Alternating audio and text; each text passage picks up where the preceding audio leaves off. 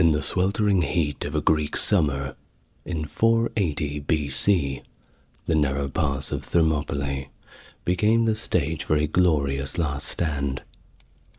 Led by the formidable King Leonidas of Sparta, a small band of 300 Spartans, alongside their few thousand Greek allies, prepared to face the overwhelming might of King Xerxes. With the odds against them, the Greek warriors harnessed the strategic advantage of the constricted terrain, holding off the vast Persian forces for 3 grueling days. Hello, welcome to the channel. If you are new here, it's good to meet you. If you are coming back, it's good to have you back with me. As always, if you like what I do, enjoy the content, then there's a link to the Patreon in the description. Otherwise, help me reach my subscriber goal of 10,000 subs by clicking that button and liking the video. That seems to help YouTube push it out a bit more. And now, without any further delay, I'd like you to get relaxed and we can begin our history of the Battle of Thermopylae. In the late 6th century BC, the burgeoning Persian Empire under Darius I faced internal challenges and rebellions, particularly from its Greek-speaking territories. Darius, having ascended to power by quelling numerous insurrections, was keenly aware of the threats to his empire's stability. The Ionian Revolt, which erupted in 499 BC and persisted until 494 BC, was one such threat, drawing in support from the city-states of Athens and Eretria. This revolt marked a critical juncture for Darius's reign and showed the vulnerability of Persian control over its Greek subjects, igniting his determination to reinforce Persian dominance. Darius was thus intent on asserting his supremacy and viewed the suppression of the revolt not just as a punitive action, but as a strategic opportunity to once again extend Persian influence over the tumultuous regions of Greece. His commitment to punish both Athens and Eretria stemmed from their pivotal roles in supporting the Ionian rebels, an involvement that he perceived as an unforgivable betrayal, and one that could not go unchecked nor unpunished. To set the stage for a broader conquest, Darius initiated a military campaign in 492, led by his more than capable general Mardonius. This expedition aimed not just to reassert control over Thrace, but also to integrate Macedon more tightly as a client kingdom, thereby securing a Persian foothold in the northern approaches to Greece. Thus, in 491, as part of his strategy to solidify control over Greece as a whole, Darius dispatched emissaries to demand symbolic gifts of earth and water from them, signifying their submission to his rule. This request followed his recent military successes, which had effectively demonstrated Persian power. While many Greek states complied with Darius's demand, whether by fear or financial coercion, Athens and Sparta defiantly executed the Persian ambassadors, a bold statement of refusal that escalated tensions into open conflict. Sparta attempted to mitigate this diplomatic disaster by sending 2 of its own citizens to Persia for execution, hoping to atone for the affront. Nevertheless, these actions signaled a clear commitment from Athens and Sparta to resist Persian domination, marking a critical point of defiance against Darius's expansionist policies. In response, Darius intensified his military campaigns. In 490, he tasked Datis and Artaphernes with leading a formidable amphibious force against Greece. This force first secured a victory over Naxos and subdued the other Cycladic islands before moving to Eretria, which they besieged and destroyed.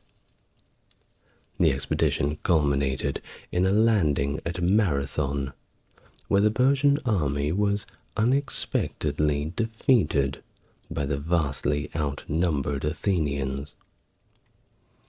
This significant defeat forced the Persian forces to retreat, marking a temporary setback to Darius's plans. However, undeterred, Darius began preparations for an even larger invasion to subjugate Greece once and for all. But a revolt in Egypt in 486 diverted his attention, and thus his resources. The invasion of Greece would have to wait. It was not long before Darius passed away in 485 BC, leaving the task of quelling the Egyptian revolt, and of course continuing the campaign against Greece, to his son, Xerxes.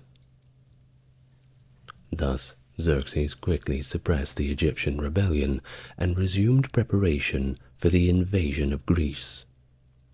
He ordered monumental engineering feats, including the bridging of the Hellespont and the construction of a canal across the isthmus of Mount Athos, to facilitate the movement of his massive army. By 480, Xerxes' preparations were complete, and his army crossed into Europe, ready for a confrontation. Meanwhile, the threat of a Persian invasion had galvanized the Greek city-states into action. Led by Athens and inspired by the strategic foresight of Themistocles, the Greeks had been fortifying their defenses and building a powerful fleet of triremes. Recognizing their inability to confront the Persians alone, the Athenians sought alliances with the other city-states. In 481, as Xerxes' expedition loomed, a pan-Hellenic congress was convened at Corinth, uniting various Greek states in a rare show of unity. The congress, which continued into 480 BC, devised a strategic plan to confront the Persian threat directly. They decided to block the pass of Thermopylae on land and the straits of Artemisium at sea, creating a choke point to neutralize the numerical advantage of the Persian forces. However, the Greeks were also prepared for the worst. Plans were also made for a strategic withdrawal to the Isthmus of Corinth, and arrangements were made for the evacuation of Athenian women and children to Troezen in the Peloponnese, should the initial defenses fail. As the Persians made their slow advance through Thrace and Macedon, news of their approach eventually reached the Greek states in August via a Greek informant. At that time, the Spartans, recognized as the military leaders of the Greek alliance, were engaged in the sacred festival of Carnea, during which military action was traditionally prohibited.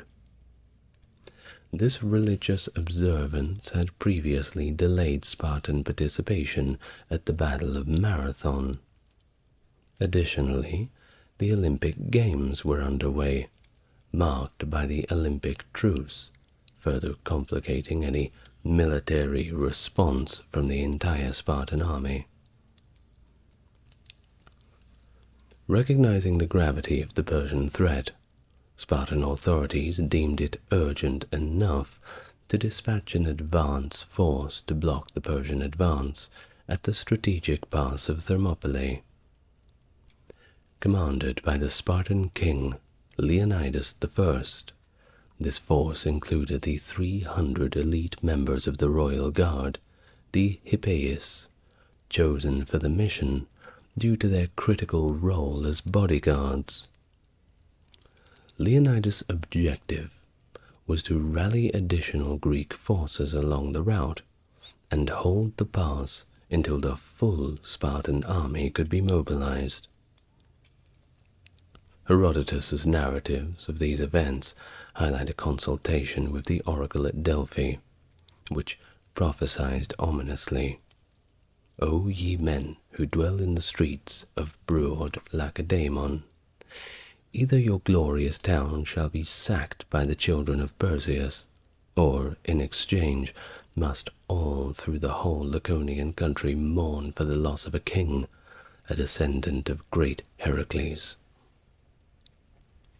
Interpreting this as a prediction of his own demise and the dire situation facing his forces, Leonidas deliberately selected warriors who had sons to ensure the continuation of their lineages. As Leonidas and the Spartans journeyed to Thermopylae, they were joined by contingents from various Greek city-states, and eventually, by the time they reached the pass, their numbers had swelled to over 7,000 men. The strategic choice of the middle gate for their stand, a narrow section of the pass previously fortified by the Phocians, illustrated Leonidas's tactical acumen. Additionally, to safeguard against a potential flanking maneuver along a mountain track revealed by the locals of Trachis, Leonidas positioned 1,000 Phocian warriors to guard it. By mid-August, the Persian army appeared across the Malian Gulf, prompting a critical war council among the Greek forces. While some Peloponnesian contingents advocated a retreat to a more defensible isthmus of Corinth, local Phocians and Locrians, driven by a sense of immediate threat to their homelands, argued for standing firm at Thermopylae and called for additional reinforcements. Leonidas, demonstrating calm leadership among all these rising tensions, resolved to hold the pass. In a dramatic parley, a Persian emissary was sent and offered Leonidas and his men admittedly generous terms in exchange for their surrender, including land and titles, if not just for their submission and laying down of their weapons. Leonidas's defiant reply, "Come and take them," marked his resolute refusal to yield. The messenger went back to the Persian side and gave them the news. After a 4-day standoff, during which Xerxes awaited for the Greeks to disperse, the Persian king ordered his forces to finally attack, and the legendary Battle of Thermopylae would finally begin. The count of soldiers Xerxes amassed for his second invasion has been widely debated, with ancient sources suggesting extraordinarily high numbers, and modern scholars proposing much lower and realistic estimates. Herodotus, The ancient historian claimed a staggering total of 2.6 million military personnel, with an equal number of support staff.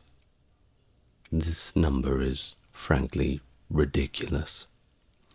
But Simonides, a contemporary poet, even suggested up to 4 million, while Ctesias provided a more conservative figure, at least comparatively, of around 800,000. These numbers are generally thought to be complete fabrications, blown out of the proportion, as Herodotus' works often are. Now, contrastingly, the modern scholarship offers a more skeptical view of these ancient claims. It generally estimates the Persian forces to range between 120 or, on the high end of things, 300,000. And this skepticism is mainly rooted in considerations of the logistical capabilities of the time, the practical limits on Persian bases, and, in general, the broader manpower constraints. These contemporary estimates emphasize a more realistic assessment of what was logistically feasible for such a vast ancient army. Regardless of the exact number, it is widely accepted that Xerxes' strategy centered on assembling a force that was so large, so intimidating, that it would ensure the overwhelming success of the Persian campaign, both on land and at sea. And in fact, most of the time when the adversaries would see or hear of such a formidable force, they would simply lay down their weapons. But of course, not the Spartans and the Athenians, at least not this time. Well, the uncertainty extends to the specifics of troop deployment at key battle sites like Thermopylae, and it remains unclear if Xerxes deployed his entire force at the pass, or if significant contingents were left to maintain control in Macedon and Thessaly. According to Pausanias, who possibly drew upon Herodotus for his information, the local Locrians, situated directly in the path of the Persian advance, contributed all of their available warriors, and this amounted to about 6,000 men. This figure, combined with the 5,200 that Herodotus records, suggests a Greek force at Thermopylae of around 11,200, although modern historians generally consider Herodotus' account more credible and calculate about 7,000 Greek soldiers by adding 1,000 Lacedaemonians and 900 Helots to Herodotus' total. The Helots, by the way, were the underclass in Sparta, the ones who would do all the dirty jobs, the farming, the crafting, all that sort of thing, while the Spartans were busy preparing themselves for war. Other sources like Diodorus and additional accounts from Pausanias are often overlooked in these modern recalculations. Moreover, as the battle actually progressed, the Greek contingent was reduced to around 3,000 men, and that included the 300 Spartans, 700 Thespians, 400 Thebans, and up to 900 Helots, and 1,000 Phocians guarding the heights, adjusted for casualties over the course of the conflict. Now, by choosing to defend Thermopylae, the hot gates in our tongue, the Greeks strategically utilized their strengths optimally, aligning with their defensive military doctrine. The narrow pass was an ideal terrain that minimized the numerical advantage of the Persians, allowing the Greeks to hold off a much larger force without needing to engage in outright battle. This defensive position was crucial, as it hindered the Persian advance into Greece, giving the Greeks time to strengthen their positions and gather more forces. The formidable phalanx formation was really to thank for this, forming up with side to side, shoulder to shoulder with their friends. They would have their spears out the front, making this kind of porcupine that the Persians had no choice but to charge into. Well, the phalanx was essentially the nuclear bomb of the ancient world. Very difficult to go up against, unless the other people had phalanxes too, which if it was Greeks versus Greeks they usually did, and then it would simply become a pushing match, like the start of a rugby game. Now, the geography of Thermopylae itself played a significant role in the tactics employed. The pass, known for its narrowness, was perfectly suited for this formation, and this formation did effectively block the passage. Very tricky to get past it, especially in such a constricted space. Most of the time, if you wanted to beat the phalanx formation, you had to flank it from the side. Well, to the sides of the Spartan phalanx was a wall of solid rock. Very hard to flank around that. Well, because of this, the Persian cavalry, which was an essential component of their military might, was rendered almost useless in such terrain, and the lightly armored Persian infantry couldn't easily outmaneuver the heavily armored Greeks. A critical vulnerability for the Greeks, however, was an alternative mountain path that could potentially allow the Persians to outflank them, and Leonidas was very much aware of this, so he stationed those Phocian troops to guard the path, showing a keen awareness of the terrain and potential tactical movements by the enemy. But as long as nobody told them about the pass, maybe they'd be all right. Yes, foreshadowing. The pass at the time was said to be so narrow that only a single chariot could pass through, bordered by the Malian Gulf on one side, making it a choke point against the massive Persian army.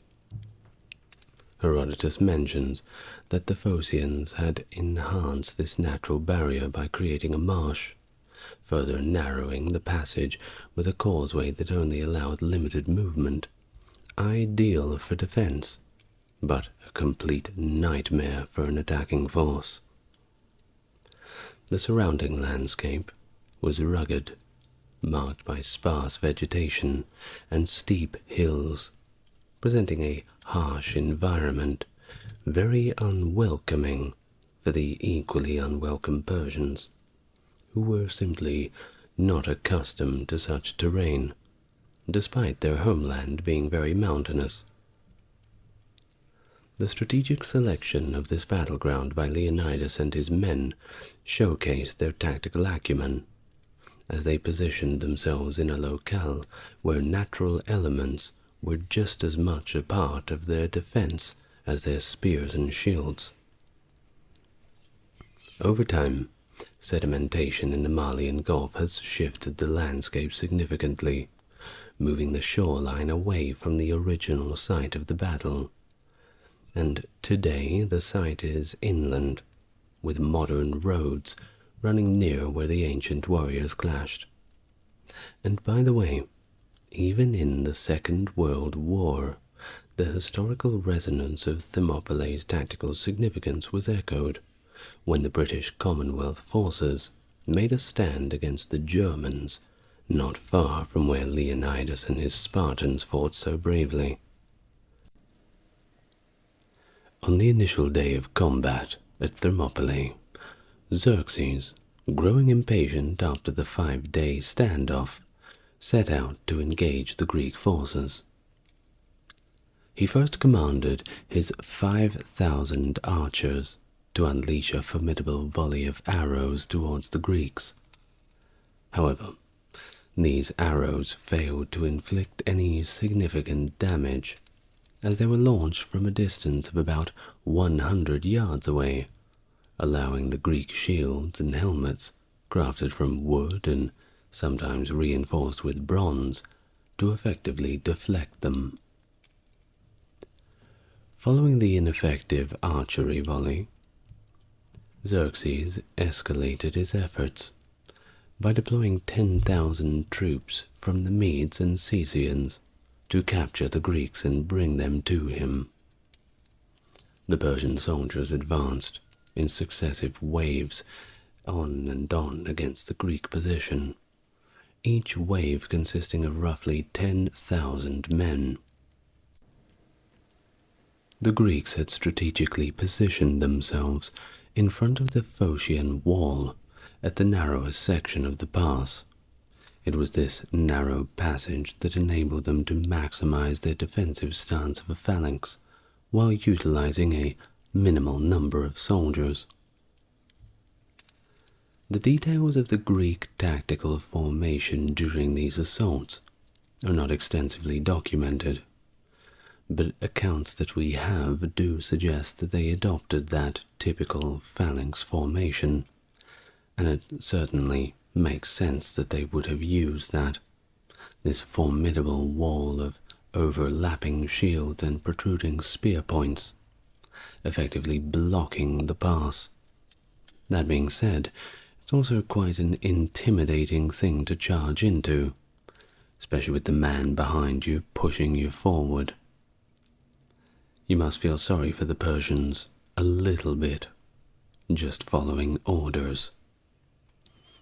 The arrangement was, of course, completely advantageous against them, because the Persian shields were less robust and their weapons were shorter, making it difficult for them to engage the heavily armored Greek hoplites effectively.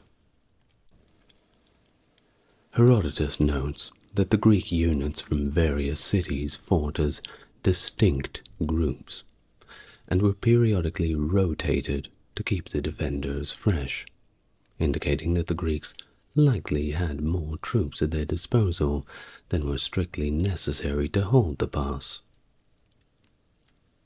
Well, it was this fierce resistance offered by the Greeks inflicted heavy casualties on the Medes, to the extent that Xerxes reportedly rose from his seat 3 times in anger, agitated by the sight of seeing his troops being continuously decimated. Unsatisfied with the performance of his troops, to say the least, Xerxes sent his elite corps, the Immortals, consisting of 10,000 highly trained soldiers, into the fray in a second assault on the same day. However, even the Immortals, the crack troops of the Persian army, were unable to breach the Greek defenses, and they, just like the Medes, suffered heavy losses. According to some historical accounts, the Spartans employed a tactical maneuver of feigning retreat, which enticed the Persians to break ranks and pursue them. And when the Persians did so, the Greeks would turn and strike them down, exploiting the disorder and fear within the Persian ranks. On the subsequent day of the Battle of Thermopylae, Xerxes launched another infantry assault, operating under the assumption that the Greek defenders, few in number, certainly must have been significantly weakened by yesterday's combat and injuries. Surely. Well, despite his expectations, the Persian forces found no greater success on this second day than they had found on the first. And, they encountered the very same resilient defense that had thwarted them the previous day. Well, Xerxes was completely baffled and reportedly quite furious. You can't really blame him about the outcomes of the continuous frontal attacks, constantly having to watch on from a distance as all of his men would be brutally slaughtered. Thus, he withdrew his forces to the encampment, deeply troubled by the situation, and tried to think about what to do next. In a rather fortuitous turn of events for the Persians, later that same day, Xerxes received critical intelligence from an unlikely source, a local Greek from Trachis named Ephialtes, who, driven by the prospect of a reward, betrayed the Greeks. He informed Xerxes of an alternative route that would allow the Persian forces to circumvent the pass at Thermopylae by traversing a mountain path. Thus, the name Ephialtes would forever be etched in Greek history as synonymous with betrayal, becoming a byword for nightmare and the epitome of treachery in Greek culture. Seizing on this newfound opportunity, Xerxes tasked his commander, Hydarnes, with leading the elite Persian unit of the Immortals, although their exact composition following the initial day's losses remains unclear. Herodotus does not specify the details of the troops under Hydarnes' command on the mission, suggesting that while the Immortals had suffered earlier, they may have been reinforced with additional troops for this maneuver especially. According to some historical accounts, such as that of Diodorus, Hydarnes was at the helm of a significant force, perhaps numbering up to 20,000 men, tasked with this strategic flanking mission. The route disclosed by Ephialtes began east of the Persian encampment and followed the ridge of Mount Anopeia, skirting behind the cliffs that lined the pass. This path diverged in two directions, one leading towards Phocis, and the other descending to the Malian Gulf at the Alpenus, the first locality within the region of Locris.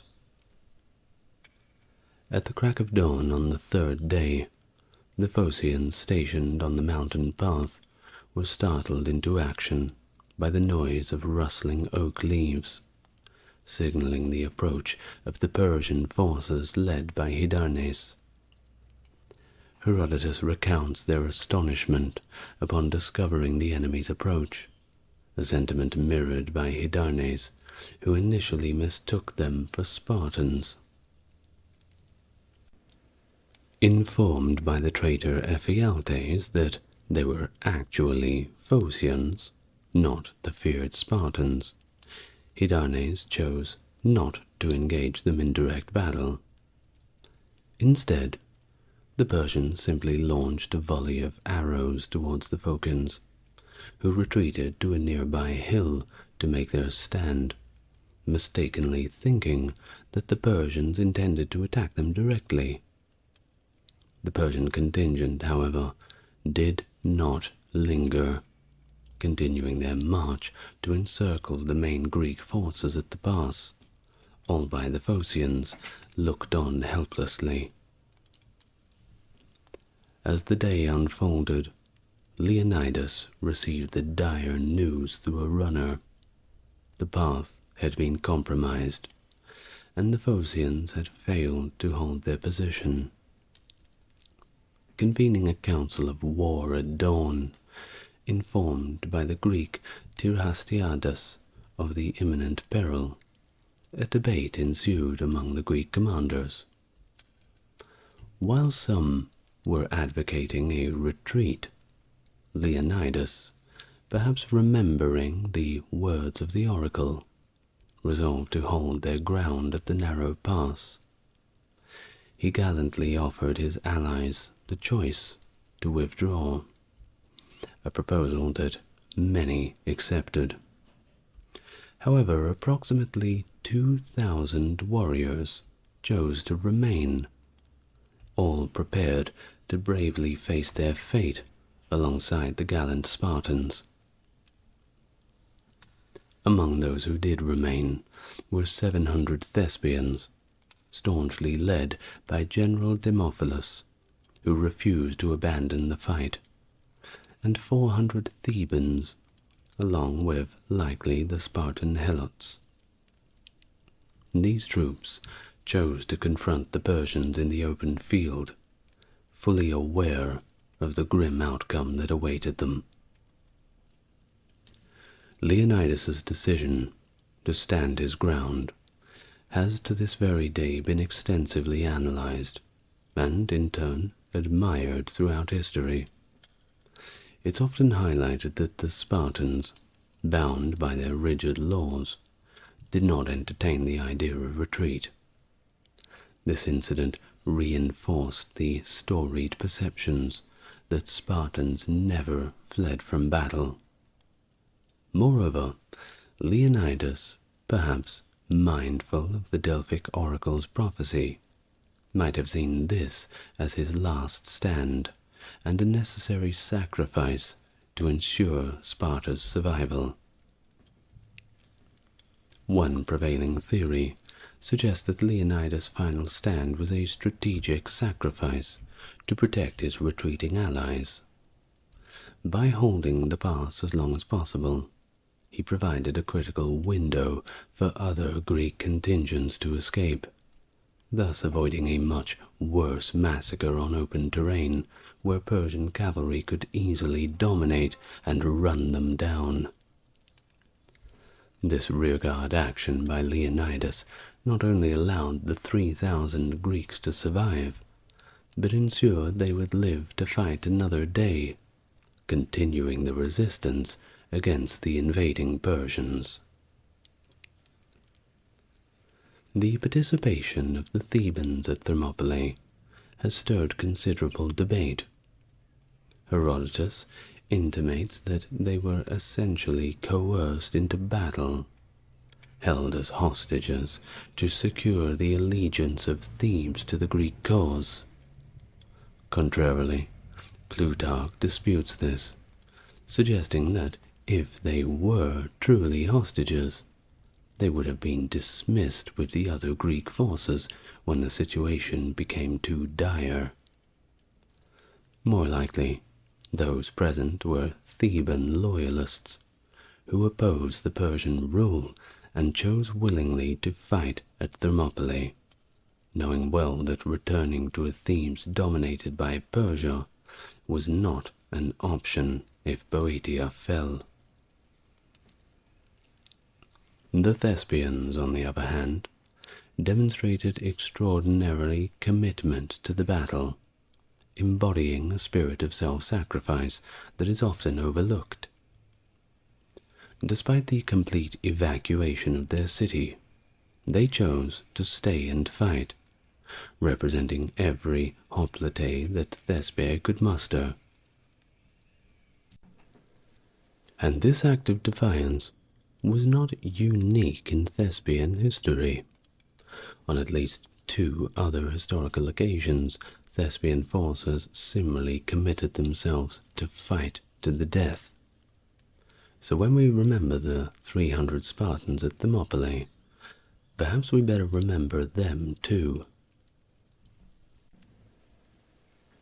As the battle resumed at dawn, Xerxes delayed his assault, making libations and waiting for his elite troops, the Immortals, to descend from the mountain path.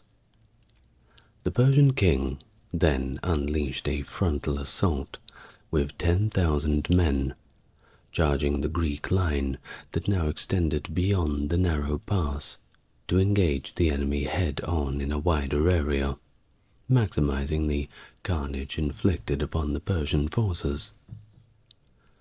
The Greeks initially fought with spears, until these were all shattered. Then continued the battle with short swords. In the thick of the battle, several high-ranking Persians fell, including two of Xerxes' brothers. The Spartan king Leonidas was also eventually killed, and a fierce skirmish ensued over his bodies, which the Greeks ultimately secured. As the Immortals advanced, the remaining Greek forces retreated to a nearby hill behind the defensive wall. The Thebans, in a desperate bid for survival, broke away from their Greek allies and surrendered to the Persians, though not without sustaining casualties before their capitulation was accepted. Xerxes, frustrated and eager to finally end the standoff, commanded that the wall be dismantled. He then surrounded the hill and ordered that his archers to eliminate the last of the Greek defenders. Archaeological evidence supports the fierce nature of this final stand, with numerous Persian arrowheads discovered at the site, indicating a relentless and savage barrage against the Greeks. Ultimately, the Persian forces were victorious, albeit with heavy losses, estimated by Herodotus to be as high as 20,000 Persian deaths. The Greek rear guard was effectively annihilated, with a total Greek loss, including the battles over the previous days, estimated to be around 2,000. In the aftermath of the Persian withdrawal from Thermopylae, the Greeks solemnly gathered the bodies of the fallen and interred them on the hillside where they had fought so valiantly. In recognition of their heroic stand, a stone lion was erected on the site to commemorate King Leonidas of Sparta, symbolizing his bravery and the sacrifice of his men. With the path through Thermopylae now cleared, the Greek naval position at Artemisium became untenable.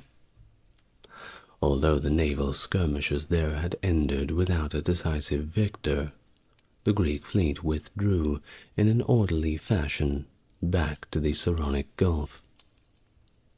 There, they played a crucial role in transporting Athenian civilians to safety on the island of Salamis, away from the advancing Persian forces. As for the Persian army, emboldened by their success at Thermopylae, marched through Boeotia, where they sacked and set ablaze the cities of Plataea and Thespiae, cities that had defiantly refused to submit. The Persian forces then proceeded to Athens, which they found completely deserted. They then put it to the sword and the torch, razing it, fulfilling their punitive objectives. As the Persians continued to advance, the Greeks fortified the Isthmus of Corinth, destroying the sole road through it and erecting a defensive wall, effectively sealing off the Peloponnese. The strategic situation at the Isthmus mirrored that of Thermopylae, requiring a strong naval presence to prevent Persian forces from circumventing the barrier by sea. Under the advice and urging of Themistocles, the Greeks sought not merely to block the Persian advance, but to completely annihilate their naval strength. By cunningly drawing the Persian fleet into the narrow straits of Salamis, the Greeks managed a decisive victory that significantly weakened the Persian naval capabilities. Fearing a potential Greek assault on the bridges across the Hellespont, which would trap his forces in Europe, Xerxes had no choice. He retreated back to Asia with much of his army, though this retreat was marred by severe losses due to starvation and disease. He left behind his general, Mardonius with a select force to complete the subjugation of Greece. However, under Athenian instigation, the Greek coalition mobilized once more, confronting Mardonius in Boeotia, culminating in the decisive Battle of Plataea, where the Greeks achieved a significant victory, effectively ending the Persian invasion. Simultaneously, at the Battle of Mycale, the Greeks dealt further blows to the remnants of the Persian fleet, diminishing any remaining threats of another invasion. Well, despite being a tactical defeat, the Battle of Thermopylae gained an immortal legacy, one that still 2,500 years later we're still talking about. It's become emblematic of heroic resistance over overwhelming odds. While it was a strategic victory for the Persians in that they overcame the pass, the spirited Greek defense showcased their resolve and tactical prowess, turning the fallen defenders, especially Leonidas and the Spartans, into martyrs whose legacy would inspire subsequent generations. The battle underscored the effectiveness of Greek military tactics and the strategic use of terrain, contributing to a broader narrative that shaped Western perceptions of freedom against tyranny, a narrative that continues to resonate in contemporary culture. Thus, we reference the solemn plaque engraved at the site of the battle, still there to this day, attributed to Simonides, with the inscription, "O stranger, tell the Lacedaemonians that here we lie, obedient to their words." And with that, we reach the end of my little video on the Battle of Thermopylae and the brave 300s. Well, I'd first like to thank my top-tier patrons, Stark Factory, JC, Jeffrey and Susan, for supporting the channel. As always, it's greatly appreciated. And I would like to thank you. If you've made it this far, then that is certainly showing that you've learned something. I'm sure you have. And I enjoyed it. So there's that too. In the ancient Greek world, slavery was the norm, just as it was in other societies of the same era. Slaves were primarily employed in agricultural sectors, but their roles extended to working quarries, mines, and serving within households. There is a nuanced understanding in modern scholarship between chattel slavery, where the slaves were seen as merely property rather than part of society, and those who were bound to land, such as Thessaly's Penestae or Sparta's Helots. These groups resembled medieval serfs, adding value to the lands they were tied to, unlike chattel slaves who were completely at the mercy of their owners, who could trade, sell, or even rent them out as they would with personal property. Hello everybody and welcome to the video. If it's your first time here, it's good to have you, and if you're returning, it's great to see you again. Today our topic is slavery in ancient Greece. So, without any further ado, get comfortable, relax a little, and we can begin. Now, first of all, we must say that studying slavery in ancient Greece presents unique challenges for historians. The records are sporadic and largely incomplete, with Athens being the primary focus of surviving accounts. There is a lack of comprehensive texts dedicated to slavery, and legal texts only mention slavery insofar as it was a source of income. Additionally, Greek literature often resorts to stereotypes, and the visual depictions fail to distinguish clearly between slaves and free craftsmen. Now, with this in mind, we are going to do our best with the information that we have to provide a rather brief but general picture of what it was like to be a slave in the ancient Greek times.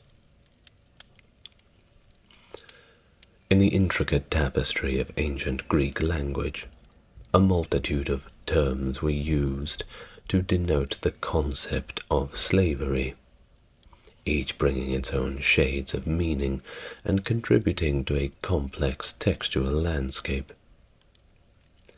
This diversity in terminology often leads to ambiguity in modern interpretations, especially when these terms are extracted from their original contexts some 2,000 years ago.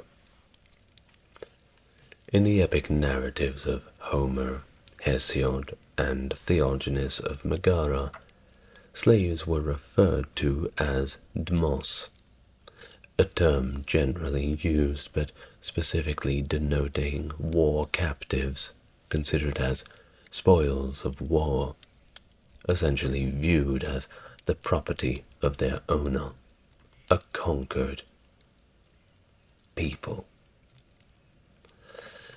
Now, during the classical era, the term anthropodon, meaning one with the feet of a man, was contrasted with tetrapodon or quadruped, signifying livestock, to distinguish human slaves from animals. The predominant term for slaves was doulos, juxtaposed with the term for free man, eleutheros. An archaic version of this, found in Mycenaean inscriptions, appears as doero for male slave, or doera for female slave, highlighting very early linguistic evidence of slavery. Now, the term doera, persisting into modern Greek, meaning work, was metaphorically extended to describe various forms of subjugation, including the dominance of cities or parental authority over offspring. The term oiketes, meaning one who lives in the house, specifically referred to household servants. Additional terms offering more nuanced understandings of slavery, contingent upon their contextual use, of course, include therapon, meaning companion in Homeric times, as in the companionship between Patroclus and Achilles, or perhaps Meriones and Idomeneus, which evolved by the classical period to mean servant. So remember that, therapon meaning companion, and by the classical period, servant. Akolothos, translating to the follower or the one who accompanies, and its diminutive form typically used for page boys.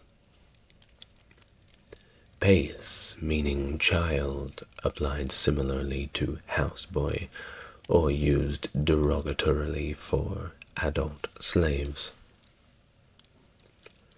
Soma, literally body, used in discussions of emancipation, further illustrating the varied and context-dependent vocabulary related to slaves in ancient Greece.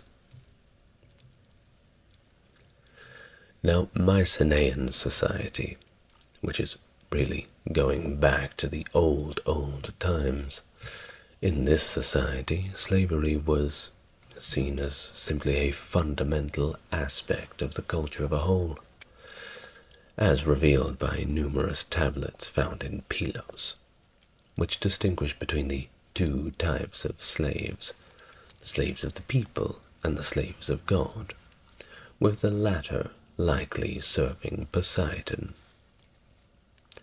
These divine slaves were unique, often mentioned by name and possessing their own land. Their status nearly akin to that of free individuals, but just not quite there. The origins of their servitude to the deity remain a mystery. Evidence suggests that many slaves, particularly those without divine association, originated from places like Cythera, Chios, Lemnos, or even as far as Halicarnassus, likely captured through acts of piracy.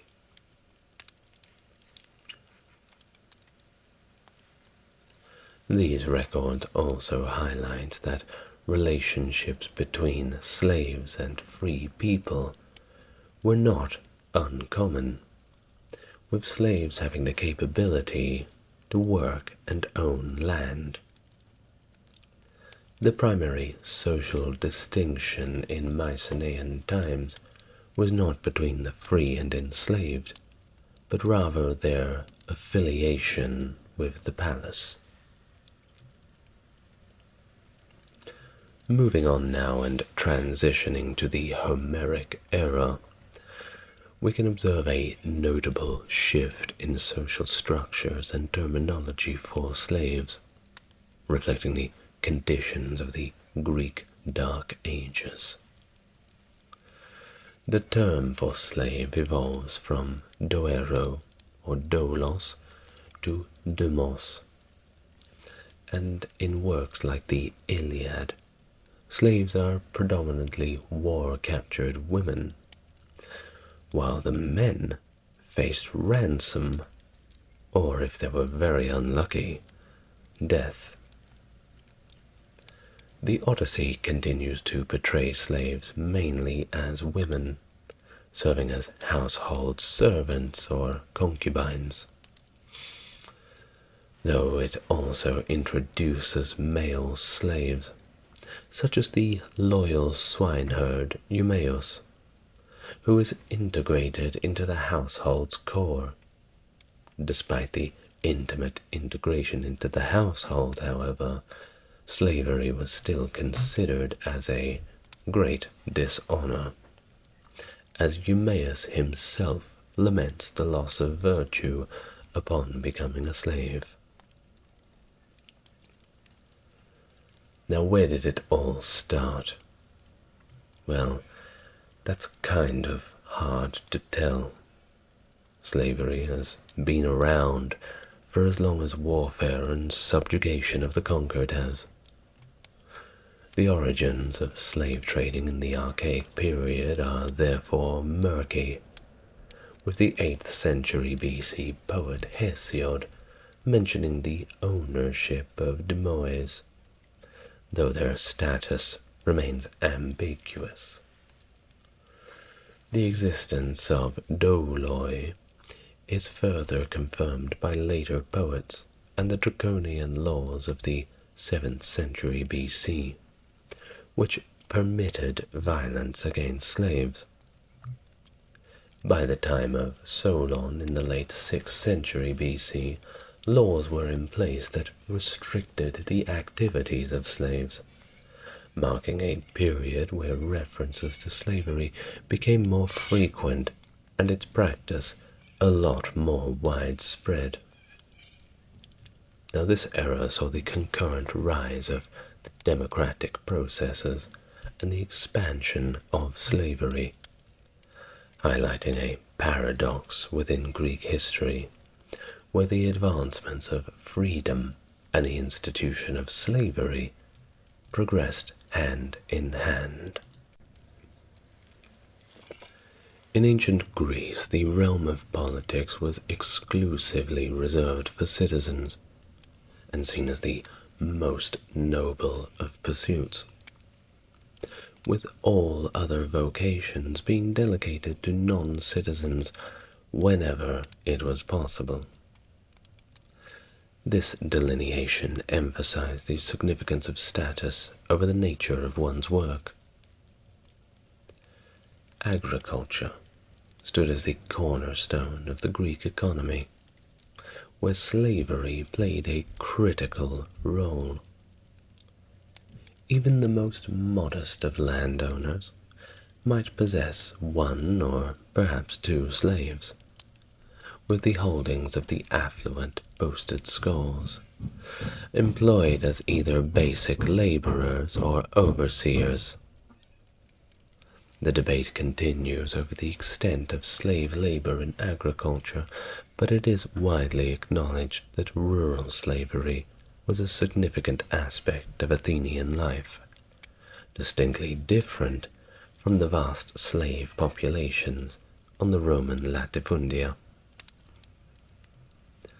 Mining and quarrying sectors also heavily relied on slave labor, with substantial numbers of slaves often rented out by wealthy individuals.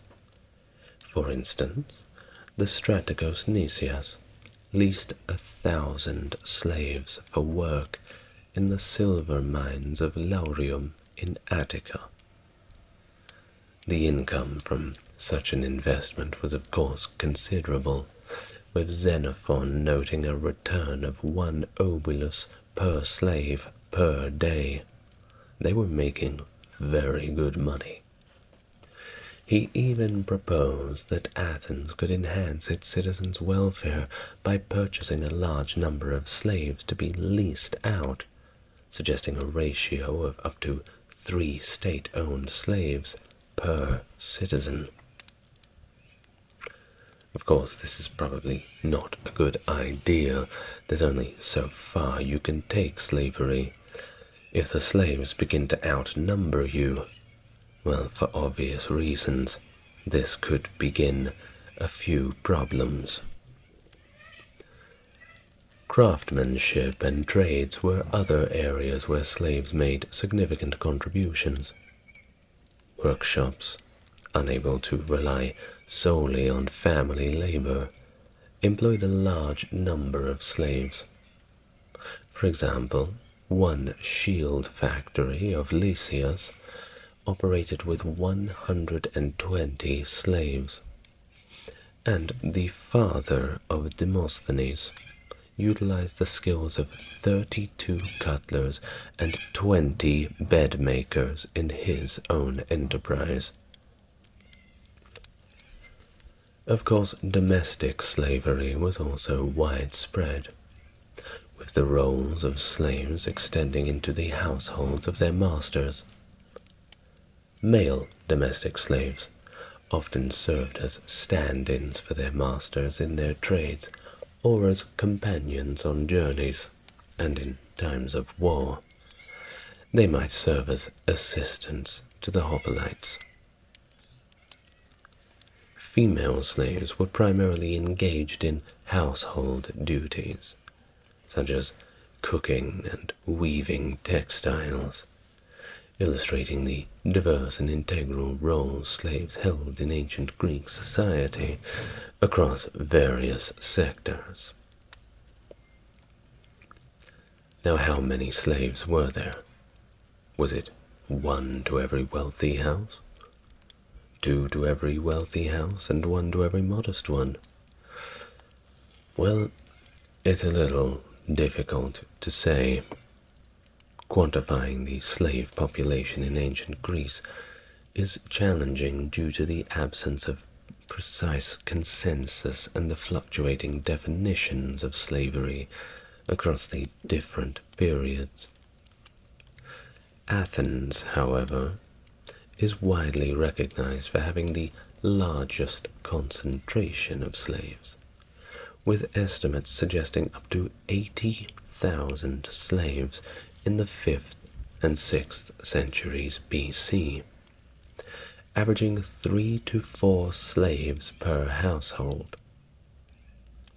Thucydides notes a significant event in the 5th century BC, where 20,000 slaves, mostly artisans, deserted during the Deceleia War. The minimum figure mentioned, around 20,000 slaves during Demosthenes' era, suggests a ratio of about 1 slave per Athenian family. That's a lot of slaves.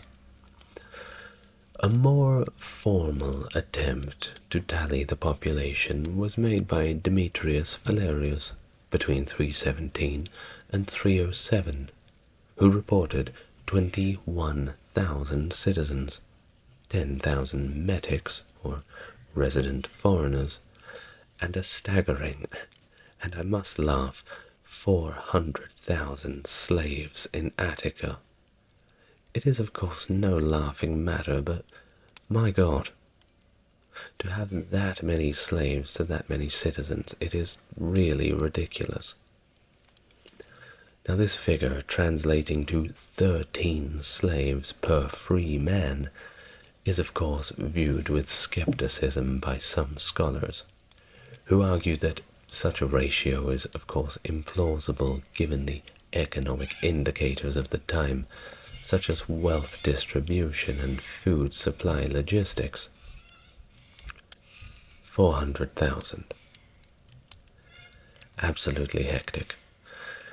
Well, literary and historical sources indicate that owning slaves was commonplace among free Athenians, and of course it was so common that it was seen as completely normal, was simply a part of life to go down to the market, pick yourself up a shiny, brand new slave.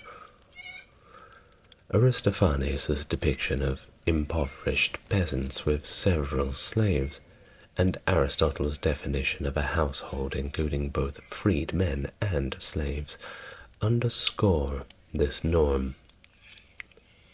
The absence of slave ownership marked an individual as more or less impoverished, as illustrated by a crippled man in Lysias' speech pleading for a pension because he couldn't afford a slave for assistance. Comparatively, the vast slave-holding seen among the wealthiest Romans were quite rare in Greece. Instances like Mnason, a contemporary of Aristotle with 1,000 slaves, were exceptional. Even Plato, considered wealthy, owned only 5 slaves at his death. Only 5. Can you believe it? Ownership of up to 50 slaves was deemed indicative of significant wealth. So you see that the more slaves you had, well, it was a status symbol. It makes me think that perhaps you'd rather be with a person who owns quite a few slaves. Perhaps you could blend into the background and maybe not do too much work. Or perhaps if you were to abscond in the night, they may not notice your absence. Something to think about.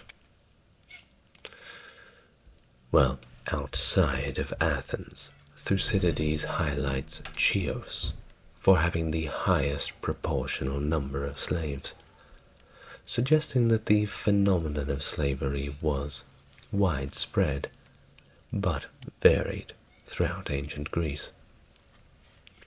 This diversity in slave ownership underscores the complexity and centrality of slavery within the social and economic fabric of ancient Greek societies. So, how do you get them? How do we get so many slaves? Well, you see, the acquisition of slaves stemmed from four primary sources: warfare, piracy, banditry, and international trade, each contributing to the slave population in different measures across various periods and regions. Let's go through a few of them. Now, first up, of course, is warfare, a significant source of slaves. The victors in battle had the right to enslave the defeated, a practice that, while not systematic, was certainly widespread. For instance, here's an example. Thucydides documents the enslavement of 7,000 inhabitants of Hyccara in Sicily, who were sold for 120 talents in Catania. Similarly, the populations of Olynthus, not Olympus, Olynthus, in 348 BC, Thebes in 335 BC by Alexander the Great, and Mantinea by the Achaean League were all reduced to slavery. And I mean all of them. Even the kids. Of course, they could be slaves when they grow up. The enslavement of entire cities could, of course, be contentious, leading to some cities and generals to reject the practice or negotiate accords to prohibit it, or at least reel it back a little bit. Piracy and banditry also offered a continual supply of slaves. Pirates and bandits captured individuals and sold them if ransoms were not paid, or there was nobody to contact for the ransom, of course. Certain areas like Acarnania, Crete, and Aetolia were notorious for such practices, with piracy described as just a traditional way of life, just another job. The role of piracy in slave trading expanded with the Roman Republic's demand for slaves, leading to intensified piracy until the Romans curtailed it in the 1st century BC. Slave raids, a form of banditry, were especially prevalent in places like Thrace and the eastern Aegean, where locals were captured and sold through slave markets, which became the primary source of slaves from the 6th century BC onwards. The slave trade involved the exchange of slaves between kingdoms and states, with significant trading centers like Ephesus, Byzantium, and Tanais. Slaves were often war captives or victims of the aforementioned localized piracy, but some were very unfortunately sold into slavery by their own families. Imagine that. Well, evidence of the slave trade includes the specific nationalities present within the slave population, the use of ethnically descriptive names for slaves in comedies, and the strategic avoidance of concentrating too many slaves of a single nationality in one place to prevent revolts. They continued that tradition on for a very long time. You don't want them communicating, don't you? You just want them talking. The value of slaves varied based on their skills and the market demand, with prices reflecting both the abilities of the slaves and the market conditions of the time. Think supply and demand. Buyers at slave markets were also protected by guarantees against latent defects, allowing for the annulment of a sale if a slave was found to be crippled and this had not been disclosed. The spectrum of enslavement encompassed a vast array of statuses, from full citizenship to outright chattel slavery, including intermediate categories like the Penaste or the Helots in Sparta, disenfranchised citizens, freedmen, bastards, and metics, resident aliens. The common denominator among these varied statuses was the lack of civic rights, painting a complex picture of social stratification. Now, one expert in the field, Moses Finley, has outlined specific criteria to differentiate degrees of enslavement, focusing on various rights and possibilities, such as owning property, authority and power over others, legal rights and obligations, familial rights, the potential for social mobility, religious duties, and military obligations. These criteria highlight the nuanced differences between the many levels of societal standings within ancient Greece. Now back to Athens. Athenian slaves, considered property of their masters or the state as a whole, had their lives dictated by their owners. Their owners, of course, had the authority to sell, rent, or even give them freedom. Despite the ability to form familial bonds, these relations held no legal recognition, leaving families vulnerable to separation at the master's whim. The judicial system offered slaves fewer rights than citizens, obviously, with their testimonies often admissible only under torture, a reflection of their loyalty to their masters. So if your master was charged with something, you would be brought in, and they would not believe you because, of course, you wouldn't tell the truth. You would lie to protect your master. So the next step would be to put you on the rack, or whatever other torture device they would have. Now, despite this harsh reality, certain protections existed, depending on the time, albeit indirectly, such as the ability for a master to sue for damages if a slave was mistreated, or the public's right to prosecute a master for excessive cruelty, aimed more at curbing societal violence than protecting a slave. Therefore, the Greeks maintained complex laws regarding the treatment of slaves, including the prohibition of their execution without a trial, reflecting a societal concern for maintaining order and preventing the escalation of crimes that could harm the community as a whole. Regardless if it was a slave or not, you didn't want to hear somebody screaming and being beaten. Well, that could put down the value of the neighborhood, of course. Nobody wants that, regardless of who it's being done to.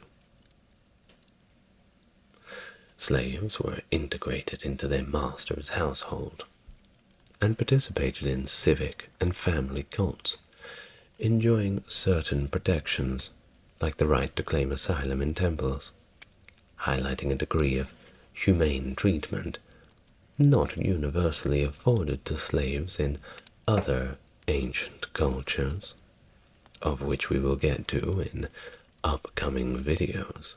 Look forward to that, don't you? While slaves were generally barred from owning property. Some managed to operate businesses, or even save money. What for? Well, to buy their freedom, of course. Well, this illustrates a level of economic agency. Athens, notably, had laws protecting slaves from indiscriminate violence, and even allowed them to fight alongside freed men in critical battles, recognizing their contribution to the city-state's defense. Sexual relations and obligations for slaves were strictly regulated, with severe punishments for transgressions, underscoring the control masters and the state exerted over the most personal and intimate aspects of the slaves' lives.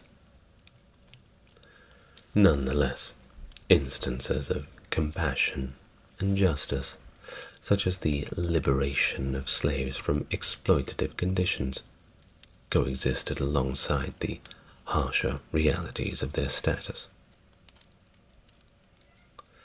This intricate system of enslavement in ancient Greece reveals a society deeply entrenched in the nuances of status and rights, where the line between freedom and bondage was both stark and permeable, reflecting the complexities of human relations and societal organization.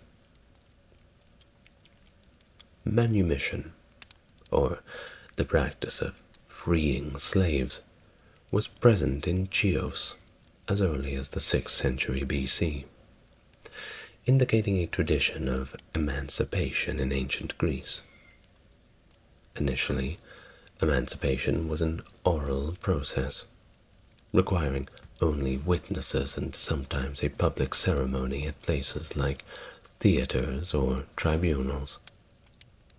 Athens, however, banned public emancipations in the 6th century BC to prevent disorder.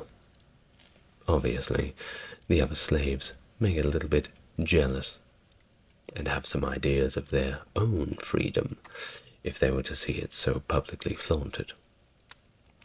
And we couldn't have that, couldn't we? By the 4th century BC, this practice of manumission had become more widely spread, leading to the creation of inscriptions on stone at sacred sites like Delphi and Dodona, dating mainly from the 2nd and 1st centuries BC and the 1st century AD. Sometimes manumission was collective, as recorded on the island of Thasos in the 2nd century BC, often as a reward for slaves' loyalty during wars or some other kind of outstanding service. Typically, slaves had to buy their freedom, sometimes with loans from their masters or others. Emancipations often had religious aspects, with slaves sold to deities to guarantee their freedom, though civil emancipations through magistrates were also quite common. Freed slaves could gain complete or partial freedom, with the latter sometimes involving ongoing obligations to their former masters. However, if a freed slave was sued by their former master and found innocent, they could in this way achieve complete freedom. Well, even if they did, despite gaining their freedom, emancipated slaves did not enjoy the full rights of born citizens, and were hitherto subject to various obligations, akin to the status of metics or resident foreigners, highlighting the complex nature of social mobility and freedom in ancient Greece. Now, understanding the life of Greek slaves presents us with a lot of different challenges, with their existence often described through the lens of labor, discipline, and sustenance. Aristotle advocated for a more humane treatment of slaves, akin to raising children, suggesting that slaves could comprehend and respond better to reason than to force alone. Quite a radical idea for the time, to talk to your slaves rather than just beating them. Xenophon compared the management of slaves to domestic animals, with punishment for disobedience and rewards for good behavior. A drastic departure from Aristotle's more humane ideas. Greek literature frequently depicts the harsh realities of slave life, including routine beatings, a method used alongside the control of basic needs to compel work. Scenes from Aristophanes' plays illustrate this brutality, even going so far as to mock the misfortunes and conditions of slaves. All of this highlights how normalized this cruelty was within society. The experiences of slaves varied widely depending on their roles. Those working in the mines of Laurion or in brothels faced particularly severe conditions, while public slaves and those in professions like crafting or banking had more autonomy, sometimes even managing to save enough to buy their freedom without having to take loans. The potential for emancipation served as a significant motivation for many slaves. Despite the harsh conditions, some ancient texts remark on the comparatively better condition and treatment of Attic slaves, noting that their liberties and protections against arbitrary violence. However, the mass desertion of 20,000 slaves during the Peloponnesian War indicates the limits of this perceived leniency, especially among skilled workers who were perhaps among the better treatment in the slave hierarchy. The phenomenon of slave escapes was notable enough to inspire comedy plays in ancient Greece. Yet there's no record of large-scale revolts akin to Rome's Spartacus uprising, likely due to the dispersed nature of the slave population, which hindered collective action. Instances of individual defiance, including attempts on masters' lives, though rare, punctuate the narrative of slavery in ancient Greece, underscoring a complex picture of submission, resistance, and the human struggle for dignity and freedom. Thank you very much for listening today. What a horrible thing to learn about. Well, unfortunately, the practice of slavery continues into our modern world. Indeed, it still exists, and is certainly an evil that we should probably do a little bit more to root out. Well, all that we can do at the moment is learn about it and be aware. Hello everyone, welcome back to the channel. Well, today we have a video about the Spartan army. Perhaps you have some preconceived notions of what it was like to be a Spartan soldier. Or perhaps you've gotten some ideas from film or other media that has led you to some kind of picture of the Spartan lifestyle. Well, as always on this channel, it's all about the bare reality of the situation. So, if you would like to get relaxed, perhaps close your eyes, but most importantly, get comfortable, we can begin to talk about what it was like to be in the Spartan army. In the heart of the Peloponnesian Peninsula lay the city-state of Sparta, renowned for its unique culture and most notably its formidable soldiers. Unlike many of its contemporaries, Sparta's entire society was oriented towards warfare, making military excellence not just an ambition, but the very fabric of Spartan life. This dedication to martial prowess certainly set Sparta apart, creating a legacy that endures in history and popular culture alike.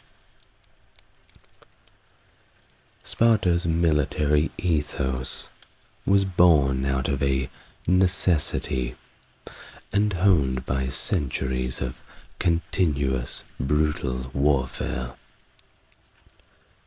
Situated in the region known as Laconia, Sparta was relatively isolated, at least by Greek standards, bordered by formidable mountains on one side and the sea on the other.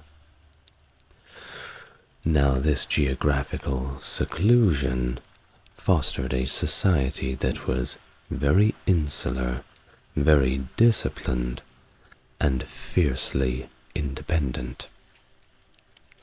The Spartan state was not just a city, but a military camp, where every aspect of life was geared towards strengthening the body and sharpening the mind for the purpose of war. From a young age, Spartan citizens, known as Spartiates, were imbued with the ethos of endurance, discipline, and of course, loyalty, unquestionable loyalty to the state. These values were not mere abstract ideals, but they were lived daily and shaped the life of every Spartan from the cradle to the grave. The Spartan army thus was not just a fighting force, it was the culmination of a Spartan society's entire way of life, a perfect expression of its values and ideals. The roots of Spartan society and its military system can be traced all the way back to the Greek Dark Ages, following the fall of the Mycenaean civilization. It was during this tumultuous period that the foundations of what would become the Spartan state were laid. Central to Spartan society's development was the legendary lawgiver Lycurgus, whose reforms in the 8th century BCE transformed Sparta into a unique polis focused on military training and communal living. The reforms of Lycurgus were comprehensive and touched every aspect of Spartan life. The land was redistributed among the citizens to prevent wealth disparities from undermining the importance of social cohesion. The famous agoge, a rigorous education and training program, was established to mold Spartan boys into warriors, and not just normal warriors. Sparta had its mind set on creating warriors of unparalleled discipline and never-before-seen resilience. They wanted to be the best. Well, these reforms of Lycurgus were designed not just to create an efficient soldiery, but to forge a society where individual interests were subsumed under the collective good of the state. Doesn't sound very fun, doesn't it? Well, regardless, let's continue. Under the system put forth by Lycurgus, the Spartan military became a model of efficiency, discipline, and strength. The hoplite phalanx, a tightly organized infantry formation, became the hallmark of Spartan military power. I'm sure you've seen that one before. In this formation, each soldier, or as we can call them, hoplite, was equipped with a long spear and a shield, and stood shoulder to shoulder with his comrades, creating a formidable wall of shields and spears. Now, this military innovation was not just a tactic, but a physical manifestation of Spartan society's core values, that being unity, discipline, and collective strength. The importance of the phalanx was the cohesion of all the people within it. If one soldier dropped his shield or spear, it could threaten the entire formation. Everyone was protecting the man next to him, and the man next to him was protecting the other man next to him. This is a play about Spartan society as a whole. Well, as Sparta evolved, its military system became increasingly sophisticated. This led to its allowance to dominate its neighbors, and eventually become a leading power in Greece. Of course, back then Greece was not just a country like we know it today, but rather a very large collection of individual city-states, each with their own cultures, some even with their own spiritual beliefs, and of course their own festivals. Notably, they would war among each other, but generally hostilities were put on hold so that everybody could enjoy the Olympic Games. But that's for another video. Well, the Spartan army's reputation was such that even the mere mention of its approach could compel adversaries to reconsider their positions. This period of Spartan ascendancy saw the city-state at the height of its power, revered and feared for its military might and the unwavering discipline of its soldiers. Now, I suppose we can look at two different kinds of Greek states. We can think about what we've just mentioned in Sparta. Then we can think about Athens Now Athens were seen as a little bit more of the artistic type of Greeks. The Greeks who were into poetry and storytelling, and of course the very poignant philosophy that we have to owe to many of the ancient Greeks that we still may enjoy today. Well, while Sparta was not just a rabble of meatheads, as we could put it, they were certainly versed in intellectual things, but they had a different sense of priorities. Well, speaking of these priorities, central to understanding the composition of the Spartan army is grasping the unique social structure of Sparta itself.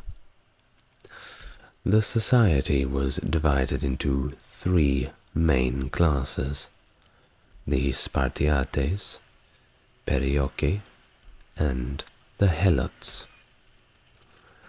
The Spartiates, or full Spartan citizens, were of course right at the top of this hierarchy, and were the only members of society who were full-time soldiers, enjoying rights and privileges in return for their military service. These individuals were the heart of Spartan military power, dedicated from birth to the service of the state. The Perioeci, whose name means dwellers around, were free but non-citizen inhabitants of Sparta. They lived in the surrounding regions of Laconia and were primarily responsible for various trades and manufacturing. You know, the dirty jobs that no one really wanted to do. They were vital to the Spartan economy, of course, producing goods and conducting commerce on behalf of the Spartans, who of course were way too busy, extensively focused on military training and their own governance. And of course, we reach the bottom of the social ladder, where we meet the Helots, a class of state-owned serfs, primarily of Messenian origin, who were bound to the land and forced to work on the farms of the Spartiates. The Helots' labor provided necessary food and resources, allowing the Spartiates to dedicate their lives to military service without having to worry about the concern for daily sustenance. Well, it was, of course, not ideal to be a Helot. Of course, you'd rather be a Spartiate. The Helots were treated harshly, and of course they lived under constant surveillance and the threat of violence, a testament to the Spartans' fear of rebellion and the brutal measures they took to prevent it. Of course, you'd have to be very, very brave to rebel against the Spartans. Think about a colony of mice rebelling against a group of elephants. It would not go as planned. This three-part social structure supported the military machinery of Sparta in several ways. The Spartiates could devote themselves entirely to warfare, because the Perioeci and the Helots took care of economic production and agriculture. This system was creating a society where every aspect, from social hierarchy to economic activity, was oriented towards maintaining and enhancing military capabilities. Now, it wasn't like you would go through your schooling and then choose to become a soldier. No, it all started very early. In fact, from the age of 7. That's right, 7 years old. Spartan males were enrolled in the agoge, the state-sponsored education and training regimen designed to produce physically and mentally tough super soldiers. This system emphasized endurance, discipline, and martial prowess, stripping away individuality to forge a collective identity among the Spartan warriors. The agoge was not merely a military boot camp, but a comprehensive program that included education in music, dance, and the Spartan values of loyalty, frugality, and of course, succinctness of speech. Of course, we could not always just be fighting. They were Greeks. Yes, they were Spartans, but they were still Greeks. And Greeks had to be intelligent, not just beefcakes. Well, this does not mean that life in the agoge was not harsh and competitive. Of course it was. Boys were grouped into agalai, or herds, and were encouraged to compete against each other in various physical and intellectual contests. They were subjected to rigorous physical training, learned survival skills out in the wilderness, and were taught to endure pain and hardship without complaint. This training also included the crypteia, a secret rite of passage that involved stealth and survival skills, reinforcing the importance of cunning and resilience. Of course, there has to be winners and losers. But it's not like our modern day, where everyone gets a trophy. No, if you lost, you were a loser. And if you won, well, good job. See if you can do it again tomorrow. The lifestyle of a Spartan warrior was marked by simplicity and discipline. Spartan soldiers ate at common messes known as sycetia to foster camaraderie and equality among the soldiers. The diet was frugal, intended only to maintain physical fitness and harden the body against deprivation. Of course, the Spartans in the majority would eat something called Spartan black broth, a kind of porridge or gruel, I think the Americans call it, made from God knows what. But I can only imagine that something called Spartan black broth was not very appetizing. Luxury and personal wealth were also discouraged, as the emphasis was always on the collective well-being and readiness of the army. Military training and lifestyle were designed to eliminate weakness and to cultivate the ultimate warrior ethos, and there were no days off from that.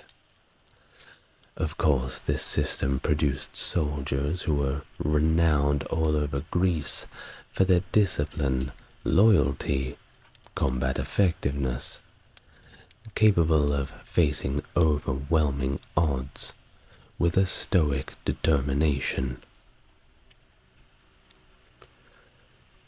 The Spartan phalanx, with its highly trained warriors, was just another testament to the effectiveness of this rigorous lifestyle and training regime.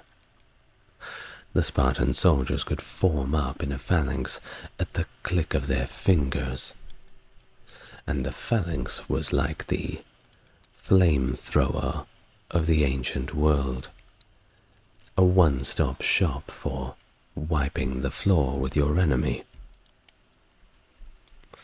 Well, this all showcases the unparalleled military might of Sparta at its zenith. The military machine was not just a testament to the power and discipline of training, but also a reflection on Sparta's strategic acumen and, of course, adaptability in the face of varied threats. It was not a one-size-fits-all. Of course, the phalanx was the revolutionary approach to battlefield tactics, while the Spartans were taught to mix it up. The hoplites were equipped with a panoply that included a heavy shield called an aspis and a spear called a dory. They also received training and equipped themselves with a short sword, ideal for fighting in tight formations. This was called a xephos. The aspis, the shield, was not merely a defensive tool, but an integral part of the offensive capabilities of the phalanx.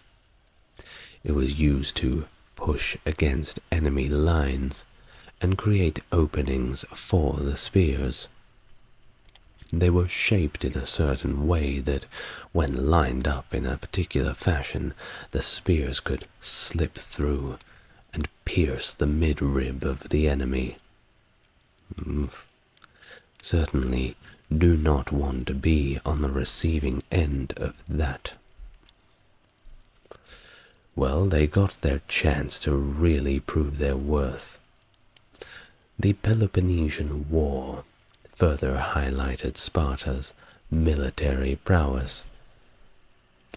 Initially, Sparta struggled to counter the Athenian navy's dominance and the latter's strategic raiding of the Peloponnesian coastline. I mean, the Spartans were great in a phalanx, but you can't load up ships in a phalanx formation, now can't you? However, despite all of this, the Spartan resilience and strategic evolution became very apparent as they shifted their focus, securing alliances and resources to bolster their naval capabilities, while simultaneously searching, finding, and exploiting Athenian weaknesses through raids and sieges on land. That's right, all-out guerrilla warfare. The victory was made by any means necessary, as long as you were victorious. That was the Spartan way. Spartan victories, such as the Battle of Plataea in 479 BC, where a Greek coalition led by Sparta decisively defeated the Persians, cemented its reputation for military excellence. These victories were not just triumphs of brute force, but of strategic insight, leveraging Spartan strengths against enemy vulnerabilities. Well, while the Spartan army's exploits are well documented, the evolution of its navy represents a fascinating aspect of Spartan military history that is often overlooked. The necessity for a strong naval force became apparent to Sparta during the difficulties in the Peloponnesian War, as Athenian naval supremacy allowed for effective control over the Aegean Sea and the ability to supply and reinforce distant territories. And just look at Greece. You definitely need a boat. The Greeks in those times needed a boat as much as you need a car if you want to live in rural Texas or Alabama. It's the same thing. Well, recognizing the limitations of their primarily land-based strategies, the Spartans embarked on an ambitious program to build a fleet capable of challenging Athens on its own terms.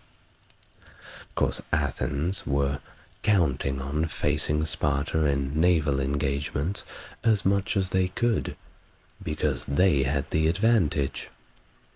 Well, the Spartans were aiming to change that. This endeavor required not only significant resources, but a complete shift in Spartan military culture, which had always been focused on land warfare. The Spartans, however, rose to the challenge and demonstrated captivating adaptability. So proud of them, you should have seen them. The transformation of the Spartan navy was marked by several key developments. The influx of Persian gold, facilitated by the diplomacy of Lysander, was instrumental in expanding the fleet. Spartan shipbuilding efforts were also intensified, and training programs were established to create a cadre of skilled sailors and commanders. The Spartans' navy's growing prowess was demonstrated in a series of engagements where they employed innovative tactics, such as the use of lighter and more maneuverable ships, and the implementation of night attacks and blockades. As we said, by any means necessary. The climax of Spartan naval strategy came at the Battle of Aegospotami, where the Spartan fleet, under the great Lysander's command, executed a surprise attack on the Athenian fleet, anchored off the coast of Aegospotami. The destruction of the Athenian fleet in this battle was a master stroke of military strategy, effectively ending Athenian naval power and securing Spartan dominance in the war. Better luck next time, Athens. This expanded focus on the Spartan army and navy reveals a more complex picture of Spartan military history, showcasing that, while deeply rooted in tradition, it was capable of remarkable flexibility and innovation when faced with new challenges. Let's not just think of Spartans as staying in their phalanxes for the whole time. Give them a little more credit than that. The Spartan military, for centuries a symbol of unparalleled discipline and effectiveness, began to see its dominance wane in the aftermath of the Peloponnesian War. A very short-lived celebration. This decline was not the result of a single event, but a gradual erosion of the societal and military structures that had made Sparta a superpower. While several factors contributed to this decline, including demographic crises, economic stagnation, and the rigid adherence to traditional ways that hindered adaptation to the changing geopolitical realities. Sure, Sparta was great in the 500 BC, the 400 BCs, but the world was changing, and Sparta had to change too.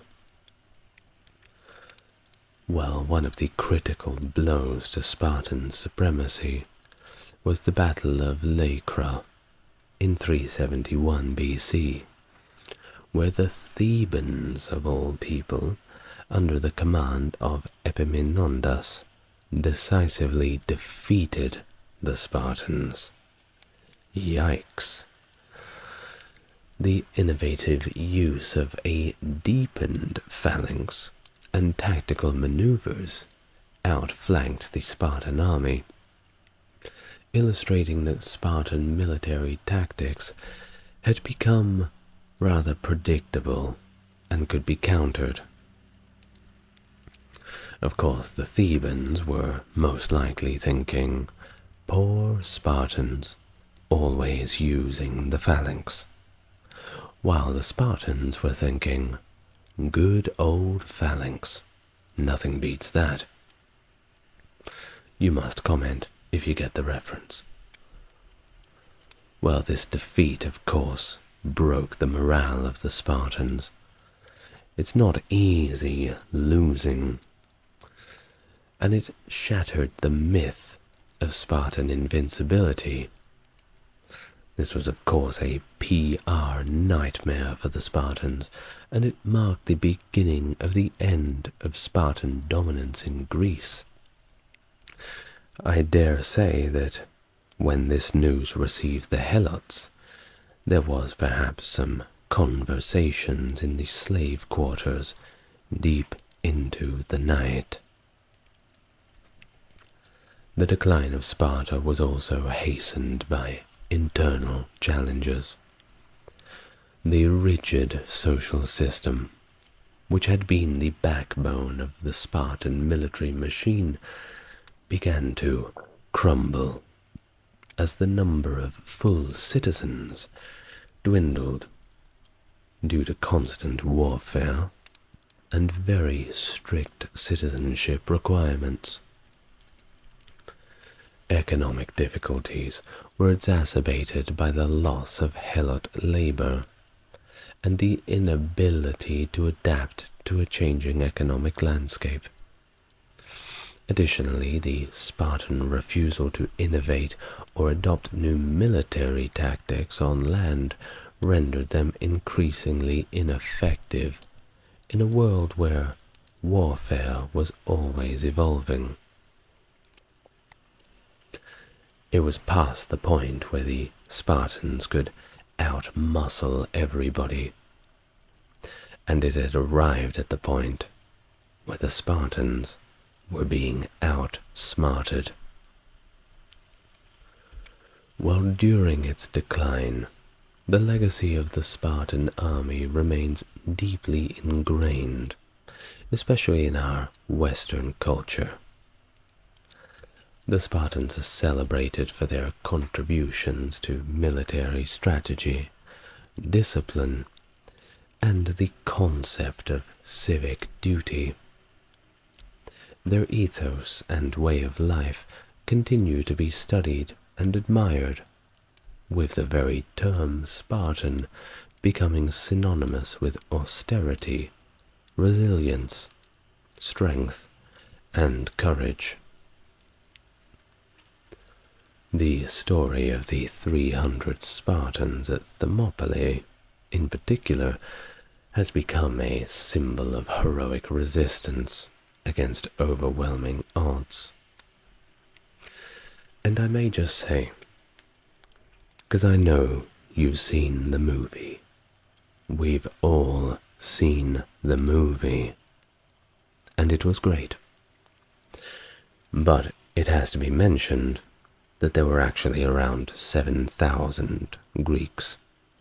Yes, there was a close personal guard of King Leonidas, the Spartan commander of around 300 of his bravest soldiers, who chose to stay behind and make a brave sacrifice at the hot gates, but there were many other Greeks who were involved in that battle. In fact, the film that you are no doubt familiar with of 300 and its somewhat ghastly sequel was based around a graphic novel. I can't remember the author off the top of my head. You will have to look it up yourself. My apologies. The fascination with Sparta and its military extends far beyond the ancient world, resonating through the ages as a testament to human strength and discipline. The Spartan army, with its rigorous training, communal ethos, and formidable battlefield tactics, offers a unique study in the extremes of military and social engineering. So, upon reflecting on Sparta's history, don't you think it's very clear that its military achievements were as much of a product of its societal structure as it was its tactics and strategies? Don't you think? The decline of Sparta, however, teaches valuable lessons about the importance of adaptability and the dangers of over-reliance on traditional methods in the face of changing circumstances. Perhaps we can all engage in some introspection about our own personal circumstances on those days when brute force will simply not be enough. Today, the story of Sparta challenges us to reconsider the balance between the demands of security and the values of freedom and individuality.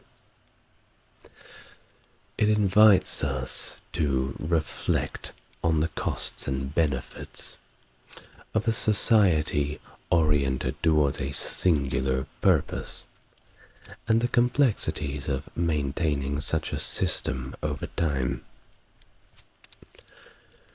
Well, in the end, the Spartan army remains a powerful symbol of what humans are capable of achieving when they unite with a common purpose. Its story is a reminder of the heights to which discipline and dedication can elevate us, and the depths to which adherence to outdated principles can lead us. As we continue to navigate the challenges of the modern world, the lessons of Sparta remain relevant as ever, inspiring us to strive for excellence, while reminding us to have that need for flexibility and innovation in the face of our ever-changing world. Now, the vast majority of my viewers are from the United States. G'day to all of you from Australia. I would like to put it to you that the Spartan emphasis on this collective identity rather flies in the face of the American ideal of individuality. In fact, we may say that the American ideal of individuality is somewhat a militant force. I do believe that the way that I view American culture is that the concept of the individual within the society is a hill that the American person is willing to die on. I do think it's very important for us to have a cohesive society, but do not lose yourself in the binds that society has set for you. And perhaps we may remind ourselves that those in ancient times, thousands of years ago, well, they wanted to live their best lives as well. Unfortunately, many of them did not have a choice.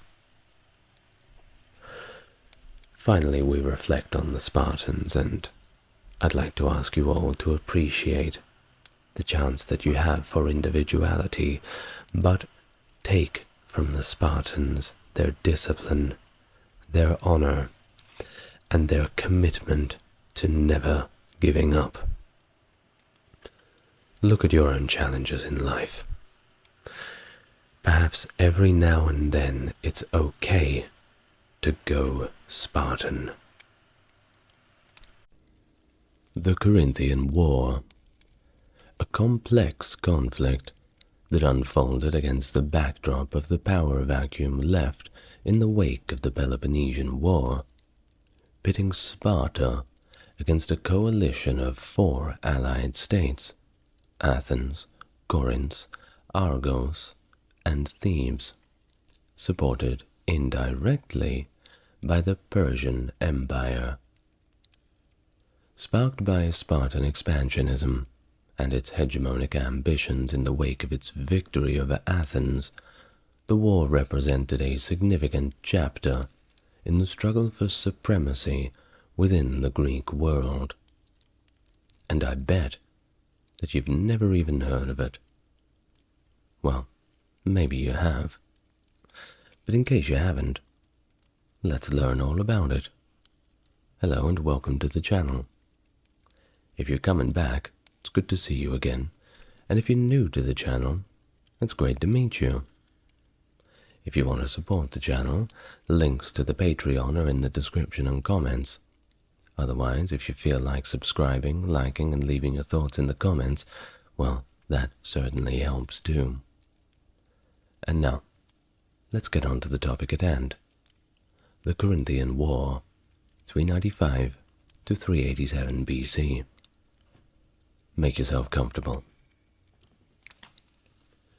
In the aftermath of the Peloponnesian War, which concluded in 404 BC, Sparta emerged with the backing of almost every mainland Greek state and the Achaemenid Empire.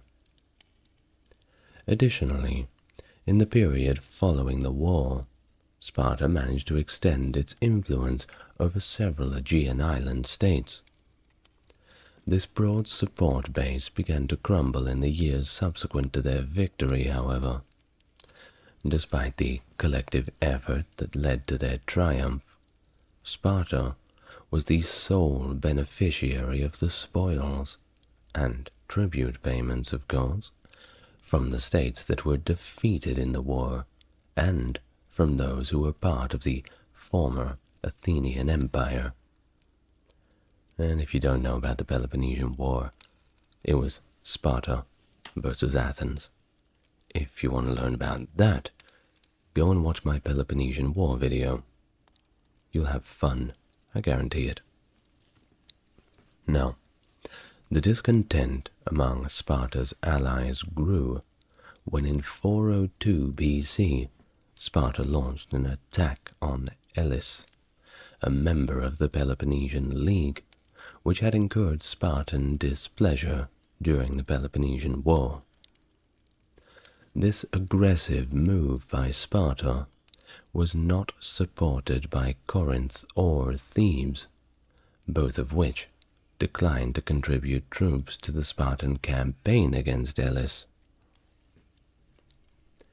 Now, a couple of years later, in 398 BC, when Sparta proposed an expedition to Ionia, Thebes, Corinth, and Athens collectively opted out, with Thebes notably interfering with the Spartan king Agesilaus' sacrificial ceremony on their soil before his departure.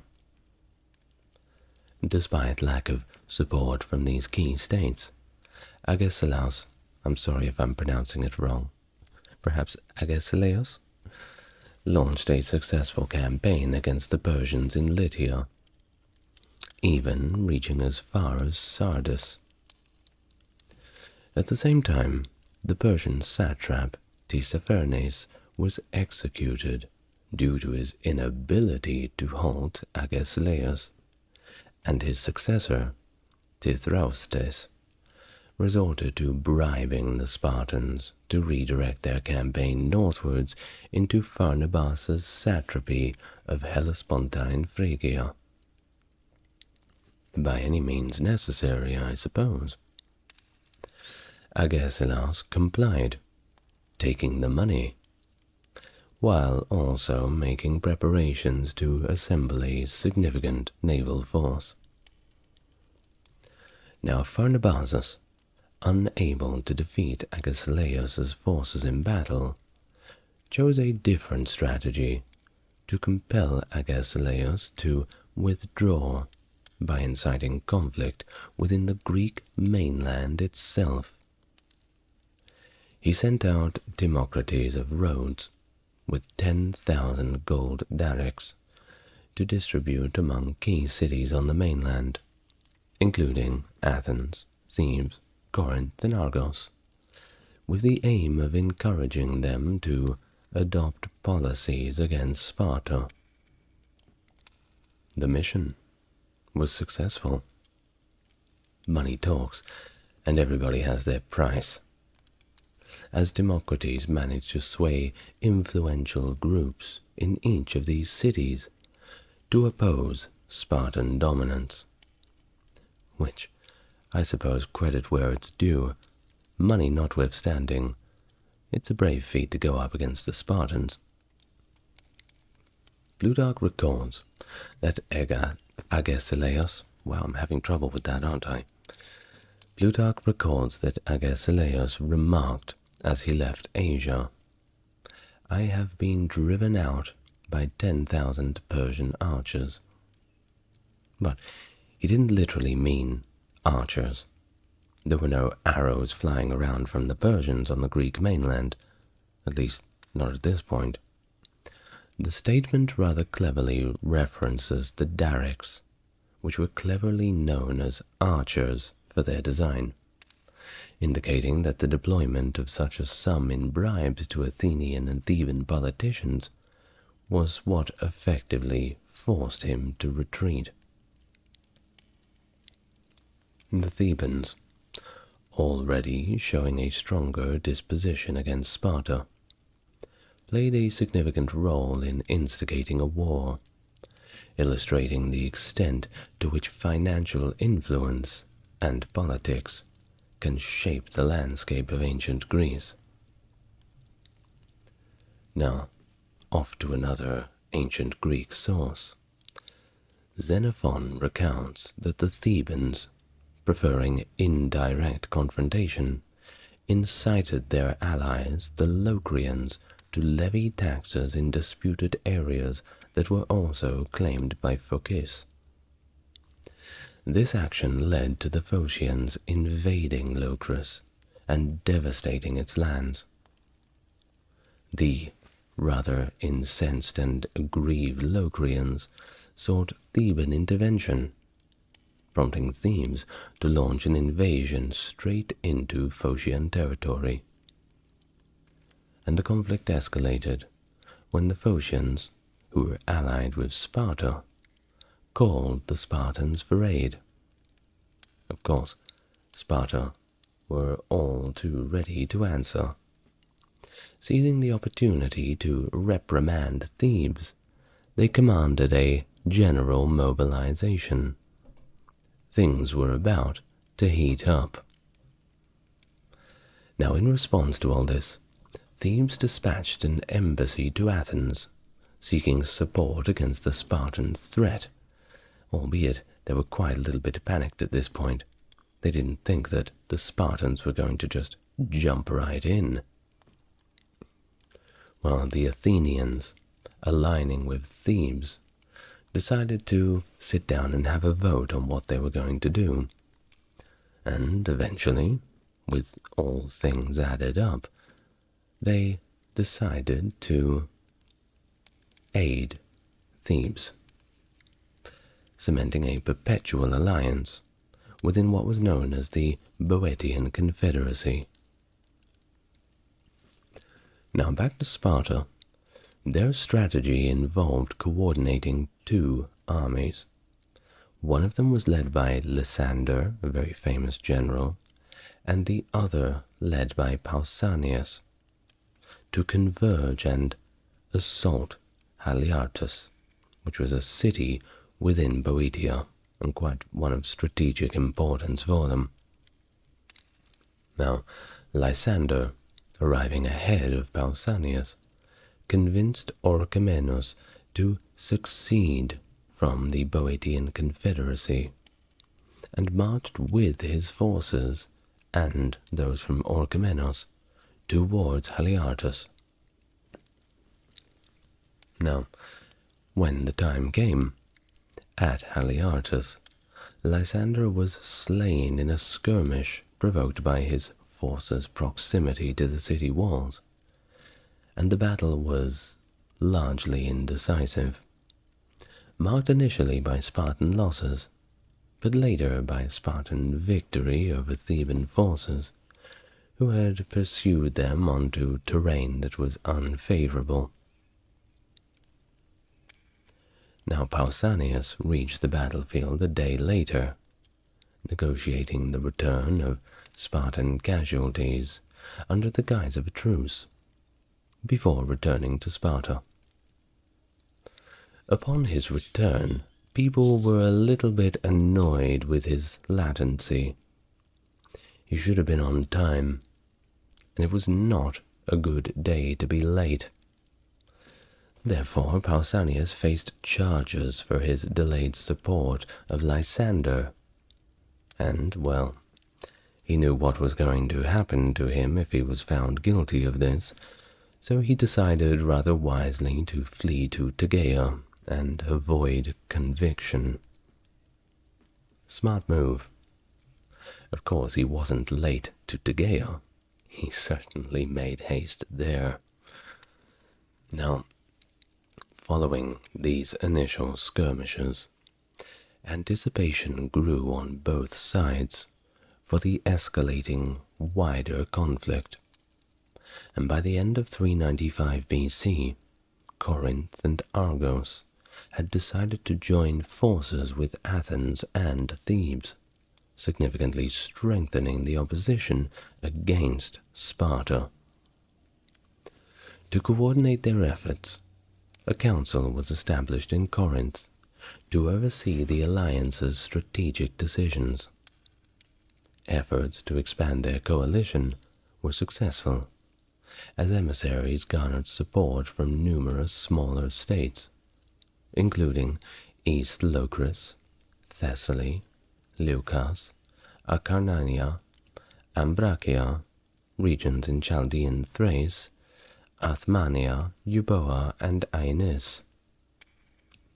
Additionally, the combined forces of the Boeotians and the Argives managed to seize control of Heraclea Trachenia, further solidifying their position. Now, in contrast to all this, Phocas and Orchomenos remained the sole regions in Greece to maintain allegiance to Sparta, and that's got to tell you something about the court of public opinion. Then again, no one really wanted to live like a Spartan. I mean, they knew about the diet of the Spartans, the treatment of the helots, and even if you were upper class, well, it didn't really count for much if all you were doing was preparing for constant war. A lot of people in general wanted to be like the Athenians.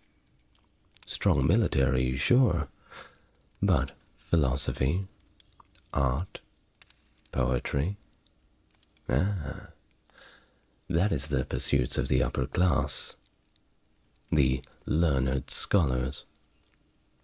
We can't all be fighting all the time. The widening support for the anti-Spartan alliance prompted a strategic reassessment in Sparta. I mean, that was strong, but fighting the whole of Greece, it's a tall order. Recognizing the threat posed by this formidable coalition, the Spartan leadership resolved to dispatch a considerable military force to confront the allied states. As part of this mobilization, a messenger was sent to Agesilaus, the Spartan king, instructing him to return to Greece, as he was out campaigning in Asia. Agesilaus, who had anticipated continuing his military successes in Asia, received this directive with notable disappointment. Well, heeding the call, he led his forces back towards Greece, crossing the Hellespont, and ready to re-engage with this unfolding conflict. Following a confrontation where Thebes emerged victorious against Phocis, the anti-Spartan coalition amassed a large force at Corinth. In response, Sparta dispatched their own army. The opposing forces clashed at the Nemea River's dry bed within Corinthian territory, where the Spartans achieved a decisive victory. Typical of hoplite warfare, the right flank of each army prevailed in battle. The Spartans overcame the Athenians, while the Thebans, Argives, and Corinthians bested their Peloponnesian adversaries. However, as the Thebans, Argive, and Corinthian forces regrouped from their pursuit, the Spartans launched a counterattack, inflicting heavy losses upon them. The coalition forces suffered 2,800 casualties, significantly higher than the 1,100 losses incurred by the Spartans and their allies. Now, the subsequent significant engagement of the war was the Battle of Cnidus, which was a naval battle. During Agesilaus's campaign in Asia, both the Persians and the Spartans had built up substantial fleets. Agesilaus gathered 120 triremes from the Aegean states, appointing Peisander, his brother-in-law, who had absolutely zero naval command experience, as the fleet's leader. The Persian fleet, a joint force of Phoenician, Cilician, and Cypriot ships, was commanded by the Achaemenid satrap Pharnabazus II and Conon, an experienced Athenian admiral, then in self-exile serving the Achaemenids. Following his defeat at Aegospotami. Now, before the battle, this fleet had reclaimed Rhodes from Spartan control in 396. So 2 years after that, in 394, the fleets clashed near Cnidus.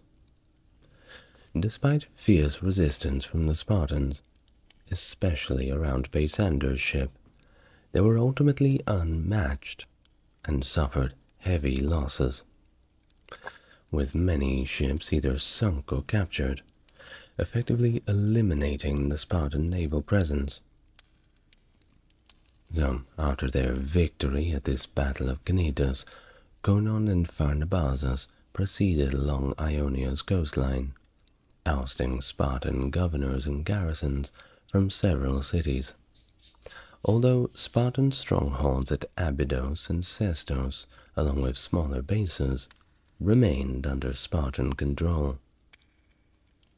And despite these successes, Mytilene on Lesbos continued to support Sparta.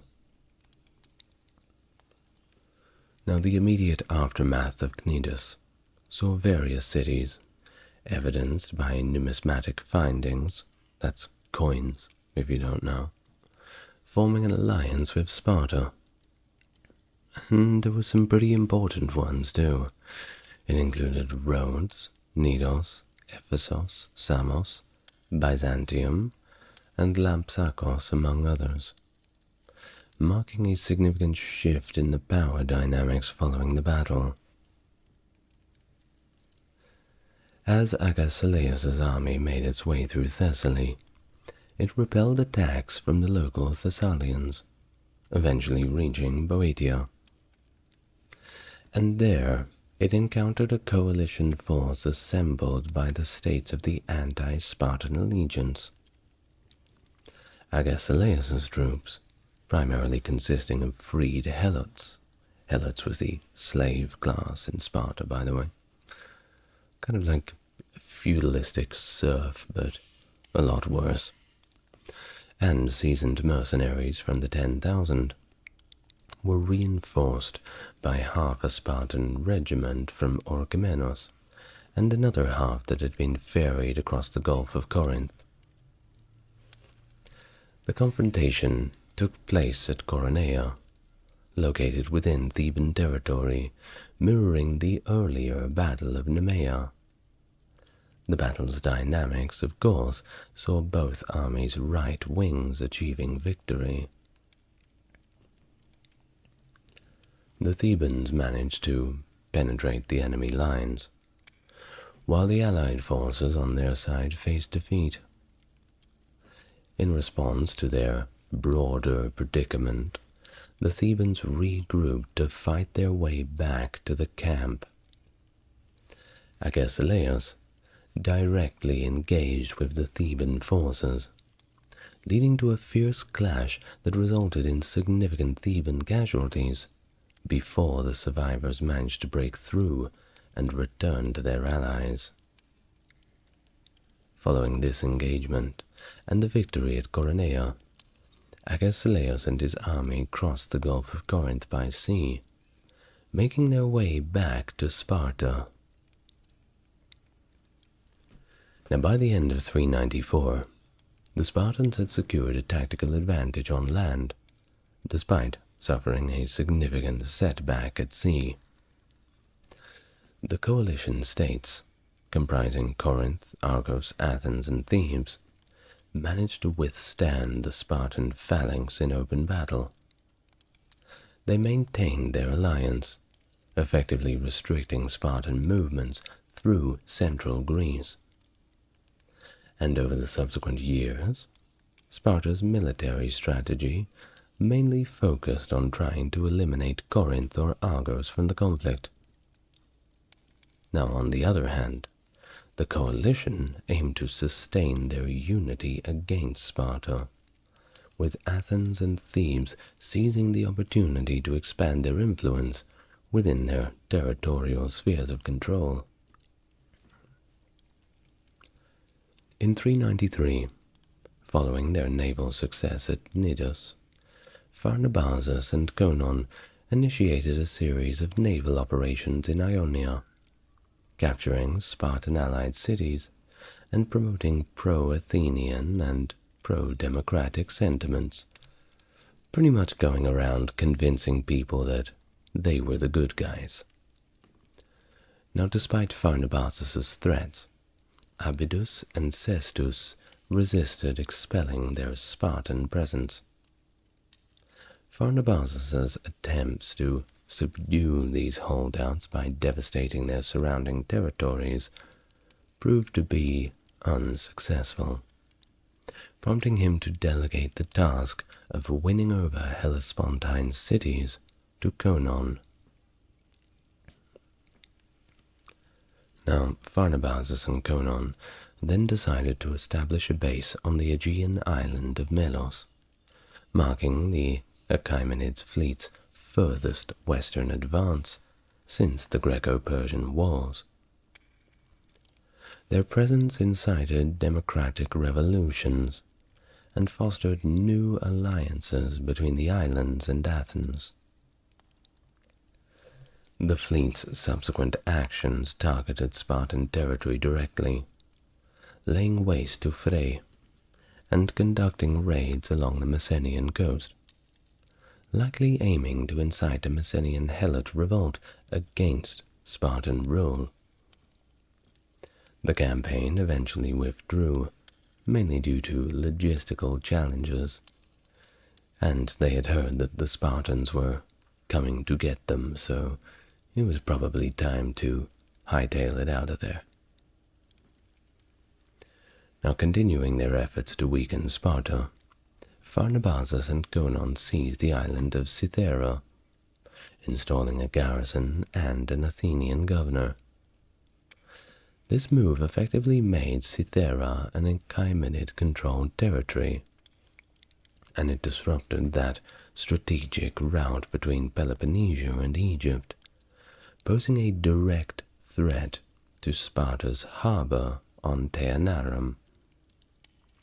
This strategy echoed the unheeded advice of the exiled Spartan Demaratus to Xerxes I during the invasion of Greece in 480. After solidifying control over Cythera, Pharnabazus visited Corinth, providing financial support to Sparta's adversaries and funding the reconstruction of the Corinthian fleet, further amplifying the threat to Spartan dominance in the region. Convinced by Conon that rebuilding the long walls around Piraeus would significantly undermine Sparta, Pharnabazus allocated a fleet of 80 triremes and additional funds for this monumental task. Conon, with this support, played his own role in reconstruction efforts initiated by Thrasybulus in 394, efficiently utilizing the fleet's rowers and Persian-financed labor to complete the fortifications well ahead of schedule. No unions, though, a bit easier. This strategic move fortified Athens, enabling it to reassert control over key Aegean islands like Skyros, Imbros, and Lemnos, where it established its own Athenian colonies. Now, Pharnabazus was rewarded for his contributions with a marriage to the king's daughter. But he was recalled to the Achaemenid Empire in 393 and succeeded by Tiribazus as satrap. Meanwhile, Corinth experienced internal conflict between the democratic and oligarchic factions. The Democrats, bolstered by Argive support, expelled the oligarchs, who then, of course, ran straight to the Spartans and asked them for aid. The Spartans, operating from Sicyon, captured Corinth's port of Lechaeum, but failed to secure the city against the combined forces of the Athenians and Boeotians. The following year, in 392 BC rather, Sparta's envoy Antalcidas sought Persian intervention against the Athenian-led alliance, citing Conon's use of the Persian fleet to rebuild the Athenian power. However, a peace conference convened by Tiribazus, featuring delegations from Athens, Argos, Corinth, Thebes, and Sparta, collapsed due to irreconcilable demands and unfair terms, and this led to Conon's arrest by Tiribazus. But it's okay, he managed to escape. Good job. Subsequently, Tiribazus reported back to Susa, that's back in Achaemenid territory, by the way, and Struthus, adopting an anti-Spartan stance, replaced him. Spartan commander Thebron, sent to counter Struthus, was ambushed, and he was killed, showcasing an ongoing struggle for influence between Sparta and Persia in the region. Now, Dithridas succeeded Thebron, managing minor successes, but ultimately failing to shift the balance of power in a decisive way. In Corinth, the democratic faction maintained control of the city, while the exiles, supported by Sparta, held the port of Lycaeum, launching raids into Corinthian territory. In 391, King Agesilaus of Sparta campaigned in the vicinity, capturing several fortifications and taking numerous prisoners and loot. However, while Agesilaus was encamped to manage the spoils, Athenian general Iphicrates achieved a significant victory against a Spartan contingent at Lycaeum. Iphicrates' force, primarily composed of light infantry and peltasts, exploited the Spartans' vulnerability to skirmish tactics, eventually routing them and inflicting heavy casualties. Following these events, Agesilaus returned to Sparta, while Iphicrates continued operations around Corinth, reclaiming strategic points, though failing to recapture Lycaeum. His campaigns extended to Phlius and Arcadia, where he decisively defeated the Phliasians and raided Arcadian lands. Subsequently, an Argive army entered Corinth, effectively merging Argos and Corinth by seizing the Acropolis and erasing the boundary markers between the two cities. This merger symbolized a significant political realignment in the region. Now, following Iphicrates' success, major land operations in Corinth all but ceased. However, Agesilaus conducted further campaigns in Argive territory and Arcania, the latter resulting in a Spartan victory and a subsequent peace treaty with the Acarnanians to prevent further Spartan incursions. The following year, 388 BC, Agesilaus led a Spartan force against Argos, conducting raids without facing much direct opposition, but they eventually withdrew due to some unfavorable omens. While the Spartans, who were recovering from their naval losses at Cnidus, regained dominance over the Gulf of Corinth by 392, and following unsuccessful peace negotiations, they dispatched a fleet under Ecdicus to support Rhodes' exiled oligarchs. But they faced a stronger fleet from the democratic states. Spartan commander Teleotius took over it, initiating operations against Rhodes. The Athenian naval response, which was led by Thrasybulus, focused on strategic campaigning in the Hellespont, securing alliances and restoring crucial Athenian revenues by imposing duties on shipping routes through Byzantium. Thrasybulus's command extended all the way to Lesbos, where he secured victories, but he was ultimately killed, not by the Spartans, but by pirate raiders. Bad luck, I suppose. Now back to the Spartans. They appointed Anaxibius as the new commander in the region, who initially succeeded against Pharnabazus and captured Athenian ships. The Athenians, seeking to counter Spartan advances, sent Iphicrates, who eventually ambushed and killed Anaxibius in a very carefully planned attack. In 389, the Athenians launched an assault on the island of Aegina, which is situated a little bit off the coast of Attica.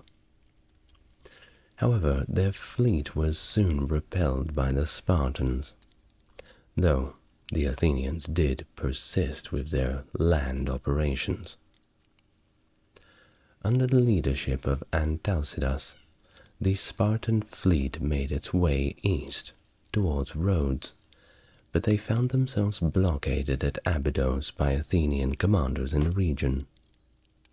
Concurrently, the Athenian forces on Aegina faced counterattacks and ultimately withdrew after enduring several months of grueling conflict. The Spartan naval forces, who were now under command of Gorgipas, managed to catch the Athenian fleet by surprise near Athens and capture several of their ships. The Athenians, rather unimpressed by this development, decided to retaliate, and the Athenian general Chabrias executed a successful ambush on Aegina, where he decimated the Aeginians and their Spartan allies. And remember, the Spartan naval force commander, Gorgipas? Well, he didn't last very long, because he was killed in this ambush. Well, following this, the Spartans dispatched Teleutias to take command of the fleet stationed at Aegina, taking advantage of the Athenians' lowered defenses post-Chabrias's victory. Teleutias orchestrated a raid on Piraeus, capturing a significant number of merchant vessels, which they later outfitted to their new purpose. In the meantime, Antalcidas engaged in diplomatic negotiations with Tiribazus, securing a pact that would bring Persian military support to the Spartan side if the coalition refused peace proposals.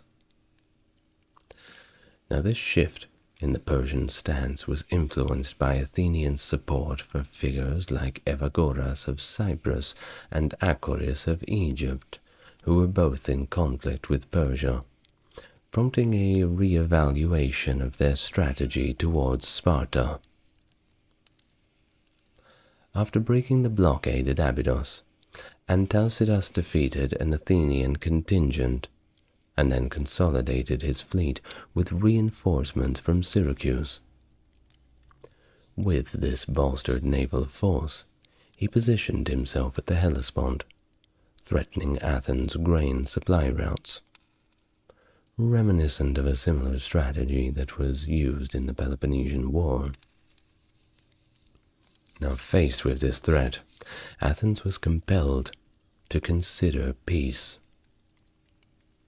and a peace conference was convened by Tiribazus in the late 387 BC, and it saw all major parties ready to come to the table and negotiate.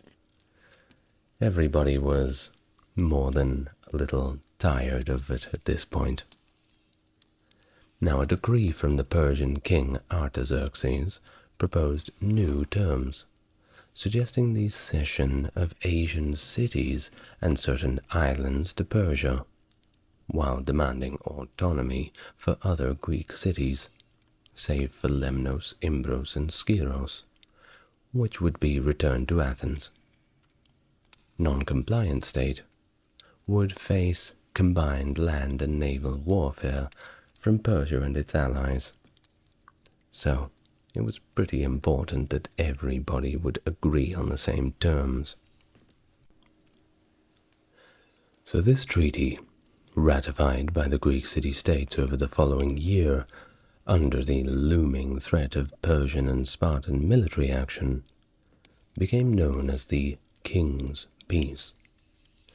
It effectively placed Greece under Persian suzerainty, marking a significant moment of external influence in Greek affairs, and establishing a precedent for a common peace, where all cities were declared autonomous, albeit under Spartan oversight. The disbanding of Theban and other leagues, along with the dissolution of the Argos-Corinth experiment in joint governance, underscored the re-establishment of Spartan dominance. The resolution of the Corinthian War, after 8 years of conflict, just shows the complexity of diplomacy, warfare, and allegiances that were pervasive among the Greek city-states and the Persians whenever they felt like joining in.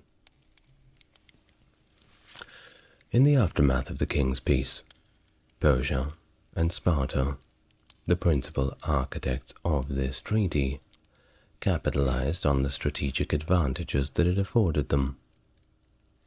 Persia, relieved from Athenian and Spartan encroachments into Asia, solidified its influence over the eastern Aegean. By 380 BC, it had extended its reach, successfully capturing both Egypt and Cyprus, thus reinforcing its dominance in the region even more. While Sparta, on the other hand, utilized its supreme position within the Greek political hierarchy to dissolve any and all alliances or coalitions that it deemed a threat, and there were plenty of them. The autonomy clause of the peace was particularly exploited to dismantle opposition, as seen in the punitive dismemberment of the Mantinea into 5 separate villages. Under the leadership of Agesilaus, who favored an expansionist and assertive foreign policy, Sparta's military endeavors spanned from the Peloponnese to the Chalcidic Peninsula, maintaining its hegemony over mainland Greece until its defeat at the Battle of Leuctra 16 years later. The conclusion of the Corinthian War also heralded Athens' gradual recovery and resurgence as a significant force in the Greek world. With their fortifications and naval power restored, the Athenians looked to re-establish their influence beyond their borders. By the mid-4th century BC, they had successfully formed the Second Athenian League, a coalition of Aegean states, regaining a measure of the power and territory lost following their defeat in the Peloponnesian War. The aspiration for the autonomy of the Ionian Greeks, a cause championed since the onset of the 5th century BC, ultimately saw no further advocacy from the mainland Greek states in the wake of the Corinthian War. This marked a cessation in attempts to challenge Persian authority over the region. Thus, Persia reigned unchallenged over western Anatolia, enjoying a period of peace and stability over 5 decades. Of course, that was until Alexander the Great came along and mopped the floor with them. But that's a different video entirely now, isn't it? Well, that's the end of our history of the Corinthian War. Welcome to the channel. I'm the ASMR historian, and once again we are going to be journeying back into deep antiquity. This time we will be looking at the Greco-Persian Wars. Certainly a grand conflict worthy of remembering. So please relax, sit down, close your eyes, and we may begin.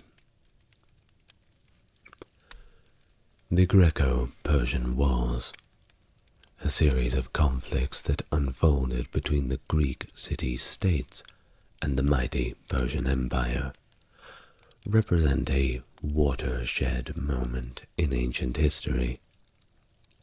Spanning from 492 to 449 BC, these wars were not just battle over territory, but clashes of cultures, ideologies, and political systems.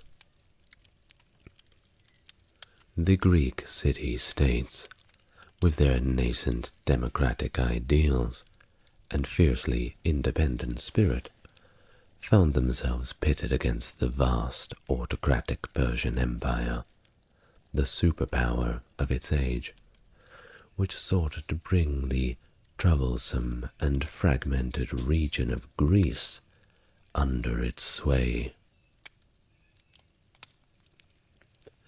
These wars are often divided into two main phases. The first Persian invasion, which culminated in the Battle of Marathon, and the second, more ambitious invasion, led by Xerxes I, which saw the famous stand at Thermopylae, the naval battle at Salamis, and the decisive Greek victory at Plataea.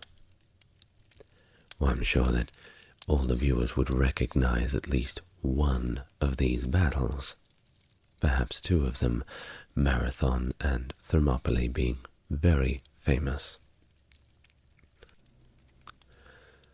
These conflicts not only halted Persian expansion westward, but also catalyzed the development of Greek cultural and political identity, laying the groundwork for the golden age of Athens and the spread of Hellenistic culture. The origins of this war can be traced back to the expansionist policies of the Persian Empire under its ruler, Cyrus the Great. By the earliest 5th century BC, Persia had established itself as the dominant power in the Near East, having conquered a vast territory that stretched from the Indus Valley all the way to the Aegean Sea. However, the western edge of the empire, where the Greek city-states of Ionia, modern-day western Turkey, was restless under Persian rule.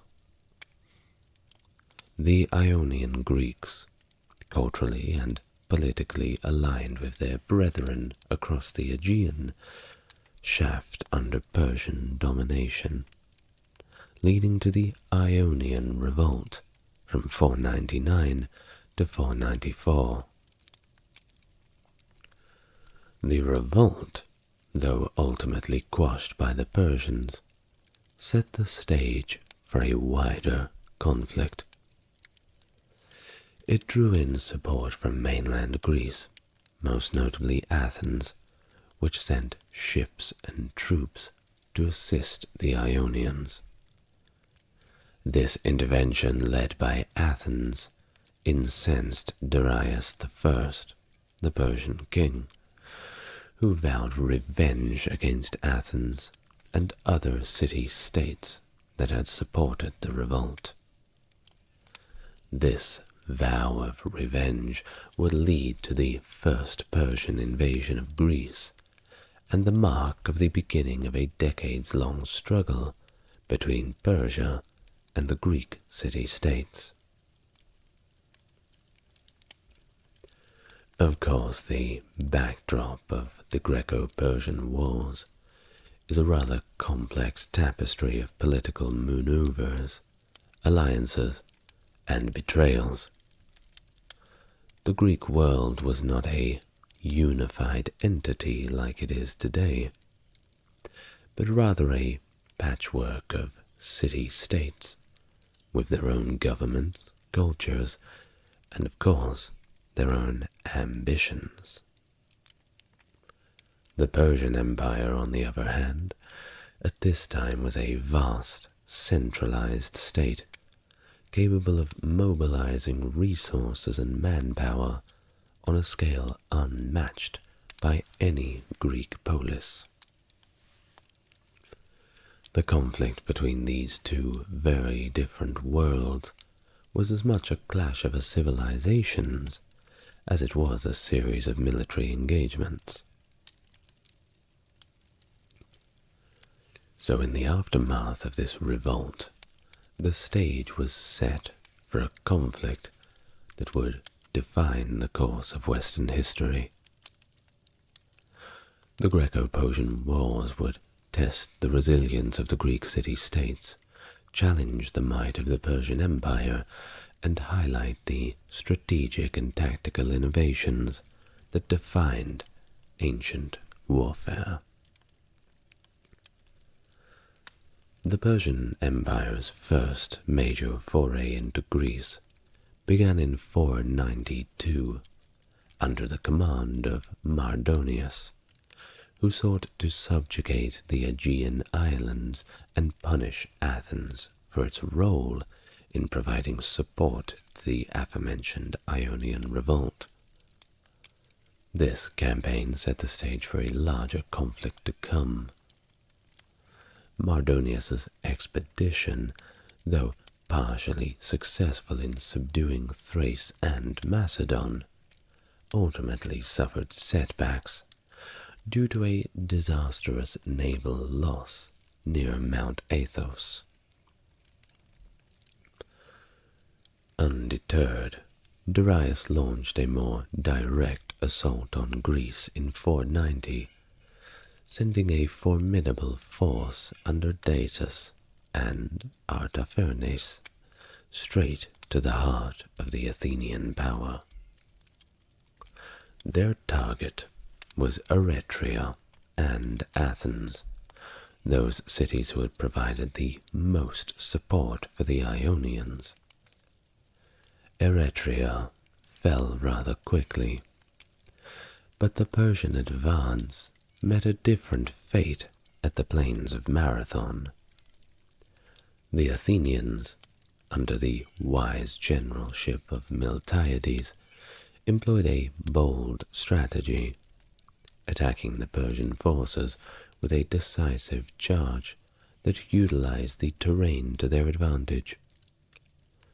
Despite being outnumbered, the Greek hoplites demonstrated superior discipline and tactics. This culminated in a stunning victory that forced the Persian expeditionary force to slowly retreat. Of course, the Battle of Marathon became a legendary event in Greek history, symbolizing the possibility of victory against overwhelming odds. It also highlighted the effectiveness of the hoplite phalanx and the importance of unity among the Greek states. The marathon run by Pheidippides to Athens to announce the victory has of course been immortalized in the modern marathon race, underscoring the enduring legacy of this battle. However, the victory at Marathon did not mark the end of Persian ambitions in Greece, not by a long shot. Darius I began preparations for a larger invasion, but his death in 486 and the succession of his son Xerxes delayed these plans.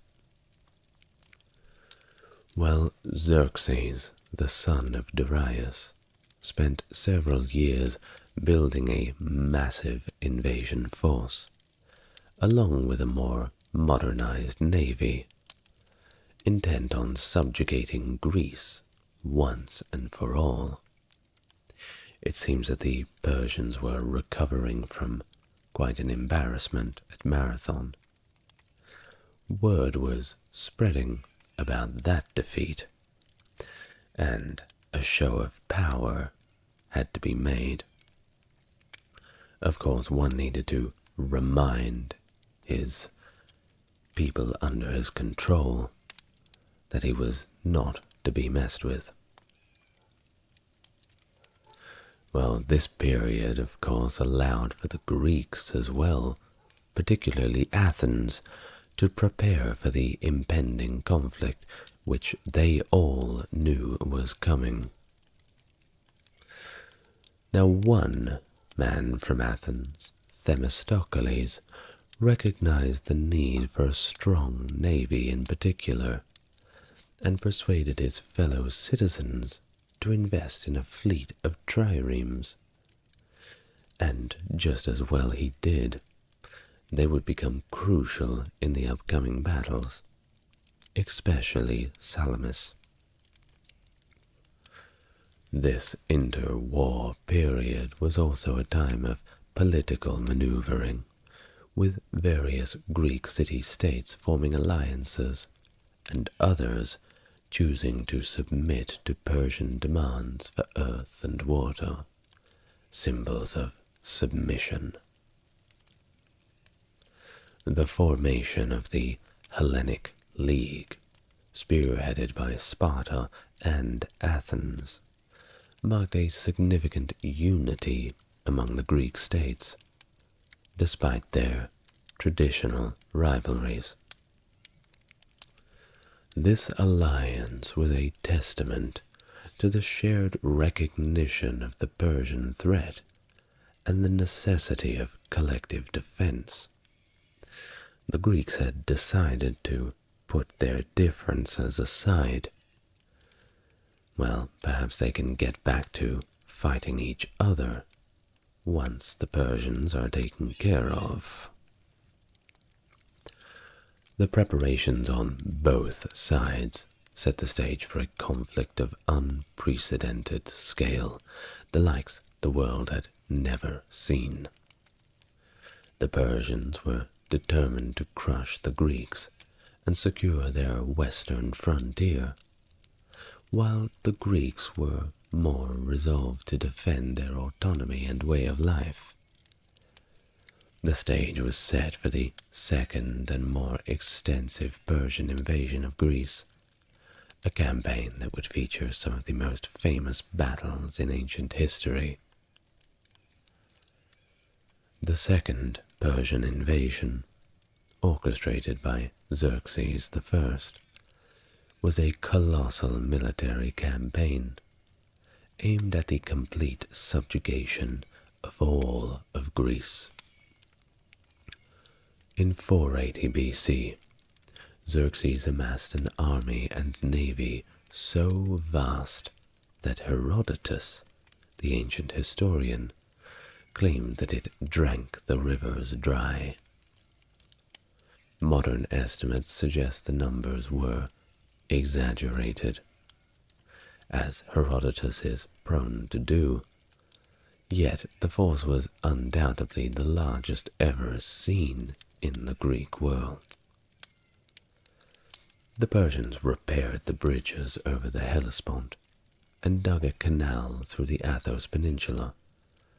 This showcased much of their scientific and logistical prowess, and a determination to avoid past mistakes, and furthermore, past embarrassments. The invasion began with the crossing of the Hellespont and the slow march through Thrace and Macedon, with the Persians subjugating city-states along their path. Meanwhile, the Greeks strategized their defense at the Isthmus of Corinth, deciding to make a stand at the narrow passes of Thermopylae and simultaneously engage the Persian navy at Artemisium. These choices highlighted the Greeks' strategic use of geography to counter the Persian numerical advantage, and regardless of anything blown out of proportion by Herodotus, they did indeed have a numerical advantage. But this didn't scare the Greeks. Of course, this brings us to Thermopylae, the Hot Gates, that great battle where King Leonidas of Sparta and his force of 300 brave Spartans faced Xerxes' army. Well, we can't just credit the Spartans. They also did have 7,000 Greek allies with them, but they were still vastly unnumbered. And don't let that ruin the idea for a good movie. Well, despite the vast disparity in numbers, the Greeks held the pass for 3 days and inflicted heavy casualties on the very frustrated Persians.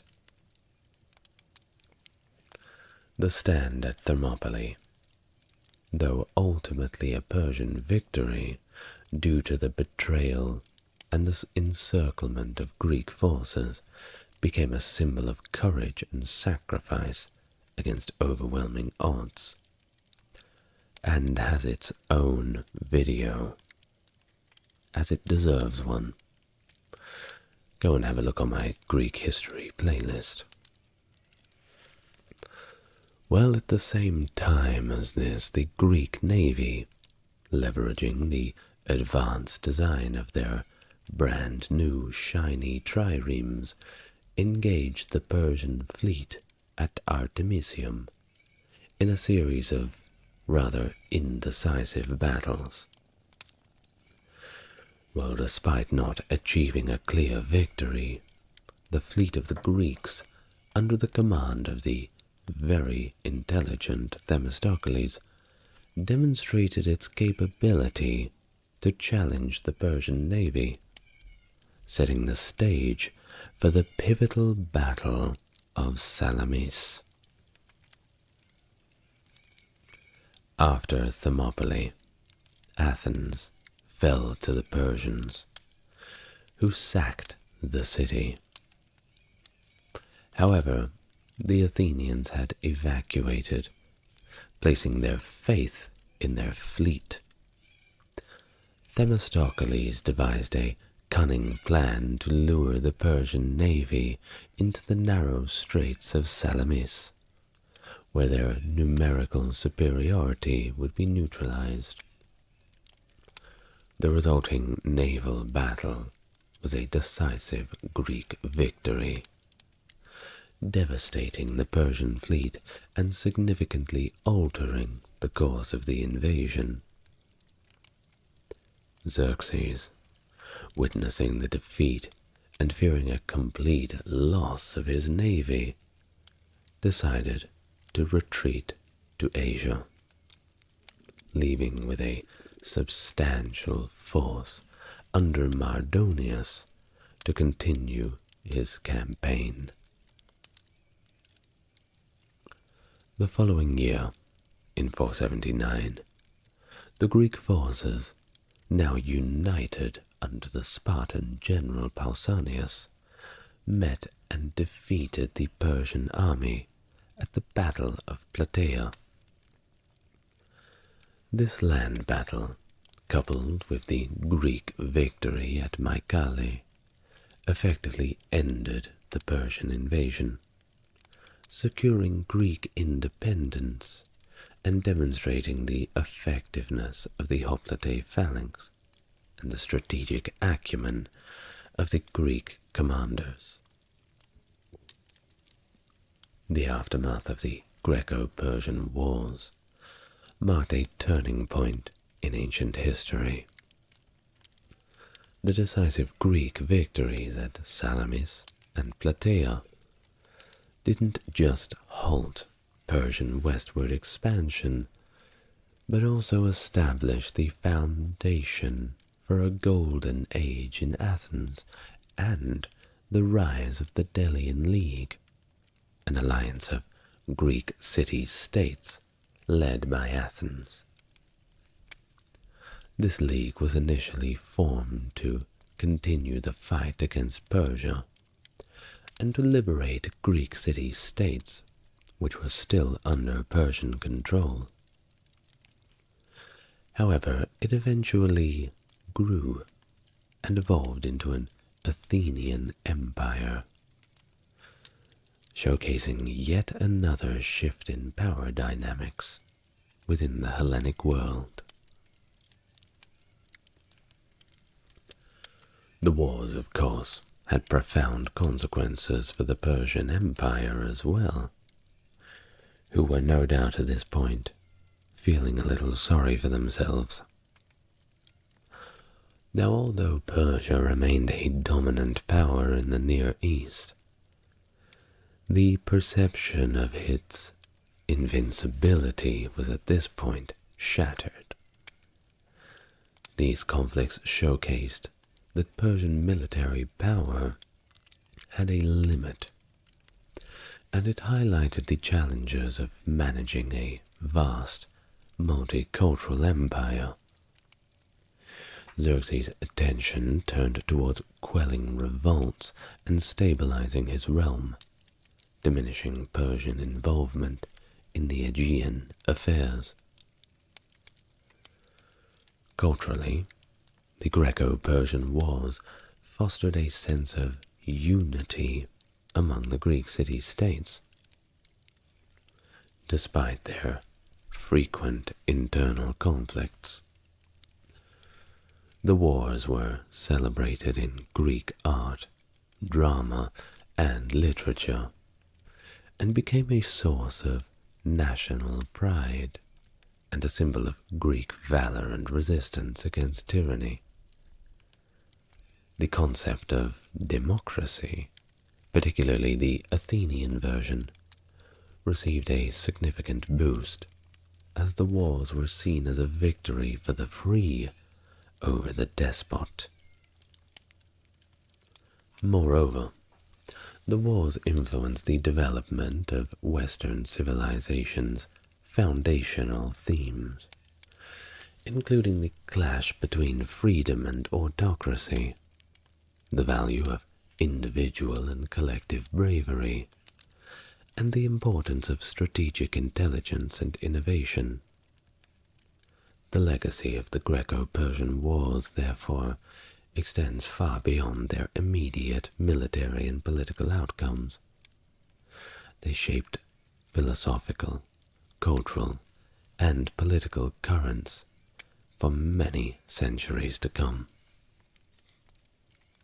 Not only a clash of empires, but a stage of remarkable individuals like Pausanias and Xerxes, Leonidas, these great characters, whose actions and decisions leave us with a great story to tell. Of course, among them, King Darius and his son Xerxes of Persia stand out for their ambition to expand the empire into Greece. So frustrated with the Ionian revolt and the Athenian interference, how dare they? Xerxes, so determined to succeed where his father had not, marshaled one of the largest invasion forces that the ancient world had ever seen.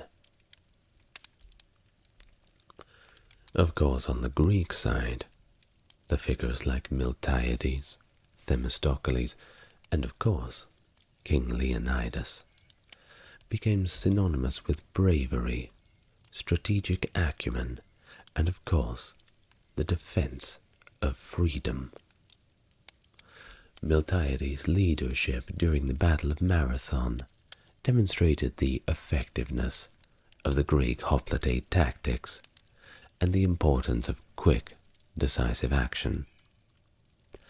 Themistocles, the Athenian statesman, foresaw the need for a strong navy, and very good that he did. Otherwise, the victory at Salamis would have perhaps been a defeat. Think about it. How different our world would have looked if the Persians had have taken over Greece. What would we have lost? What would we have gained? It is perhaps one thing to argue whether the situation would be better or worse, but we may agree that it would certainly be very different. Of course, we can't forget about Leonidas, the brave and disciplined Leonidas, the king of Sparta, who embodied that Spartan ethos of courage and sacrifice. His stand at Thermopylae, alongside 300 Spartans and their allies, against the overwhelming Persian force, to this day remains a symbol of heroic resistance. Come and take it. This act of defiance and sacrifice highlighted the Spartan commitment to Greece's freedom and set a moral example for the subsequent defense efforts, inspiring the entire Hellenic world to take up arms and fight. Other notable figures include Artemisia, the queen of Halicarnassus, who fought for Persia at Salamis, and was renowned for her tactical wisdom. On the Greek side, Pausanias, the Spartan general who led the Greeks to victory at Plataea, also played a crucial role in the final defeat of the Persian invaders on Greek soil.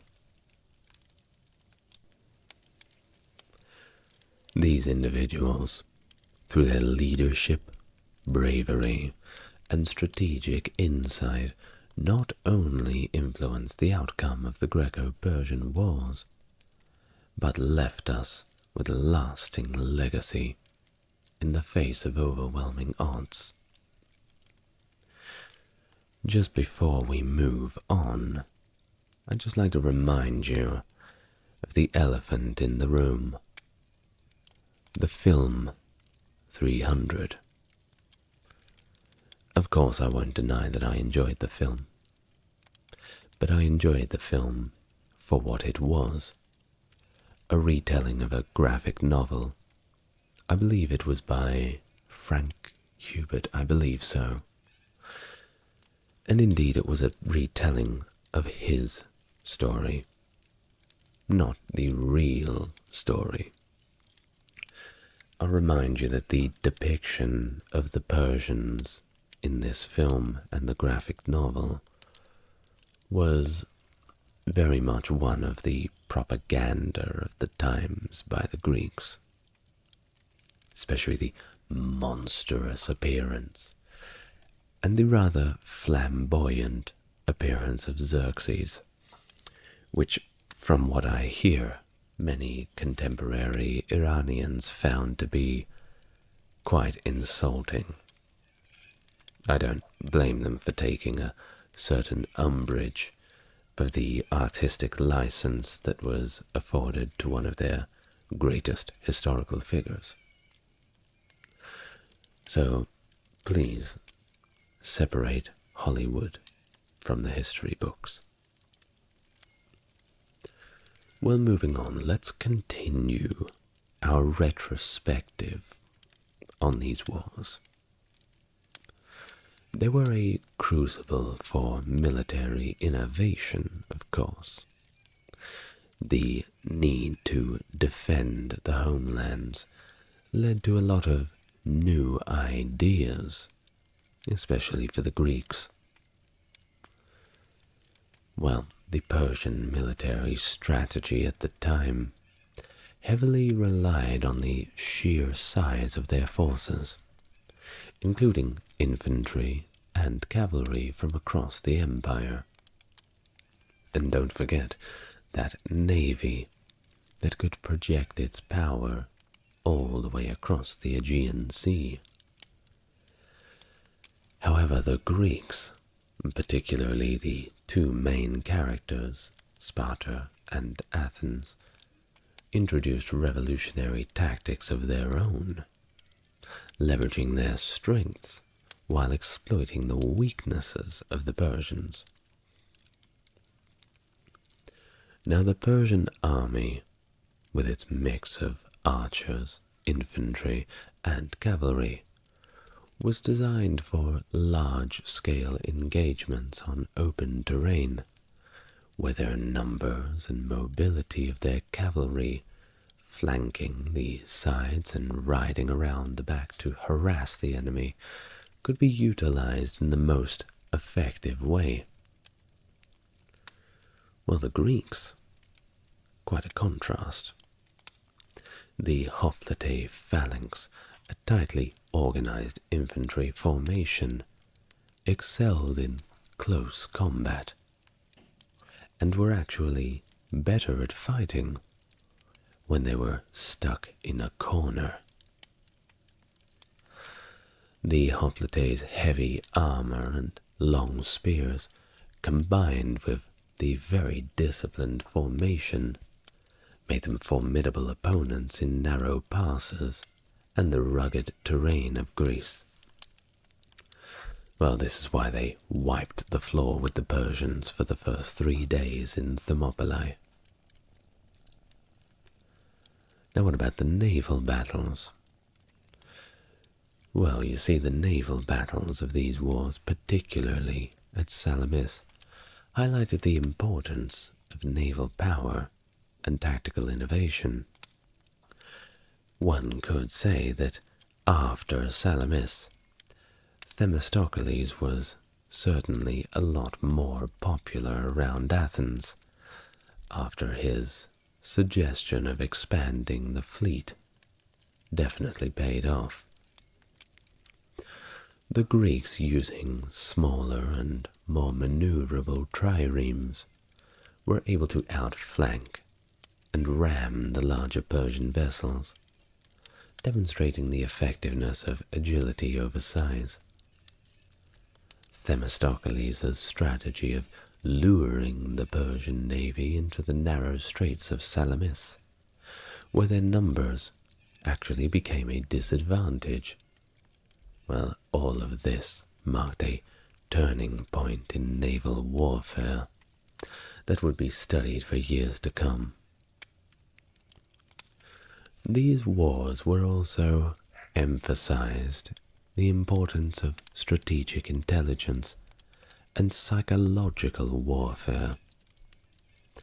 The Greeks, understanding their numerical disadvantage, employed strategies that maximized their tactical strength and exploited Persian overconfidence.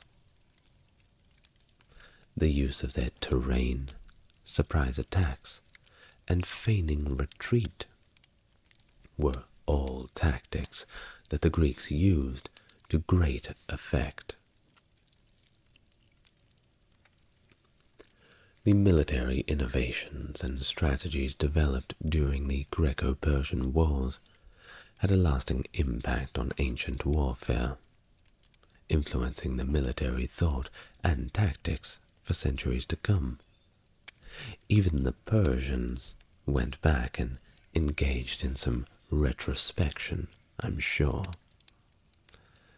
They left an indelible mark on the cultural and political landscape of Greece and the wider ancient world. You see, in the aftermath, Athens emerged as a dominant naval power, leading to the establishment of the Delian League, which initially sought to consolidate Greek unity against further Persian aggression. This newfound Athenian dominance, however, led to the Peloponnesian War, as tensions rose with Sparta and other city-states wary of Athens' growing power and imperial ambitions. The wars also significantly influenced Greek culture, with the heroic narratives of battles enriching the oral and written traditions.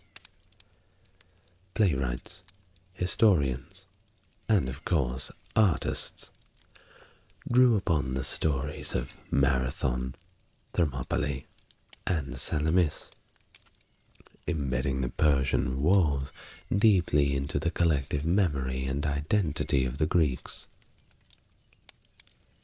Politically, The wars accelerated the development of democratic institutions in Athens, with increased participation of the citizenry in military and civic life.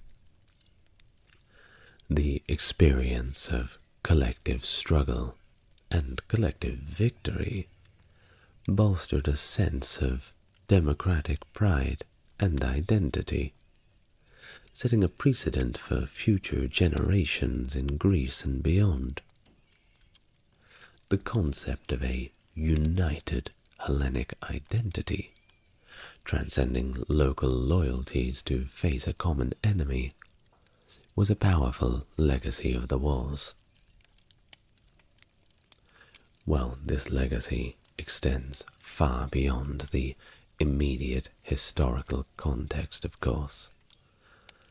These conflicts have been celebrated as the first victory of the Western world against Eastern despotism, a narrative that has shaped the East-West dichotomy prevalent in later historical and cultural discourse. The works of Herodotus, often called the father of history, provide a comprehensive account of the wars, blending historical facts with myth and legend to capture the essence of Greek victory. Of course, the history of antiquity, depending who's writing it, often walks that thin line between myth and reality.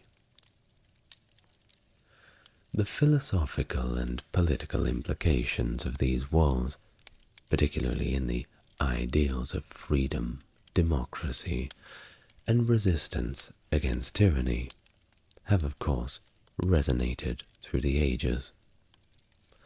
These themes have been invoked in various contexts, serving as inspiration for political movements, literature, and art. The wars are seen as a triumph of democracy over autocracy, contributing to the idealization of Athens and its democratic system as the foundation to Western political thought. Reflecting on the Greco-Persian wars, it's clear that their significance extends far beyond simple military victories and defeats. The conflicts represented a clash of ideologies, a battle of civilizations. The legacy of the wars, embodied in the stories of heroism, evolution of democratic principles, and an enduring struggle for freedom, well, it continues to inspire and inform contemporary society. It reminds us of the collective power of action and the importance of defending our core values against external threats. It highlights the capacity for human societies to unite and work together in the face of adversity, achieving a seemingly impossible victory through courage, strategy, and innovation. Well, perhaps as we navigate the challenges of the modern world, the lessons of the Greco-Persian wars remain as relevant as ever, offering insights into the complexities of human conflict and the potential for our own courage. And never forget our enduring quest for freedom. Constantine the Great, a pivotal figure in history, the man who transformed the Roman Empire and the path of Christianity. Born into a world of intrigue, he rose to power in 306 AD, becoming the first Roman Empire to embrace Christianity officially. This bold move not only ended the persecution of Christians for the most part, but also intertwined the church with the state, reshaping the culture and politics of the West forever. Constantine's reign ushered in a new era, where a new religion flourished, and he left behind a legacy that still resonates today, from the founding of Constantinople to his influence on religious and imperial institutions. His story is a fascinating exploration of how one leader's vision can alter the course of history. Hello everyone and welcome back. If you're new to the channel, it's good to meet you, and if you're coming back, it's great to see you again. If you'd like to support the channel, head on over to my Patreon. Otherwise, leave a like, comment, and subscribe if you feel inclined to do so. Now without further ado, let's begin our video for today. A biography of Constantine the First. Constantine, the renowned Roman Emperor, was born in Naissus, modern-day Niš of Serbia, on February the 27th, around 272 AD. Naissus was located in the Dardania province of Moesia at that time. His father, Flavius Constantius, was an Illyrian born in the same region, then known as Dacia Ripensis, and was a native of the province of Moesia. The full names of Constantine and his father are not known. Various given names have been attributed to Constantine, including Lucius, Marcus, and Gaius. However, praenomia had largely fallen out of use in public records at this time. Constantine also adopted the name Valerius after the nomen, family name, of Emperor Diocletian, following his father's elevation to the rank of a Caesar. Constantine likely had limited contact with his father, who served as an officer in the Roman army, specifically in Aurelian's imperial bodyguard. Described as tolerant and politically skilled, Constantius rose through the ranks and eventually earned the governorship of Dalmatia from Emperor Diocletian, another fellow Illyrian from Aurelian's circle, around 284 or 285. Constantine's mother was Helena, a Greek woman of humble origins from Helenopolis in Bithynia. It is unclear whether she was legally married to Constantius or simply his concubine. Constantine's primary language was Latin, although he needed Greek translators for his public speeches in Greek-speaking regions. In July of 285, Diocletian declared Maximian his co-emperor and divided the empire into east and west, with each emperor having separate administrative faculties. Maximian ruled in the west, while Diocletian ruled in the east. In 288, Maximian appointed Constantius as his praetorian prefect in Gaul, and Constantius married Maximian's stepdaughter, Theodora, in 288 or 289. Diocletian further divided the empire in 293, establishing the tetrarchy system, with two Caesars subordinate to each Augustus. Constantius was appointed as one of the Caesars, along with Galerius. Constantine, as Constantius's son and heir presumptive, went to Diocletian's court, where he lived as his father's designated successor.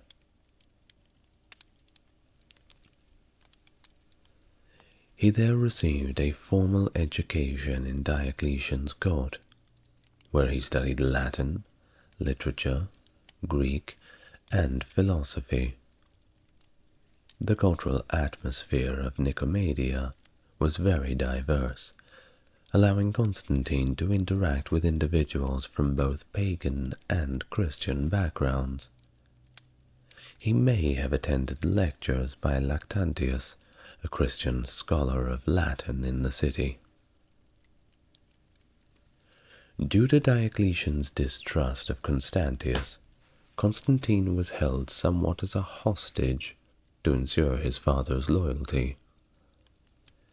Nevertheless, he played a prominent role at court, serving in various military campaigns and tribunates, including campaigns against barbarians on the Danube and Persians in Syria and Mesopotamia.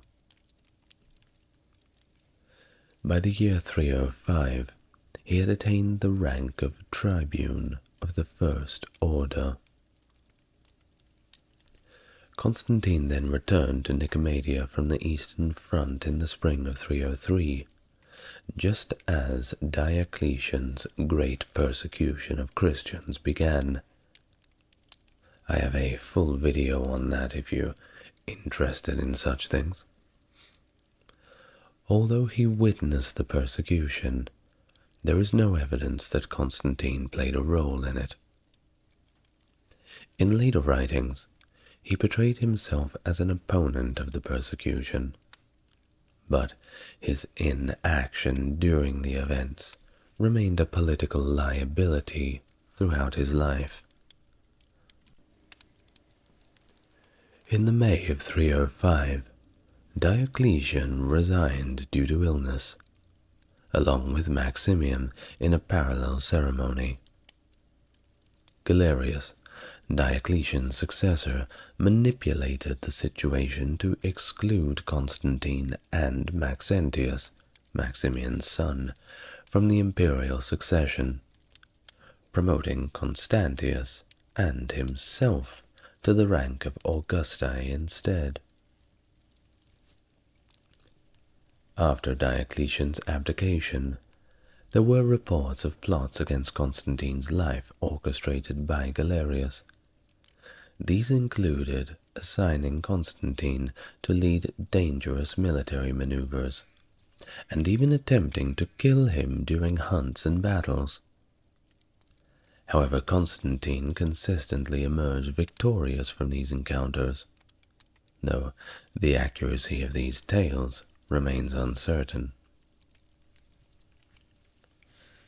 Constantine recognized the precarious situation he was in at Galerius' court, and understood that his future depended on being rescued by his father in the West.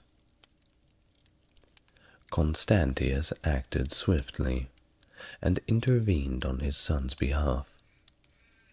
In the late spring or early summer of 305, Constantius requested leave for Constantine to join him in campaigning in Britain. After a night of, reportedly, heavy drinking, Galerius granted the request, and Constantine took the opportunity to flee the court in the dead of night, riding at high speed to evade pursuit. Constantine joined his father in Gaul at Bologna before the summer of 305. Together, they crossed the English Channel to Britain and arrived at Eboracum, modern-day York, the capital of Britannia Secunda.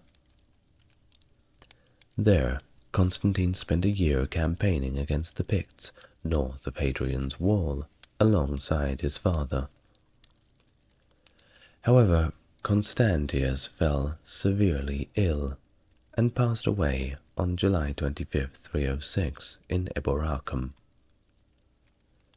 Before his death, he declared his support for raising Constantine to the rank of full Augustus.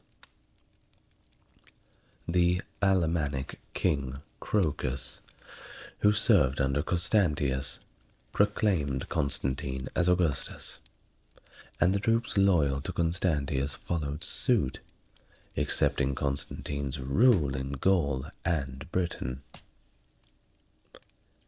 Constantine then officially notified Galerius of Constantius's death and his own acclamation as Augustus, accompanying the message with a portrait of himself in imperial attire. Galerius, furious at this news, initially considered outright denial, but he was persuaded by his advisors to come to a compromise. He granted Constantine the title of Caesar rather than Augustus, reserving the latter for Severus. Galerius also sent Constantine the traditional purple robes of an emperor, personally affirming his recognition of Constantine's status. He accepted this compromise, understanding its significance in legitimizing his rule.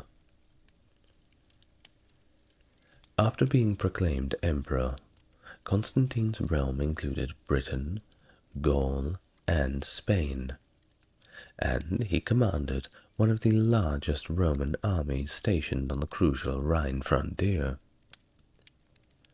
Remaining in Britain initially, he focused on securing control in northwestern dioceses by driving back the Picts and completely reconstructing the military bases begun under his father's rule. Additionally, he ordered the repair of the region's roadways to facilitate communication and movement of troops. Upon leaving Britain for Trier in Gaul, the capital of the northwestern Roman Empire, Constantine faced a Frankish invasion across the lower Rhine during the winter of 306 to 307. He successfully repelled the invaders and captured their kings, Ascaric and Meroges, who were subsequently executed in Trier's amphitheatre in a public spectacle. Constantine initiated a significant expansion of Trier, fortifying the city's circuit wall with military towers and fortified gates. He also commenced the construction of a palace complex, an audience hall, and an imperial bathhouse. Throughout Gaul, he sponsored various building projects, notably in Autun and Arles. While at this time, Constantine was not yet a Christian, he pursued a tolerant policy toward Christianity, likely viewing it as a more prudent approach than open persecution, especially in contrast to the policies of the great persecutor Galerius. He officially ended the persecution of Christians and restored to them what they had lost during the previous times. Despite initial doubts about his legitimacy, Constantine's military prowess and ambitious building projects garnered favorable comparisons to his father Constantius. His coinage, sculpture, and oratory displayed disdain towards the barbarians beyond the frontiers, emphasizing Roman victories and portraying defeated enemies as weak and supplicant. After Galerius recognized Constantine as Caesar, Constantine's portrait was brought to Rome in the customary fashion. However, Maxentius, envious of Constantine's authority, mocked him as the son of a harlot and seized the title of emperor on October 28, 306. Despite Galerius's refusal to recognize him, Maxentius held on to power. Galerius sent Severus to confront Maxentius, but Severus's armies defected to Maxentius, leading to Severus's capture and imprisonment. In response to the rebellion of Maxentius, Maximian, Maxentius's father, came out of retirement and sought an alliance with Constantine. Maximian proposed marrying his daughter Fausta to Constantine and elevating him to the rank of Augustus in exchange for support against Maxentius. Constantine accepted the offer and married Fausta in Trier in the late summer of 307, providing Maxentius with political recognition. Despite this alliance, Constantine remained aloof from the conflict in Italy, focusing instead on campaigns against Germanic tribes along the Rhine. He avoided involvement in the turmoil in Italy and increased his popularity among his people by promoting his benevolence and supporting the economy and arts in his territories. Meanwhile, Maximian returned to Rome, but soon fell out with Maxentius and attempted to usurp his title, leading him to seek refuge with Constantine once again. In November 308, Galerius called a council at Carnuntum to address instability in the western provinces. At the council, Maximian was forced to abdicate, and Constantine was demoted to Caesar status, while Licinius was appointed Augustus in the western regions. However, Constantine refused to accept the demotion and continued to style himself as Augustus on his coinage. Galerius attempted to placate both Constantine and Maximinus by offering them the title of Sons of the Augusti, but neither of them accepted it. By the spring of 310, Galerius began referring to both Constantine and Maximus as Augusti. In 310, Maximian, feeling dispossessed, rebelled against Constantine, while the latter was away campaigning against the Franks. Maximian had been sent to Arles with a contingent of Constantine's army to prepare for any attacks by Maxentius in southern Gaul. Maximian falsely announced Constantine's death and attempted to seize power for himself. However, most of Constantine's army remained loyal to him, and Maximian was forced to flee. Upon hearing of the rebellion, Constantine abandoned his campaign and marched his army up the Rhine. At Cabillinum, he transferred his troops onto boats to travel down the Seine to the Rhone and disembarked at Lugdunum. Maximian fled then to Massilia, but loyal citizens opened the gates to Constantine, and Maximian was captured. Constantine reproached Maximian for his actions, but granted him some clemency, while strongly encouraging him to take his own life, which Maximian did in the July of 310.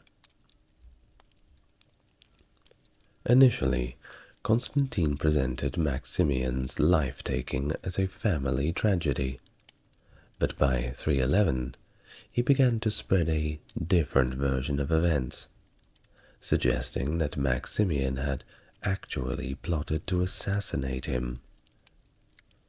Constantine also instituted a damnatio memoriae on Maximian, erasing his memory from public records and destroying inscriptions and images that bore his likeness. Maxentius, eager to present himself as his father's devoted son after Maximian's death, began minting coins with his father's deified image, proclaiming his desire to avenge Maximian's death. This death of Maximian required Constantine to establish a new source of legitimacy. In a speech delivered in Gaul on July 25, 310, an anonymous orator revealed a previously unknown dynastic connection to Claudius II, emphasizing Constantine's ancestral right to rule rather than principles of imperial equality. The oration also shifted away from the religious ideology of the Tetrarchy, focusing instead on Constantine's divine vision of Apollo and victory, granting him authority. This religious shift was reflected in Constantine's coinage, which began featuring Sol Invictus, further strengthening his claims to legitimacy and popularity among the citizens of Gaul.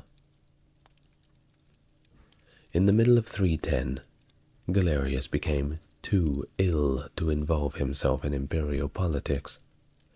His final act was a letter posted in Nicomedia on April 30th, 311, proclaiming an end to the persecutions and the resumption of religious tolerance.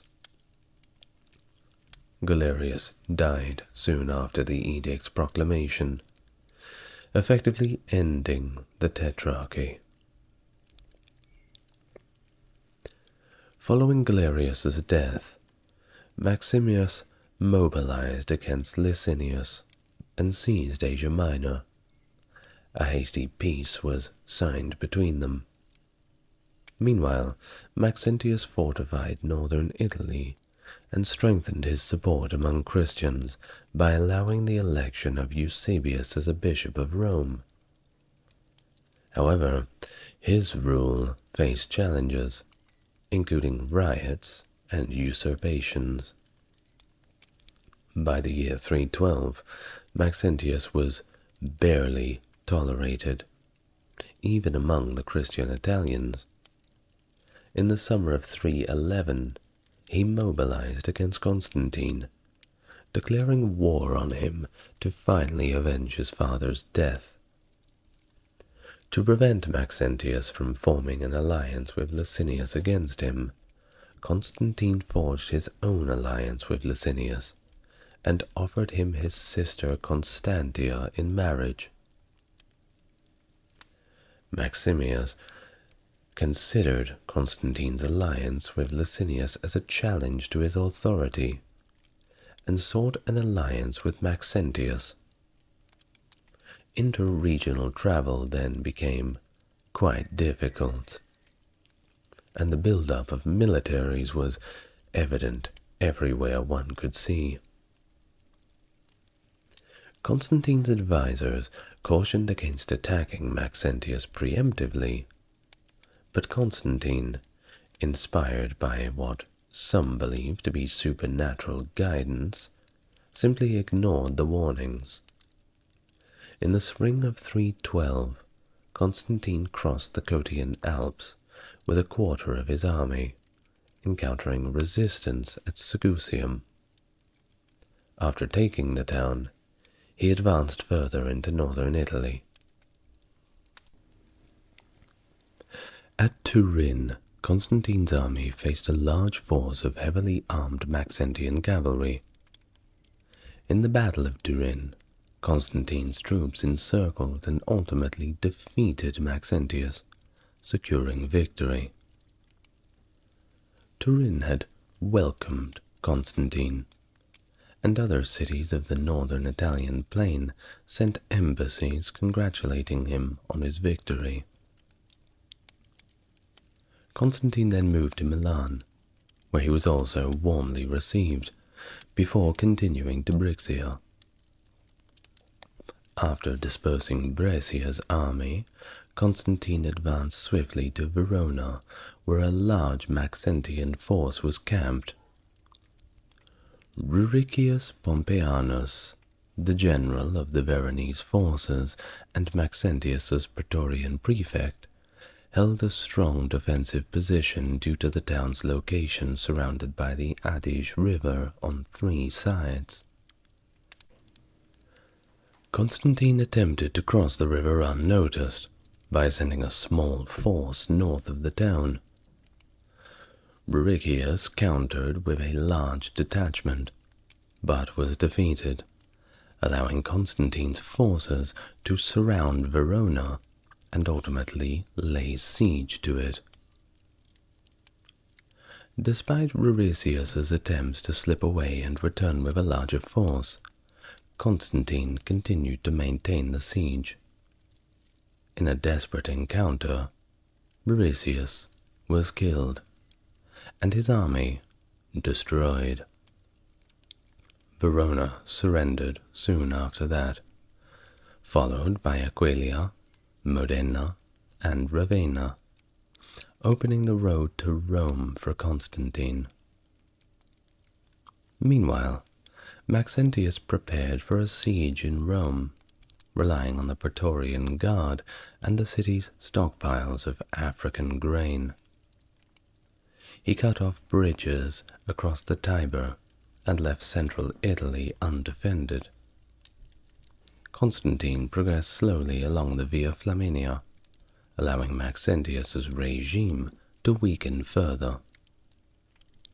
Public support for Maxentius continued to dwindle away, with the crowd openly taunting him at chariot races. On October the 28th, 312, the 6th anniversary of his reign, Maxentius consulted the keepers of the Sibylline books, who prophesied his death on that day at the hands of the enemy of the Romans, whatever that meant.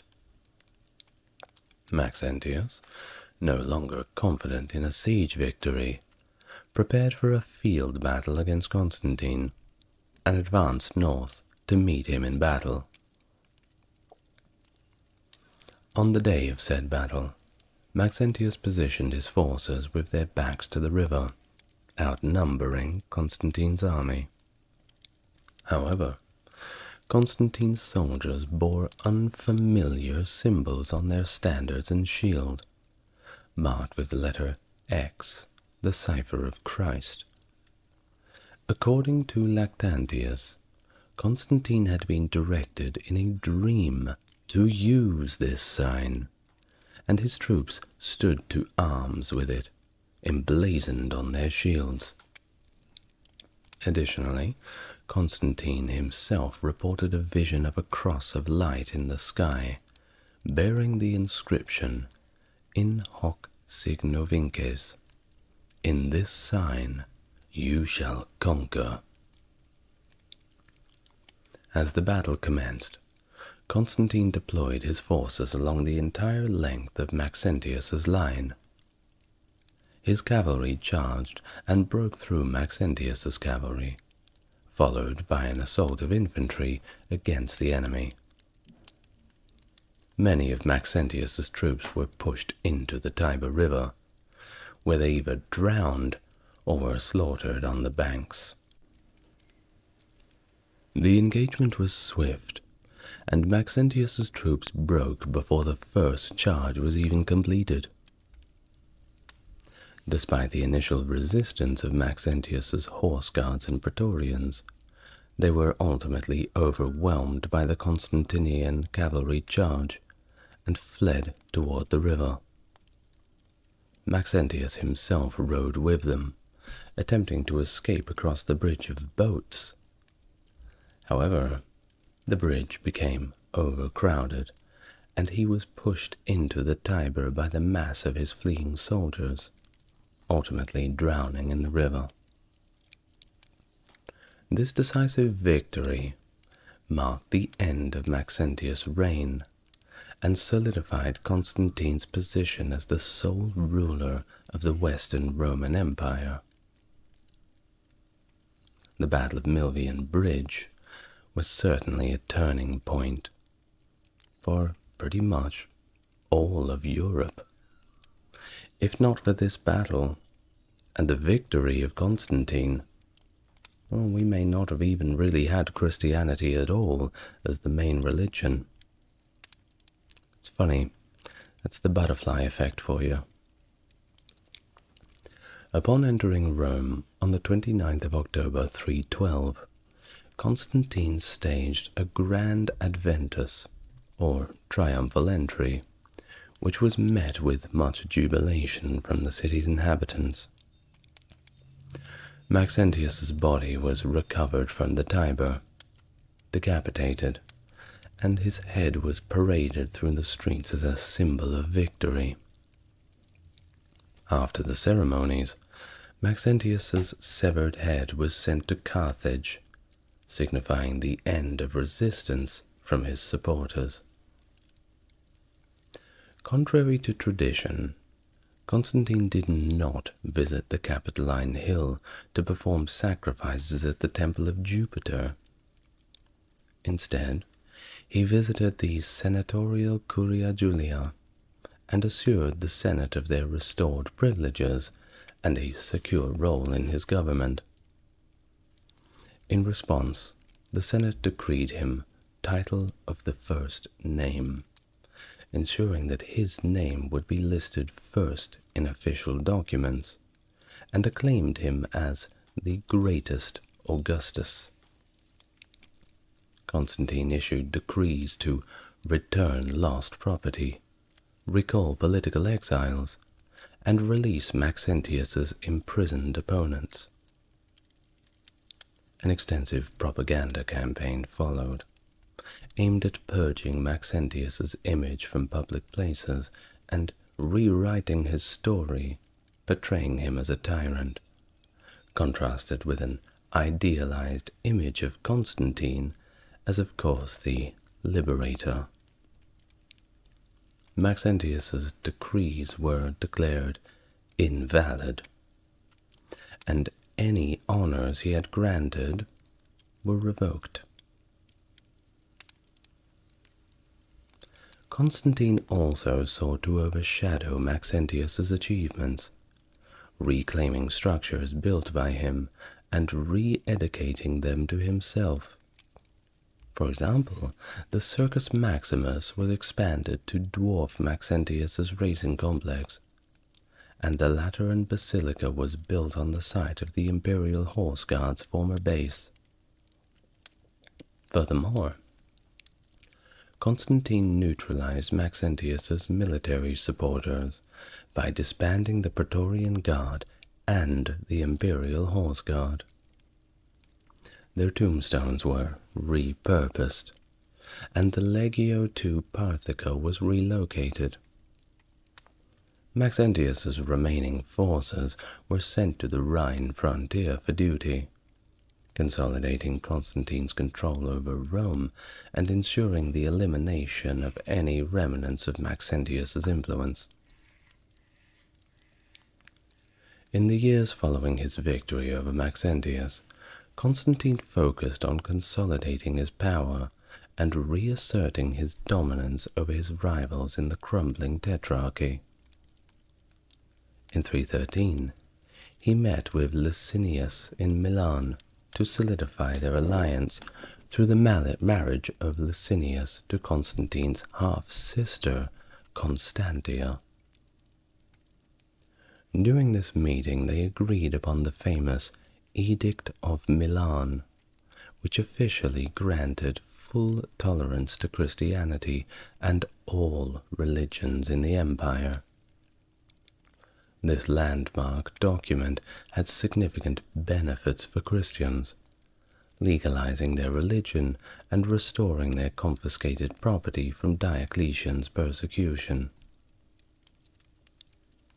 However, the conference was interrupted when news arrived that Licinius's rival, Maximinus, had invaded European territory. Licinius departed to confront Maximinus and eventually defeated him, gaining control over the eastern half of the Roman Empire. Relations between Constantine and Licinius soured over time, however, with Constantine surviving an assassination attempt orchestrated by Licinius. Well, that's one way to ruin a friendship.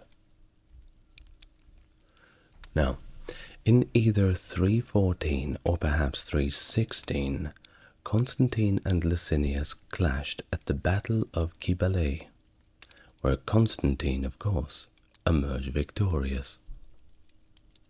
They met again at the Battle of Mardia in 317, leading to a settlement that included making their sons Caesars.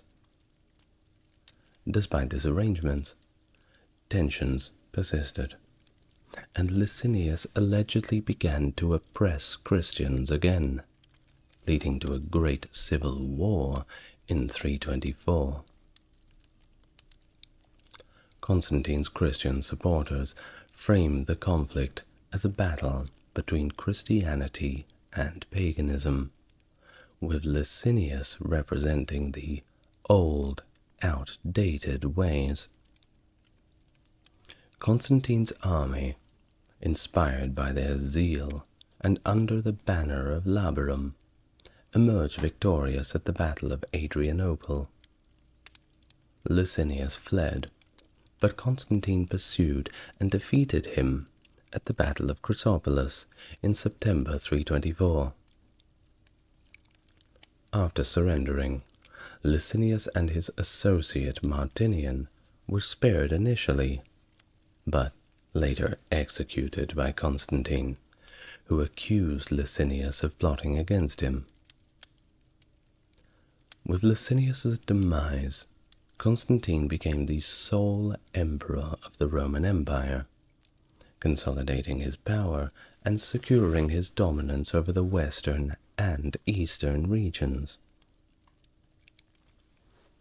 Now, Diocletian during the Tetrarchy had established Nicomedia in the east as his capital, recognizing its strategic position for defending Thrace, Asia, and Egypt.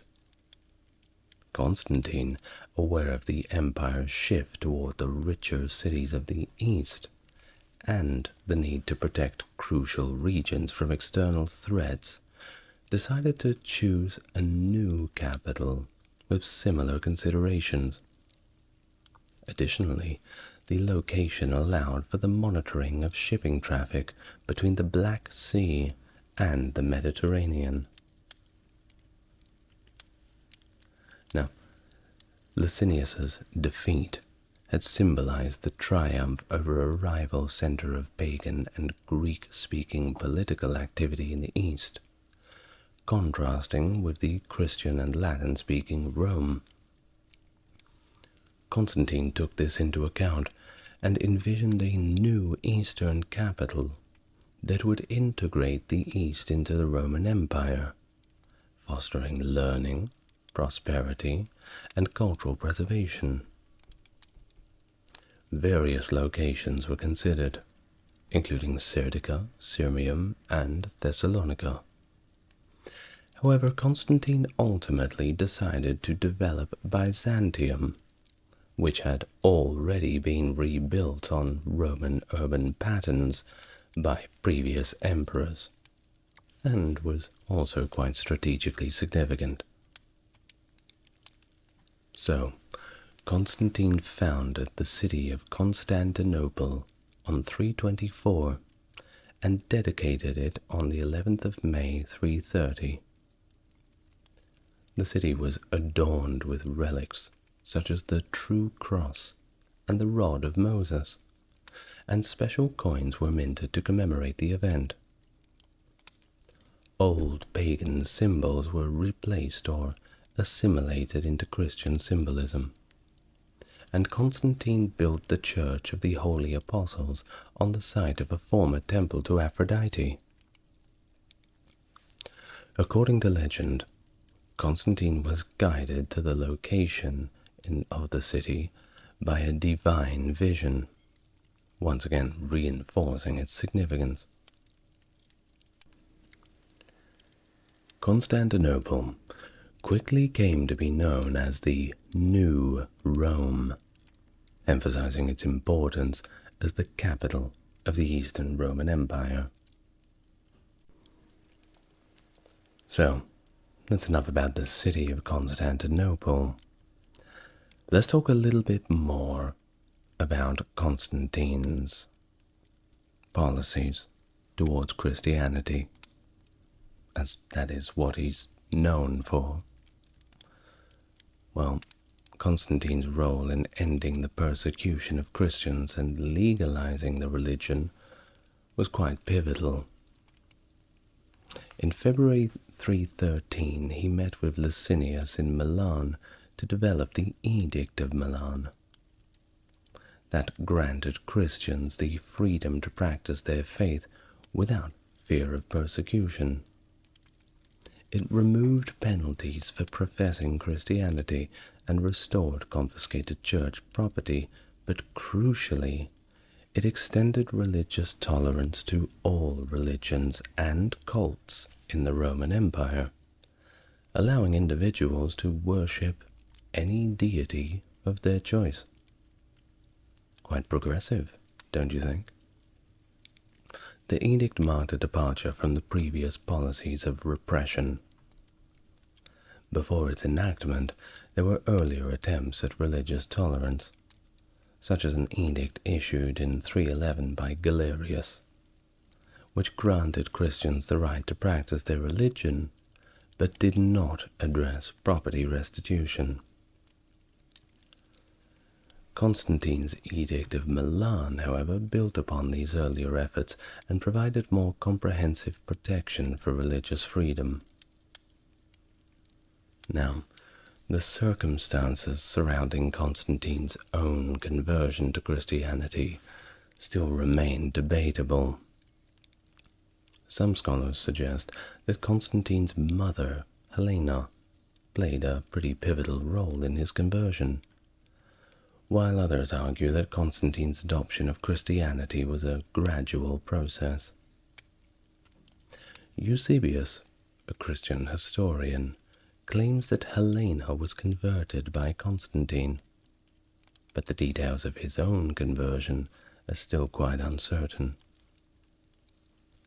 It is believed that he possibly retained the title of Pontifex Maximus, which was traditionally held by Roman emperors of heads of the ancient Roman religion, until Gratian renounced the title.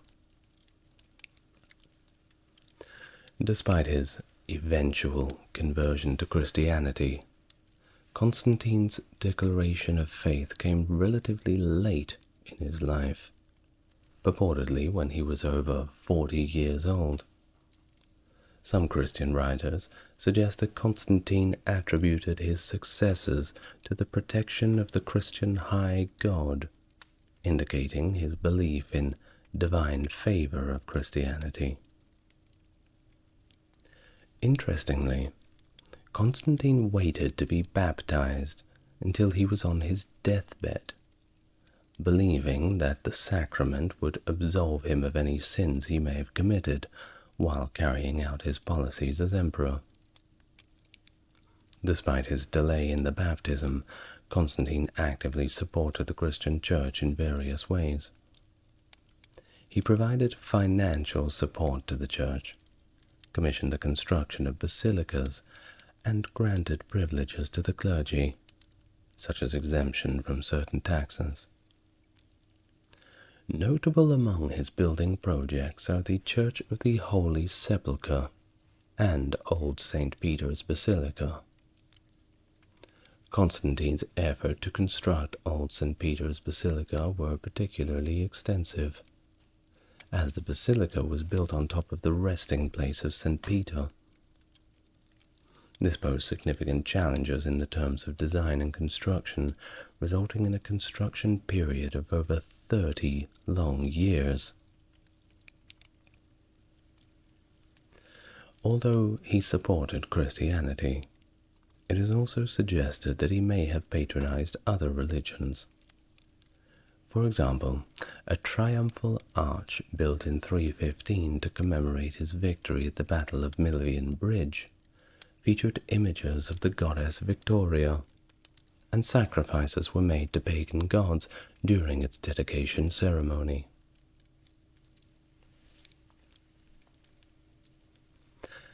Constantine's reign saw significant developments in his relationship with Christianity. and his influence over religious matters within the Roman Empire.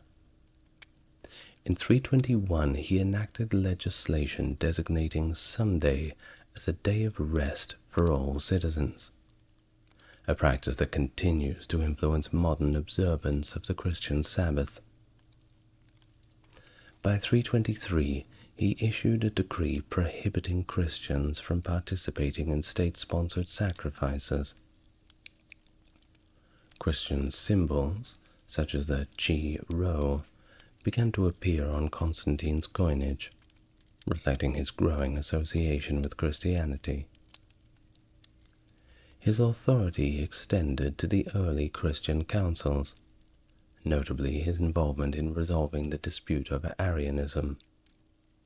He sought to establish orthodoxy within the Church, enforcing doctrinal unity and rooting out heresy. His influence over these councils demonstrated the significant role that the emperor played in religious affairs during this period. In North Africa, he intervened in the conflict between Christian bishops ordained by Donatus and those loyal to Caecilian. After several church councils ruled against Donatists, Constantine issued an edict in 317 confiscating Donatus church property and exiling the clergy. Additionally, he convened the First Council of Nicaea in 325, which addressed theological controversies such as Arianism, and established the Nicene Creed. Constantine's policies towards Jews included enacting new laws that, while not harsher than those of his predecessors, imposed restrictions on their religious practices. For instance, it became illegal for Jews to seek converts or attack fellow Jews who had converted to Christianity. They were also prohibited from owning Christian slaves and prohibited from circumcising them. However, Jewish clergy received similar exemptions as Christian clergy under Constantine's rule. Constantine's later years were marked by military campaigns and plans for further conquests. He considered Constantinople his capital and spent a significant portion of his later life there. In 328, he oversaw the completion of Constantine's bridge at Sukidava, with hopes of reconquering Dacia, a province abandoned during the reign of Aurelian. During the late winter of 332, he campaigned alongside the Sarmatians against the Goths. The harsh weather and scarcity of food reportedly inflicted heavy losses on the Goths, who eventually submitted to Roman rule. In 334, Constantine led a successful campaign against the Sarmatians after their commoners overthrew their leaders. He extended Roman control over the region and resettled some Sarmatian exiles as farmers while conscripting others into the Roman army. This campaign resulted in the reconquest of the southern part of Dacia, with the establishment of a new frontier line supported by strong fortifications. In recognition of his achievements, Constantine took the title Dacicus Maximus in 336. However, despite his military successes, he faced challenges on the eastern frontier. In response to border raids, he dispatched his son Constantius to guard the eastern frontier in 335. Prince Narse of Persia invaded Armenia, a Christian kingdom since 301 in 336, installing a Persian client on the throne. This prompted Constantine to plan a campaign against Persia, treating it as a kind of Christian crusade. He intended to be baptized on the Jordan River before crossing into Persia and commissioned a tent in the shape of a church to accompany his army.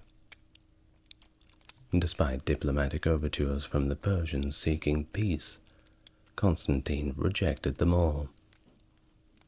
However, his plans for the campaign were cut short when he fell ill in the spring of 337. Constantine, aware that his death was imminent, had prepared a final resting place for himself within the Church of the Holy Apostles. His illness took a serious turn shortly after the feast of Easter in 337. Leaving Constantinople, he sought refuge in the hot baths near Helenopolis, his mother's city, hoping for a recovery. However, realizing that his condition was grave, he made preparations for baptism. In a church built by his mother in honor of Lucian the martyr, Constantine prayed and sought purification. He became a catechumen, desiring to receive baptism before his death. His plan to travel to the river Jordan for baptism was unfortunately cut short due to this illness, and he succumbed to his illness before he could return back to Constantinople, passing away on the last day of the 50-day festival of Pentecost following Easter on May 22nd, 337. Despite some discrepancies in historical accounts regarding the timing of his death in relation to the Persian campaign, most sources do agree on the circumstances surrounding his passing. His body was later transported to Constantinople and interred in the Church of the Holy Apostles, where it rested in a porphyry sarcophagus. However, his remains did not survive the plundering of Constantinople during the Fourth Crusade in 1204. Constantine was then succeeded by his three sons born of Fausta, Constantine II, Constantius II, and Constans, all with equally creative names. His nephews, Dalmatius and Hannibalianus, were among those killed by followers of Constantius, possibly to eliminate potential contenders to the throne. Constantine also had two daughters, Constantina and Helena, the latter being the later wife of Emperor Julian, and we'll get to him in a separate video. Because with that, our video on Constantine the Great comes to an end. The Theban-Spartan War, lasting from 379 to 371 BC, a pivotal era in ancient Greek history, characterized by the rise of Thebes as a dominant power against the backdrop of a Spartan hegemony. Following the Spartan victory in the Peloponnesian War, Sparta sought to consolidate its control over Greece, imposing oligarchic governments and garrisons in key cities, including, of course, Thebes. The spark for conflict was lit when a group of Theban exiles executed a daring coup to overthrow the Spartan-installed government in Thebes, reclaiming their city in 379. This act of defiance against Sparta ignited a series of military engagements that ultimately led to Thebes gaining supremacy, albeit for a rather brief period. Hello and welcome to the channel. If you're coming back, it's good to see you again, and if you're new here, it's good to meet you. As always, if you'd like to support the channel, links to the Patreon are in description and comments, and a like, comment and subscribe certainly goes a long way. Now without further ado, get yourself comfortable, and let's talk about the Theban-Spartan War. Let's go back to the beginning, shall we? The Peace of Antalcidas in 387 BC, which mandated the autonomy of all Greek cities, had particularly adverse effects on Thebes. This decree had stripped Thebes of its political dominion over the other Boeotian cities. Thebes' situation worsened in 382 when a Spartan force, through a good deal of deceit, seized control of its citadel, marking a significant blow to their sovereignty. In the aftermath of the Spartan occupation, which occurred either 383 or 82, Pelopidas, along with other prominent Theban democrats, sought refuge in Athens. It was there Pelopidas spearheaded a plot aimed at the liberation of his home city. In the subsequent years, these exiled Thebans, under Pelopidas's initiative, began plotting in secret their city's emancipation from Spartan control. Back in Thebes, Epaminondas was preparing the city's youth for the impending conflict with Sparta. During the winter of 379, Pelopidas, leading a small band of exiles, covertly snuck into Thebes. They successfully assassinated the pro-Spartan leadership, and with the support of both Epaminondas, Gorgidas, and Athenian hoplites, they effectively besieged the Spartan forces, who were stationed at Cadmea, the citadel of Thebes. In the day following this daring operation, Pelopidas and his group were presented to the Theban assembly by Epaminondas and Gorgidas, who urged the Thebans to seize their freedom. The assembly's enthusiastic endorsement of Pelopidas and his fellow conspirators underscored their role not just fighters, but as liberators in a greater struggle. The Spartan garrison, faced with encirclement, had no choice but to capitulate, negotiating safe passage back to Sparta. Remember that whole thing, Spartans never surrender? Well, sounds good in the movie. Now, remarkably, as they retreated, they rather awkwardly encountered a Spartan relief force that was en route to their aid. Very embarrassing, a little bit too late having to explain to this other relief force that, ooh, thanks for coming to help, but we already surrendered the citadel. I suppose we can all go home now. Now Plutarch, reflecting on this event, underscored its profound significance, and of course, far-reaching consequences. He observed that the coup not only marked the beginning of the end for Spartan hegemony, both on land and at sea, but also represented a pivotal moment in Greek history, because this act of defiance, achieved not by overtaking a fortress, but through strategic incursion into a private residence by 12 men, effectively dismantled the perceived invincibility of Spartan rule. Now, the liberation of Thebes would later catalyze a war that ultimately dismantled Spartan dominance, highlighting the extraordinary impact of Pelopidas and his compatriots' audacity. The Sacred Band, an elite military unit of the Thebans, and of course not the only sacred band that was around. There were many groups that called themselves this, but this was the Theban one.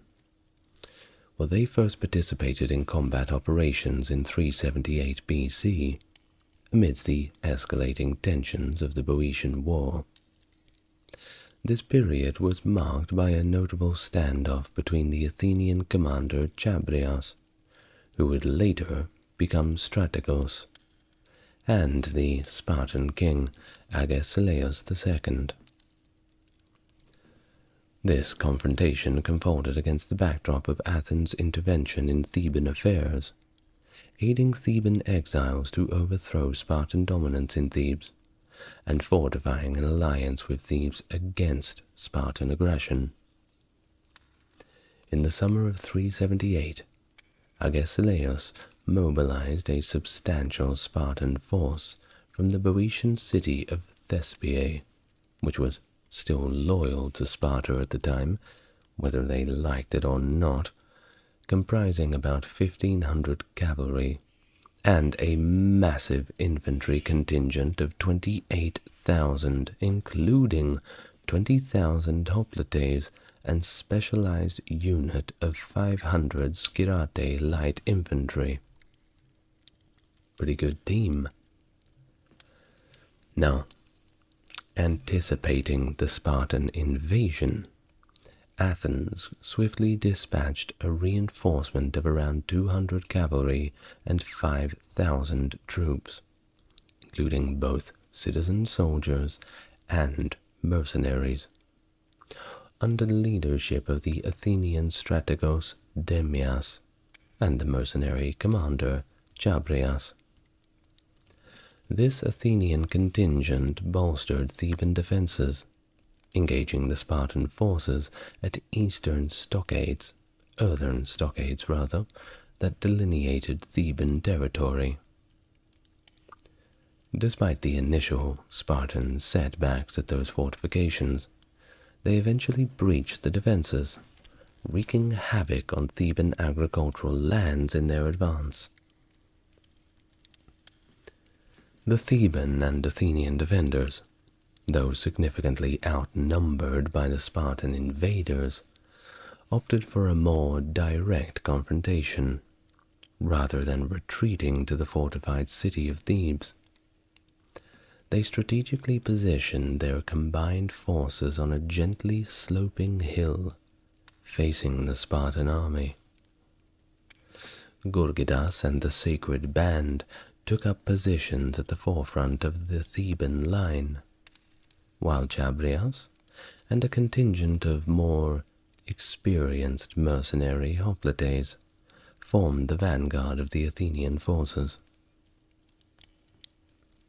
As the battle commenced, Agesilaus deployed skirmishers in an attempt to destabilize the Athenian-Theban lines, which were effectively countered, likely due to superior cavalry numbers of the defending forces. Still undeterred, Agesilaus ordered a full advance of his Spartan army, perhaps hoping the imposing sight of Spartan discipline and might would compel the defenders to break formation. Well, this tactic, while it was previously successful at the Battle of Coronea against Argive forces in different times, failed to yield the desired effect against the Thebans and Athenians. Well, in a defining moment, Chabrias issued an unconventional command for his forces to assume a relaxed yet ready stance in the face of the enemy's advance, a tactical decision that was echoed by Gorgidas and the Sacred Band. This display of disciplined defiance effectively halted the Spartan assault, compelling Agesilaus to reconsider the engagement and ultimately withdraw his forces to Thespiae, though he later claimed a vacuous victory by portraying the refusal of his foes to engage as a testament to Spartan dominance and superiority. Calm down, Agesilaus. Your guys just surrendered a few weeks ago. Don't give them too much credit. Well, following the standoff, Agesilaus disbanded his forces in Thespiae and retreated back to the Peloponnese, appointing Phoebidas as the military government in Thespiae. Phoebidas, infamous for his unauthorized seizure of the Cadmea, continued to harass Theban territories, which eventually led to a decisive Theban counteroffensive. In a significant confrontation, Phoebidas fell to a Theban charge, a maneuver that saw the sacred band under Gorgidas's command playing a crucial role. So the aftermath of these engagements saw a shift in the power dynamic of the region. Agesilaus's subsequent attempts to subdue Thebes were met with stiff resistance and eventual withdrawal in the face of a united Theban front, signaling a newfound Theban confidence against Spartan aggression, and certainly word was beginning to spread. This series of events, well, it doesn't just showcase the military prowess of the sacred band, but it also marked the beginning of a decline in Spartan influence over Thebes and the broader Greek world, and it effectively set the stage for further Theban ascendance under leaderships like Pelopidas and Epaminondas in the years that followed. Which brings us to the year 375. The sacred band under Pelopidas achieved its first significant victory at the Battle of Tegyra. Pelopidas, aiming to exploit the temporary absence of the Spartan garrison in Orchomenos, led the sacred band, along with a contingent of cavalry, into the city. But discovering a new Spartan reinforcement upon arrival, he decided to retreat to Thebes. However, near the shrine of Apollo of Tegyra, they encountered the returning Spartan forces.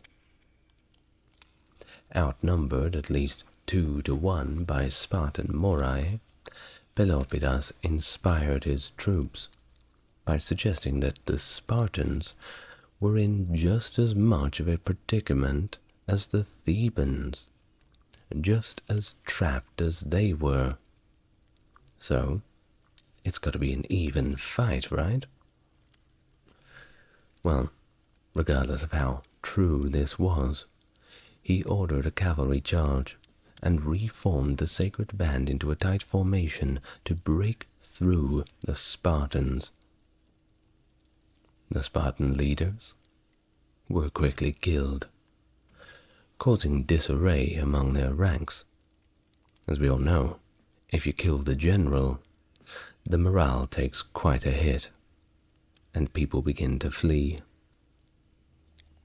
Pelopidas then seized the opportunity to outflank and rout the Spartans. Another significant blow that disproved this notion of Spartan invincibility. Well, despite their victory, the Thebans chose not to pursue the fleeing Spartans, mainly due to the proximity of another Spartan force nearby. But they did erect a huge victory monument. A little bit of a show-off. Well, after that, they were done celebrating. They marched back to Thebes for a well-earned rest. Of course, it was this battle that really marked that Theban sacred band as an elite unit. And from then on it was maintained separately to the rest of the army by Pelopidas in future engagements. Now this battle's significance was recorded by both Diodorus and Plutarch based on Ephorus's reports. However, Xenophon known for his pro-Spartan views, conveniently forgot to mention the defeat from his works. Pretty obvious of his biases towards the Spartans, of course. Now, accounts of the battle, of course, vary, as there's a few different sources, with Diodorus citing 500 Thebans against 1,000 Spartans. So that's outnumbered 2 to 1. And Plutarch offers a little bit different figures, sort of underscoring the battle's impact beyond its scale. Now, regardless of the situation, of the specific numbers, it was certainly a morale booster for the Boeotians, and of course a strategic milestone for Thebes. Now, moving on from Tagira, Athens pursued a common peace among Greek states, partly due to concerns over Thebes' rising power. However, hostilities soon resumed, notably between Sparta and Athens. Old habits die hard. Thebes continued its dominance over Boeotia, incorporating Thespiae and Tanagra into its confederacy and attacking Plataea and Phocian territories.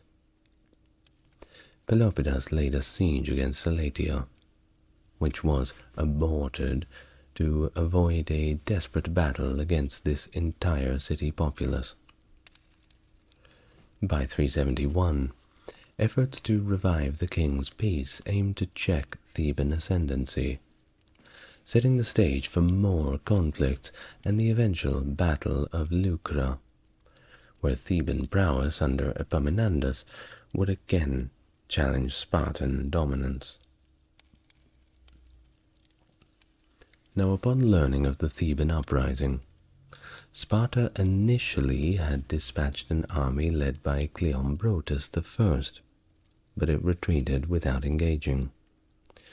Subsequently, Agesilaus II led another Spartan force to confront Thebes, but the Thebans, opting for a defensive strategy, constructed fortifications outside the city, thwarting Spartan advances and leading to a general withdrawal. This development managed to further embolden Thebes, prompting them to extend their influence over neighboring cities, and re-established the Boeotian Confederacy with a democratic governance structure, overseen by several elected Boeotarchs from different districts.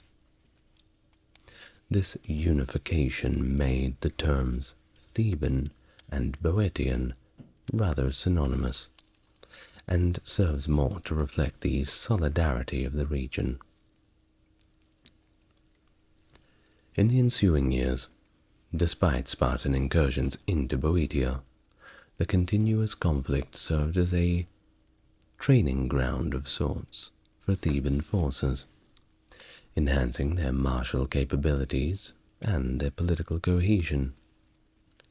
Pelopidas emerged as the key political figure advocating for a confrontational stance towards Sparta, while Epaminondas's activities prior to 371 remain somewhat less documented, though, credit where it's due, his leadership was undoubtedly pivotal. The peace conference in 371 BC aimed at reconciling Sparta, Thebes, and Athens amid the ongoing skirmishes, and it saw Epaminondas representing Thebes as the Boeotarch. Initially agreeing to peace terms, a contention arose when Epaminondas insisted on signing for all of Boeotia, not just Thebes. And this was an issue because it challenged Sparta's stance on Boeotian independence. Of course, this dispute led to Agesilaus to expel Thebes from the peace agreement, which pretty much wrapped up the proceedings. So after these peace talks failed, The Spartan king Cleombrotus I, stationed in Phocis, received orders to march in Boeotia. Cleombrotus took a strategic route to avoid Theban ambushes and entered Boeotian territory unexpectedly, capturing a fort and several triremes before heading towards Thebes and setting up camp at Leuctra. The Boeotian forces, led by Epaminondas and Pelopidas, commanding the sacred band, decided to engage the Spartans again despite being outnumbered, with Spartan forces totaling around 10,000 hoplites, and the Boeotians around 6,000. That being said, they were supported by a contingent of cavalry that was superior. Now, Epaminondas innovated Greek military tactics for this battle in a pretty clever way. Traditionally, phalanxes veered right during combat, placing elite troops on this flank. However, Epaminondas strengthened his left flank with the best troops, including of course the sacred band, arranging them in an unprecedented depth and implementing a slanting line of attack against the Spartan elite. This countered the numerical advantage and traditional formation tactics of the Spartans, and they certainly did not know how to react to it, especially in the heat and panic of battle. And remember that Spartans were human beings just like anybody else. Don't believe what Hollywood and the comic books tell you. Yes, they were very disciplined, but they weren't supermen. They were human beings like any other Greek, albeit they trained a lot harder and their food was a lot more bland. Now, back to the battle, which commenced with Theban cavalry overwhelming the Spartan cavalry, causing disarray within the Spartan phalanx. Epaminondas' heavy left flank advanced rapidly, while the right flank retreated strategically. The Spartans, particularly on their right flank, were completely unable to withstand the Theban assault, leading to Cleombrotus's death and a significant Spartan loss, including 400 to 700, or rather 400 of the 700 elite Spartiates. Not a good day for the Spartans at all. Of course, the Peloponnesian allies, witnessing all of this right in front of them and the Spartan defeat, fled, resulting in a completely chaotic retreat. Now, Leuctra's outcome was, of course, it goes without saying, devastating for Sparta, not only in terms of immediate losses, but the general undermining of its hegemony in Greece. It showcased the tactical genius of Epaminondas, and marked a pivotal moment in Greek military history that challenged the invincibility of the Spartan military machine and altered the balance of power forever. Post-Leuctra, Thebes, initially considering an attack on a weakened Sparta, opted instead for strategic consolidation within Boeotia and diplomatic maneuvers in central Greece, dissuaded by their Thessalian ally Jason of Pherae. Their attention turned to dismantling Spartan power rather than establishing their own hegemony. Their efforts led to the formation of an expanded Boeotian confederacy and securing alliances that further bolstered their position. In 370, amid Athens seizing the opportunity to propose peace terms that freed Peloponnesian cities from Spartan control, Thebes launched a general invasion into the Peloponnese. Supported by Pelopidas, Epaminondas led a Theban force bolstered by a former Spartan allies into Arcadia, where they encouraged the foundation of a unified Arcadian League and the city of Megalopolis as a bulwark against Sparta. Now marching into Laconia, the Thebans crossed the historically unbreached Evrotas River. Then they devastated Spartan lands, but interestingly they refrained from assaulting the city itself. They then moved to liberate Messenia, restoring its capital at Mount Ithome, and inviting Messenian exiles to return, severely undermining Spartan economic foundations by stripping away a significant portion of their Helot labor force and land.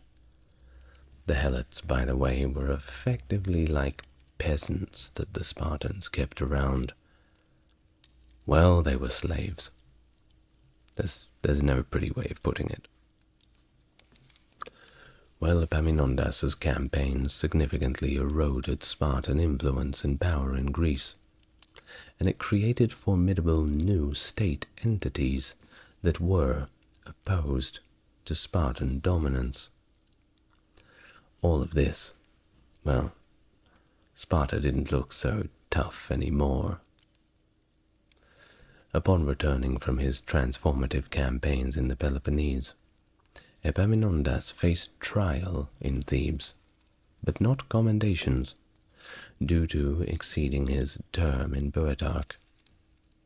And apparently, interestingly enough, his defense humorously highlighted his achievements, and apparently, with all of his talking and jokes when he decided to defend himself, the court's mood turned to laughter, and it effectively led to his acquittal and re-election.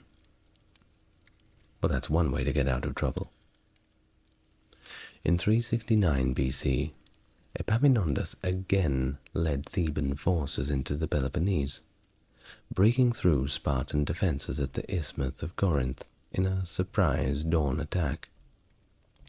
This campaign saw minor territorial gains, but failed to secure Corinth or significantly damage Sparta further. His maneuvers still showcased his military prowess, though. That was still prevalent. In 368, Epaminondas faced more domestic political charges, being temporarily banned from the Boeotarch position. Later that year, he embarked on a mission to Thessaly to rescue Pelopidas and Ismenias, Theban diplomats held by Alexander of Pherae. Although initially unsuccessful, his strategic acumen eventually secured the release without significant conflict. Sometimes the pen is mightier than the sword. It underscores that Epaminondas's diplomatic skill and military skill were both quite formidable. Now in 367, the following year, Epaminondas's third invasion of the Peloponnesus was facilitated by the Argives, allowing Theban forces entry, effectively opening the door wide open for them. He successfully aligned with Achaia, but faced criticism for not establishing democracies there. His original acceptance of Achaean oligarchies led to a brief switch to democracies, but pro-Spartan aristocrats soon restored the oligarchies, aligning more closely with Sparta afterward. Efforts to establish a common peace with Persia's king Artaxerxes II as mediator in 367 to 365 failed, and it was primarily due to Thebes' refusal to cede Messenia back to Sparta and disagreements at the Theban-hosted conference. Philiscus of Abydos, supporting Spartan interests with Achaemenid funds, underscored the collapse of negotiations by directly financing Spartan military efforts and promising Athenian support to recover the Chersonese. Subsequently, Greek cities sought support from Artaxerxes, and it resulted in a proposed peace that of course favored Thebes and was largely rejected. Sparta and Athens opposed Thebes' advantage and Achaemenid influence, supported revolting satraps against Artaxerxes, including the notable Ariobarzanes, with military aid, marking a more complex period of Greek-Achaemenid relationships, and continued conflict within Greece that seemingly never ends. In the years following, Thebes saw another shift in alliances, with some of its former allies turning against them, including defections among the Arcadians, despite Theban efforts to solidify the Boeotian Confederacy and undermine Spartan power in the Peloponnese. By the mid-360s BC, Thebes had succeeded in weakening the Peloponnesian League, with key members like Corinth, Epidaurus, and Philios reconciling with Thebes and Argos. Messenia, well, they remained independent, bolstering Thebes' position. And despite facing opposition on multiple fronts, Thebes, under the leadership of Epaminondas, sought to extend its influence back to the Aegean Sea, challenging Athens' maritime dominance. The Theban assembly commissioned a fleet of 100 triremes, aiming to sway Rhodes, Chios, and Byzantium towards Theban allegiance in 364. However, these efforts are considered by historians to be largely unsuccessful in securing long-term advantages for Thebes. In the same year, Pelopidas, that key Theban leader and ally of Epaminondas, died in battle against Alexander of Pherae in Thessaly. This was a significant loss for Theban politics and also military strategy. But they still had Epaminondas. That's got to count for something. In 362, facing a resurgence of opposition to Theban dominance throughout Greece, Epaminondas launched what would be his final military campaign into the Peloponnese. His aim was primarily to bring Mantinea, a vocal opponent of Theban influence, back into line. The coalition opposing Theban power at this juncture was quite formidable, encompassing not just Mantinea, but also Sparta, Athens, and various Arcadian elements. It was essentially marshalling almost the entirety of Greece into two opposing camps, which seems to happen all the time. It seems to happen once every 50 years for Greece, at least in antiquity. Epaminondas' force was a considerable assemblage drawn from Boeotia, Thessaly, and Euboea, supplemented by contingents from Tegea, Argos, Messenia, and parts of Arcadia, albeit not many of them, that remained loyal to Theban hegemony. The alliance against them, anchored by Mantinea, had called upon Sparta, Athens, Achaea, and the rest of Arcadia for support, marking the upcoming conflict. So, upon reaching Peloponnesian soil, Epaminondas' presence alone was insufficient to deter or subdue the assembled opposition. As the standoff prolonged without resolution, Epaminondas, known for his tactical ingenuity and audacity, formulated a plan to break the impasse by executing a swift and daring night march against an unsuspecting Sparta. However, the Spartan king was having none of it. Archidamos, forewarned by a swift-running messenger, possibly from Crete, prepared the city's defenses in anticipation of the Theban assault. Epaminondas, finding Sparta unexpectedly prepared, engaged in a limited attack but quickly withdrew, realizing the full extent of Sparta's readiness and the arrival of the additional Spartan and Mantinean forces from Mantinea. However, undeterred, Epaminondas redirected his army towards Mantinea, hoping to catch the city unguarded. Yet an encounter with Athenian cavalry outside Mantinea's walls thwarted his plan once again.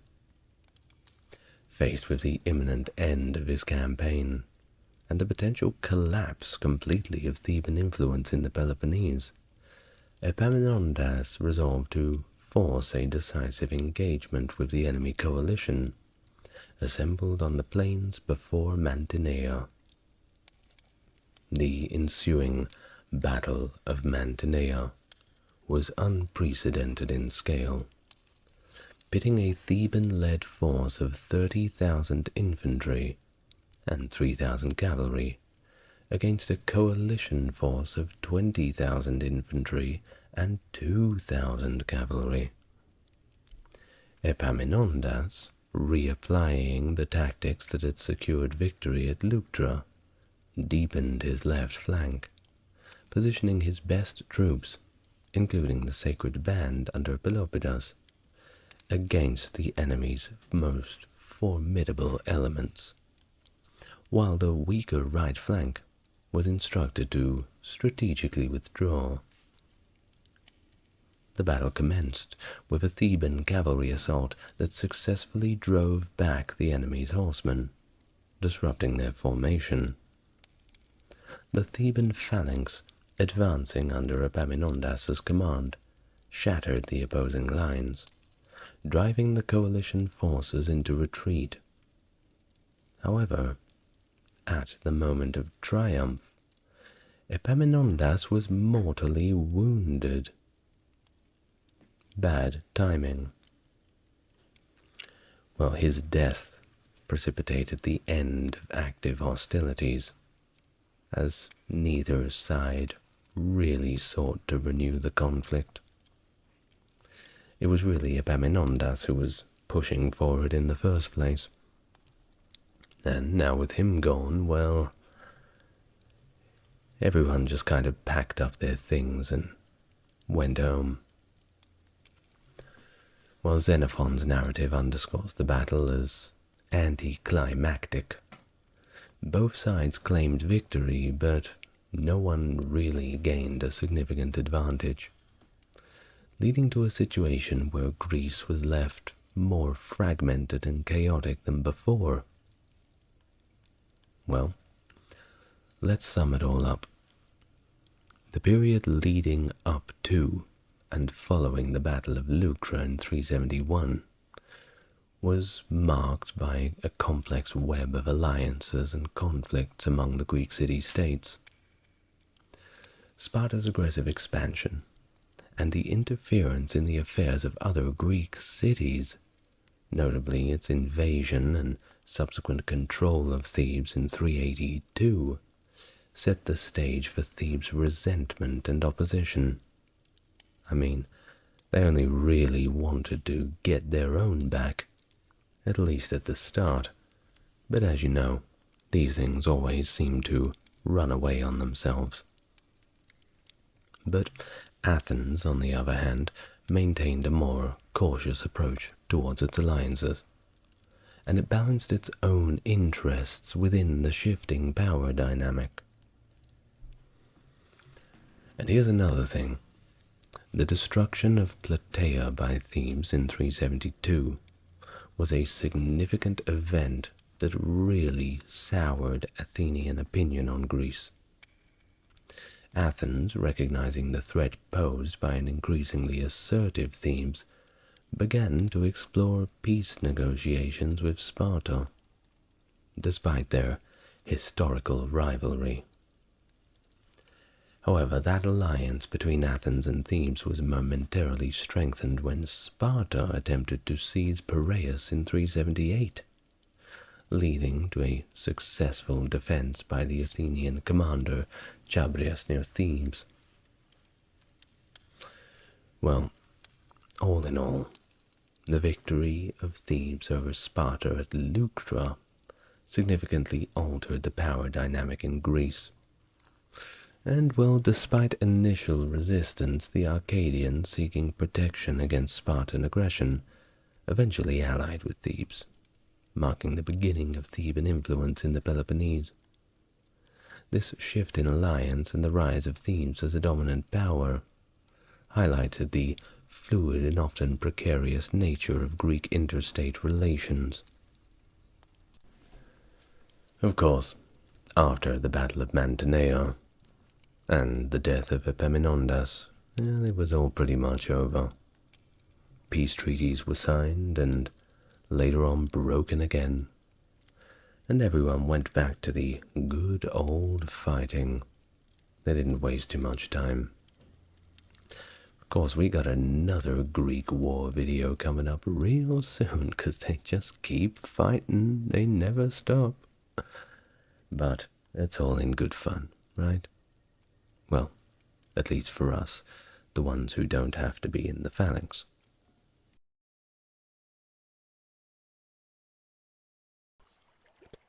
Aristotle, an ancient Greek philosopher and polymath, covered a wide array of subjects in his writings, including natural sciences, philosophy, linguistics, economics, politics, psychology, and the arts. He founded the peripatetic school of philosophy in the Lyceum of Athens, laying the groundwork for the development of modern science. Born in Stagira, northern Greece, during the classical period, Aristotle's early life details are scant. Raised by a guardian after his father's death, he joined Plato's academy in Athens at 17 or 18, staying there until the age of 37. After Plato's death, Aristotle left Athens and tutored Alexander the Great at the request of Philip II of Macedon, starting in 343 BC. He established a library in the Lyceum, producing numerous books on papyrus scrolls. Although Aristotle wrote many treatises and dialogues, only about a third of his original works have survived to our modern day, as none were originally intended for publication. His teachings synthesized various philosophies preceding him and continue to be a subject of contemporary philosophical discussion.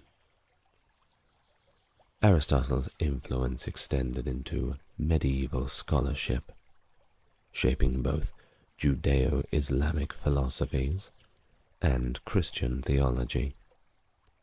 Medieval Muslim scholars revered him as the first teacher, and medieval Christians, like Thomas Aquinas, referred to him as the philosopher.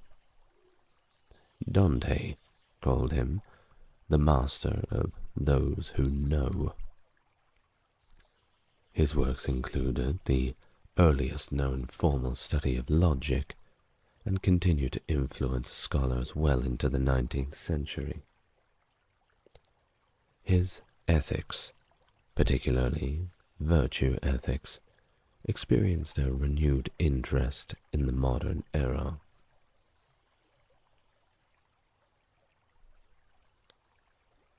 The life of Aristotle. Aristotle was born in 384 BC in Stagira, Chalcidice, approximately 55 kilometers east of present-day Thessaloniki. His father, Nicomachus, served as the personal physician to King Amyntas of Macedon. During his youth, Aristotle learned about biology and medical topics from his father. Tragically, both of Aristotle's parents passed away when he was about 13 years old. Following their deaths, Proxenus of Artoneus became his guardian. While details about Aristotle's childhood are limited, it is suggested that he spent time within the Macedonian palace, establishing early connections with the Macedonian monarchy. These formative experiences likely played a role in Aristotle's later involvement with Macedonian rulers, including his tutoring of Alexander the Great. However, the specifics of his early life are not extensively documented, and historical biographies from ancient times often contain speculative elements. At the age of 17 or 18, Aristotle made his way to Athens to pursue further education at Plato's academy. During this time at the academy, which lasted nearly 20 years, Aristotle likely participated in the Eleusinian mysteries, as indicated by his writings on the subject. Around 348 or 47 BC, Aristotle left Athens, and the traditional narrative suggests that he was dissatisfied with the direction of the academy under Plato's nephew. Another possible reason for his departure could have been concerns about anti-Macedonian sentiments in Athens. Aristotle then joined Xenocrates in the court of Hermaeus at Aterneus in Asia Minor. Following Hermaeus's death, Aristotle, along with his pupil Theophrastus, traveled to Lesbos. During their time on the island, they conducted research on its botany and zoology, particularly studying the local flora and fauna in the sheltered lagoon. While in Lesbos, Aristotle married Pythias, who was either Hermaeus's adoptive daughter or niece. The couple had a daughter named Pythias as well. In 343 BC, Philip II of Macedon, the father of Alexander the Great, invited Aristotle to become the tutor of his son. This invitation marked a significant turning point in Aristotle's life and set the stage for his influential role in the education of one of history's most renowned conquerors.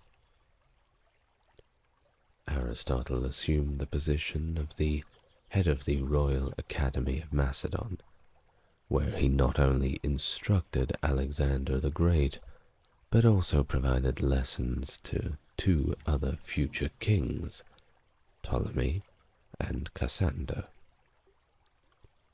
During this time, Aristotle actively encouraged Alexander in his ambitions for Eastern conquest.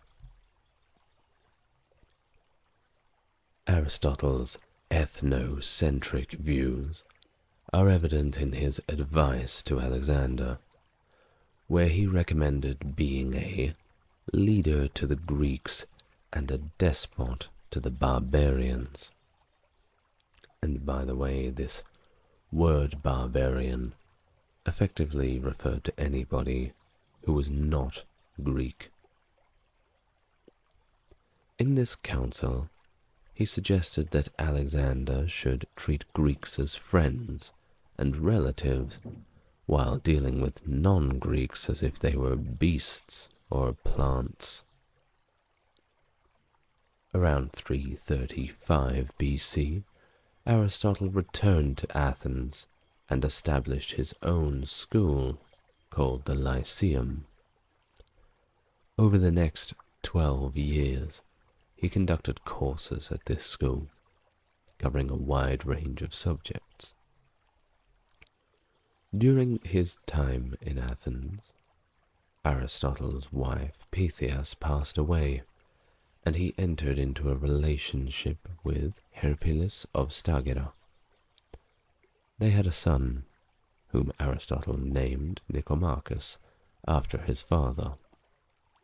According to the Suda, a compilation from the Middle Ages, Aristotle might have also had an Eromenos, or a beloved, Palaephatus of Abydos, although this claim is subject to historical scrutiny.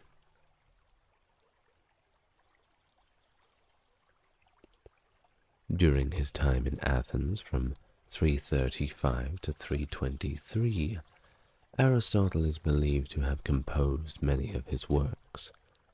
Although he wrote many dialogues, only fragments of them have survived. Most of his surviving works are in treatise form, and it's believed that these were primarily lecture aids for his students, rather than intended for widespread publication. Aristotle's significant treatises include works on physics, metaphysics, ethics, politics, biology, and various other subjects. Some of his most influential works that you may have heard of include Metaphysics, Nicomachean Ethics, On the Soul, and Poetics. Toward the end of his life, Aristotle's relationship with Alexander the Great became strained due to Alexander's actions in Persia. There is a tradition in antiquity suggesting that Aristotle may have played a role in Alexander's death, but the evidence for this claim is quite weak, with the accusation arising several years after Alexander died. By the way, Alexander's actions in Persia, what I believe they may refer to is when Alexander got to Persia, he began to act quite Persian. He took on the Persian dress and had quite an admiration for the culture, as Persian culture at this time was very well developed. If you'd watched any of my videos on the Bronze Age, you perhaps would have known this. So Alexander was quite impressed by it.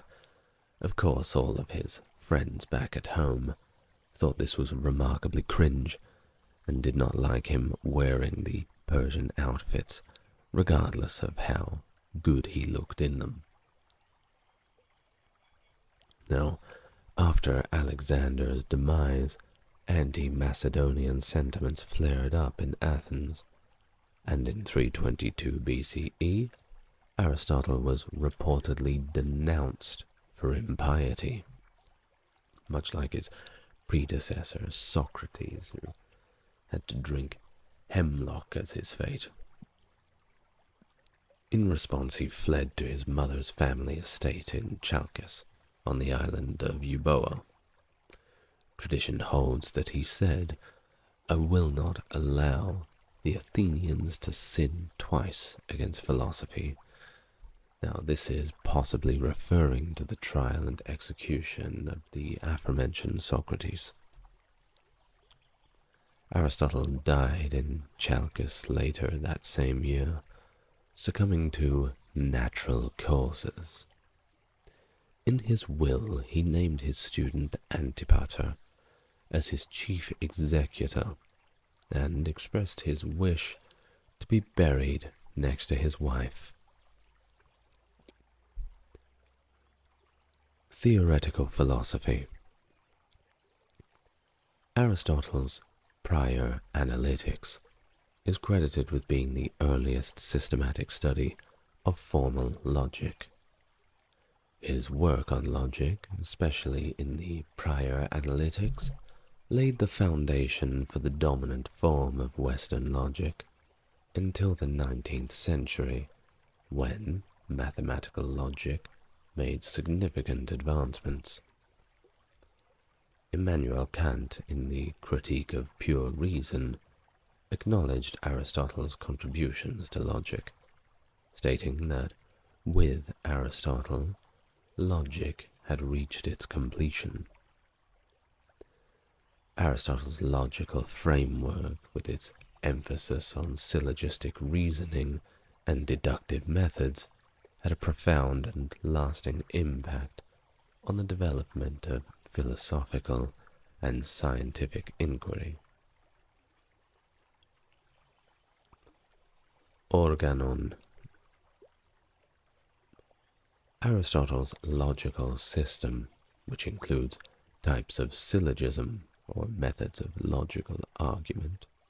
Once again, that's syllogism, which means a methods of logical argument, is now known as Aristotelian logic.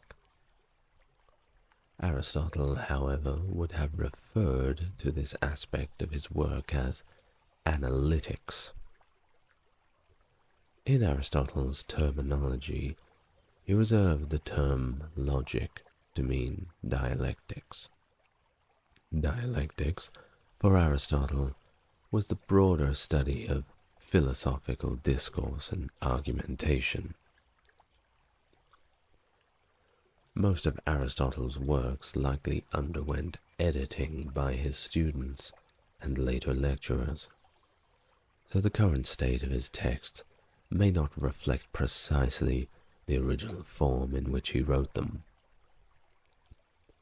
The logical works of Aristotle were compiled into a collection of 6 books known as the Organon around 40 BCE. The compilation is attributed to Andronicus of Rhodes or other followers of Aristotle. The Organon includes works such as Categories, On Interpretation, Posterior Analytics, On Sophistical Refutations, and many more, which together form the core of Aristotle's writings on logic. The order of the books in Aristotle's Organon is not definitely known. However, scholars have derived a likely order from the analysis of Aristotle's writings, and so the Organon comprises of the following works, which I will briefly detail now. Categories. This work deals with the analysis of simple terms, discussing the different kinds of entities and their relationships. On Interpretation. In this treatise, Aristotle explores propositions and their elementary relations, including the study of affirmative and negative propositions. Prior Analytics. This work delves into the theory of syllogisms, which are forms of deductive reasoning involving premises and conclusions. Posterior Analytics. Similar to the prior analytics, this work continues the exploration of syllogistic reasoning, focusing on scientific demonstration. Topics. Aristotle examines dialectics, which involves argumentative techniques and methods for discovering and constructing arguments. On sophistical refutations. This treatise addresses fallacies and sophistical arguments, aiming to provide guidance and on avoiding faulty reasoning. While the rhetoric is not conventionally included in the organon, it is worth mentioning that Aristotle states it relies on the topics as it deals with persuasive and rhetorical argumentation. Metaphysics. The term metaphysics was not used by Aristotle himself. No, indeed, it seems to have coined later on, possibly by the 1st century CE editor who compiled various small selections of Aristotle's works into the treatise known as Metaphysics. Aristotle referred to this branch of philosophy as first philosophy, and distinguished it from mathematics and natural science. In his Metaphysics, he described it as contemplative philosophy, that is, theological and studies of the divine. The name metaphysics was later applied to this work and the broader field of it that it represents, dealing with abstract concepts and fundamental principles beyond the physical world. From Aristotle's Metaphysics, we'll read a short passage now. If there were no other independent things besides the composite natural ones, the study of nature would be the primary kind of knowledge. But if there is some kind of motionless, independent thing, the knowledge of this precedes it and is first philosophy, and it is universal in just this way, because it is first, and it belongs to this sort of philosophy to study being as being, both what it is and what it belongs to, just by the virtue of being. Substance. In Aristotle's Metaphysics, he introduces the concept of substance and essence. He proposes hylomorphism, a theory stating that a substance comprises both matter and form. In Book 8, he distinguishes the matter as the substratum or the substance's composition, such as bricks in a house. The form is the actual substance, defining its characteristics, like being a house. So see the house for the bricks, is what he's saying. The formula providing components is the account of matter, while the one detailing differentia is the account of form. Immanent realism. Aristotle, following Plato's lead, directs his philosophy towards the universal. In Aristotle's ontology, the universal resides within particulars in the world. Unlike Plato, who posited a separately existing form, Aristotle views the form as instantiated in a specific substance. Plato argued for universal forms existing independently, such as the universal form of an apple. Aristotle, however, disagreed with Plato's assertion, asserting himself that all universals are instantiated in existing things over time. He rejected the idea of universals detached from reality. Aristotle also differed on the location of universals. While Plato saw them as separate entities, Aristotle believed universals exist within each thing to which they apply. According to Aristotle, the form of an apple exists within each apple, not in a separate realm of forms. I know, it's a little complicated, isn't it? But let's continue. Potentiality and actuality. Aristotle, in his works Physics and On Generation and Corruption, distinguishes coming to be, genesis, from other types of change.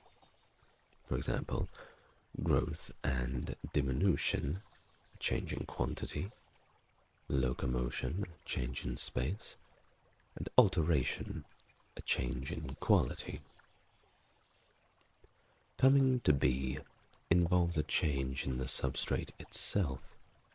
Aristotle introduces the concepts of potentiality, what a thing can become, and actuality, fulfillment of potentiality. Potentiality is the capacity for change if conditions permit. For instance, a seed has the potentiality to become a plant. Potential beings can either act or be acted upon, either inherently or through learning. Actuality is the realization of potentiality and is linked to the end, the telos, of purpose and of the change. In summary, once more, actuality is the fulfillment of potentiality, exemplified when a plant engages in activities typical of its nature. Let's read from Metaphysics. For that, for the sake of which a thing is its principle, and the becoming is for the sake of the end, and the actuality is the end, and it is for the sake of this that the potentiality is acquired. For animals do not see in order that they may have sight, but they have sight that they may see.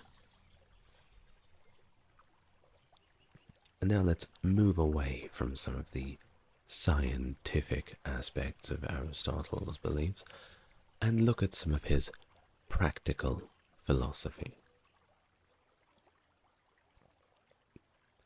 Aristotle's practical philosophy covers areas such as ethics, politics, economics, and of course, rhetoric.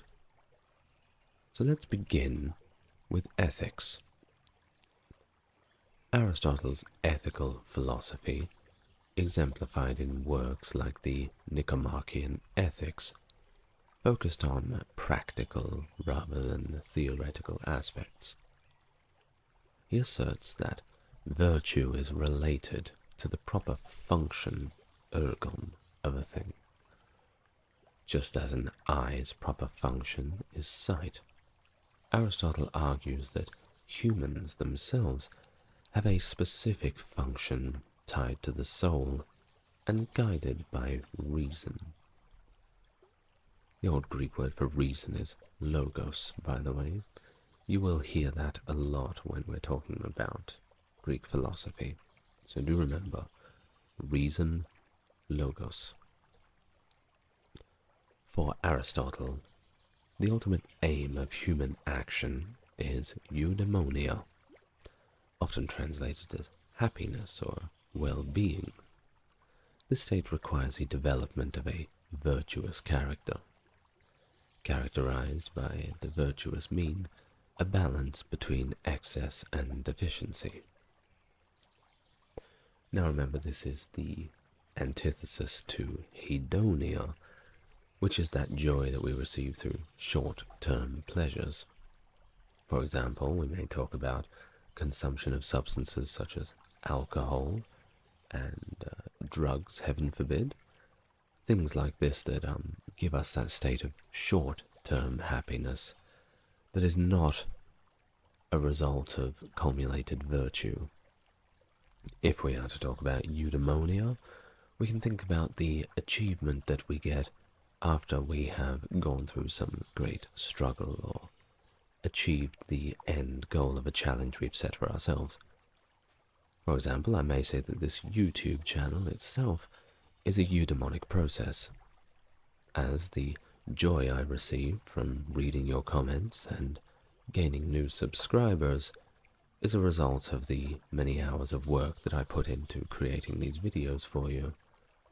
Many hours of work that are indeed a labor of love. So let's continue. Aristotle outlines a two-stage process to achieve virtuous character and potential happiness. Initially, individuals must be habituated through experience and education.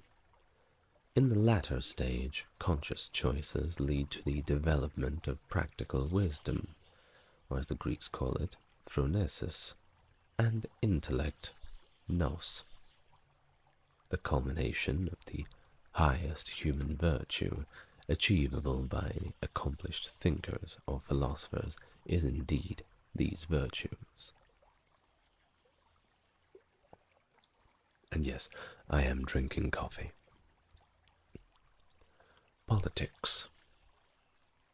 In his work, Politics, Aristotle expands his philosophical focus from individual ethics to the structure of the city as a natural community. He considers the city as a fundamental and organic entity, prioritizing it over the family and the individual. Aristotle famously asserts that man is by nature a political animal, emphasizing humanity's unique rationality among the animal kingdom. Aristotle views the city as an organic whole rather than a mechanical entity, where each part is interdependent and connected. Unlike the modern concept of a state, Aristotle's natural community is the city or polis.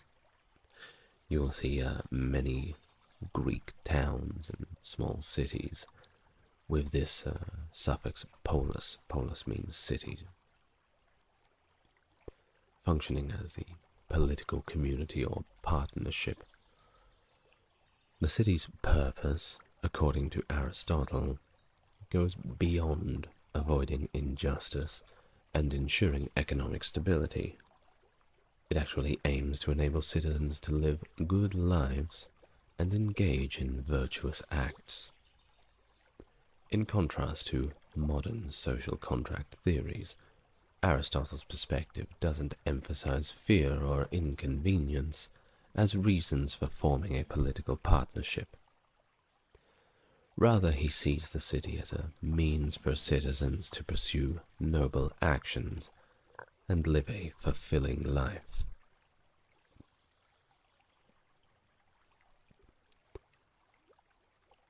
In Proto-Trepticus, the character Aristotle states, "For we all agree that the most excellent man should rule, the supreme by nature, and that the law rules and alone is authoritative. But the law is a kind of intelligence, i.e. a discourse based on intelligence. And again, what standard do we have? What criterion of good things that is more precise than the intelligent man? For all that is, man will choose, and if the choice is based on his knowledge, are good things and their contraries are bad. And since Everybody chooses, most of all, what conforms to their own proper dispositions. A just man choosing to live justly, a man with bravery to live bravely, likewise a self-controlled man to live with control. It is clear that the intelligent man will choose most of all to be intelligent, for this is the function of that capacity. Hence, it is evident that, according to the most authoritative judgment, intelligence is supreme among the virtues. Aristotle's perspectives on women, while influential in the Middle Ages, have become contentious in modern times. His analysis of procreation involves portraying a dynamic, ensouling male element, bringing life to an inert, passive female element. According to Aristotle, the female body's suitability for reproduction, influencing changes in body temperature, renders women incapable of engaging in political life. Modern critics, especially proponents of feminist metaphysics, whatever that is, have accused Aristotle of misogyny and sexism due to these views. However, it's noteworthy that Aristotle attributed equal importance to women's happiness, stating in his rhetoric that the factors contributing to happiness should be present in both men and women. Economics. Aristotle's contribution to economic thought were significant, especially during the Middle Ages when his work was rediscovered. In his work, Politics, he addressed topics such as the city, property, and trade. Aristotle defended private property against criticisms, anticipating later philosophical economic perspectives that emphasize the overall utility of social arrangements. He believed that societal issues blamed on private property actually stemmed from human nature. Aristotle provided one of the earliest accounts of the origin of money in politics, as in the work politics, not politics itself. According to him, money emerged as people became interdependent, engaging in trade by importing what they needed and exporting surplus goods. For practical reasons, they agreed to use something intrinsically useful and easily applicable, like iron, silver, and later gold. A significant influence on medieval economic thought, Aristotle expressed a critical view of retail trade. He argued that retail, driven by profit-seeking, treated goods as a means to an end, rather than an end in itself, therefore making it unnatural. Similarly, Aristotle considered making a profit through interest unnatural, as it involved gaining from the money itself, not its use.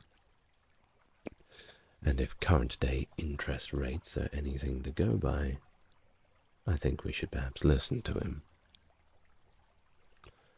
Aristotle's early insights into the functions of money included its role as a universal standard of measurement, allowing the association of different goods and making them consumable. Money also served as a form of security for future exchanges, enabling individuals to obtain desired goods when needed. Rhetoric. In Aristotle's Rhetoric, he presents a comprehensive framework for persuasive communication, identifying 3 fundamental appeals a speaker can employ to persuade an audience. Those 3 appeals being ethos, appeals to the speaker's character, establishing credibility and trustworthiness.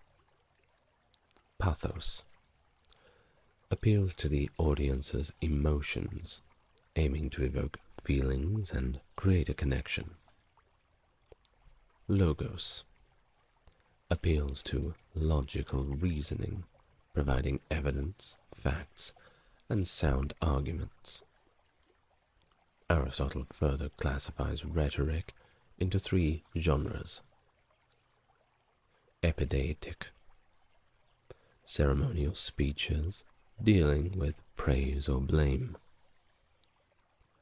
Forensic, judicial speeches addressing issues of guilt or innocence. Deliberative, speeches arguing the audience to make decisions on particular issues. Additionally, Aristotle outlines 2 types of rhetorical proofs. Enthymeme, proof by syllogism, involving logical reasoning and deduction. Paradigma, proof by example, using instances or cases to support arguments. Poetics. In Aristotle's Poetics, he explores the concept of mimesis, or imitation, across various art forms, including epic poetry, tragedy, comedy, painting, music, and many more of the arts. Each art form involves imitation through different mediums, objects, and manners. Aristotle sees mimesis as a natural instinct that distinguishes humans from animals, and he believes that human artistry follows the pattern of nature. Just a few key points about mimesis in Aristotle's Poetics. Medium, object, and manner of imitation. Different art forms, of course, vary in their imitation through rhythm, harmony, language, and other elements. Comedy imitates men worse than average, while tragedy imitates men slightly better than average. The manner of imitation may involve narrative or character, change or no change, and drama or no drama. Surviving work. Only the portion of Aristotle's Poetics focusing on tragedy has survived.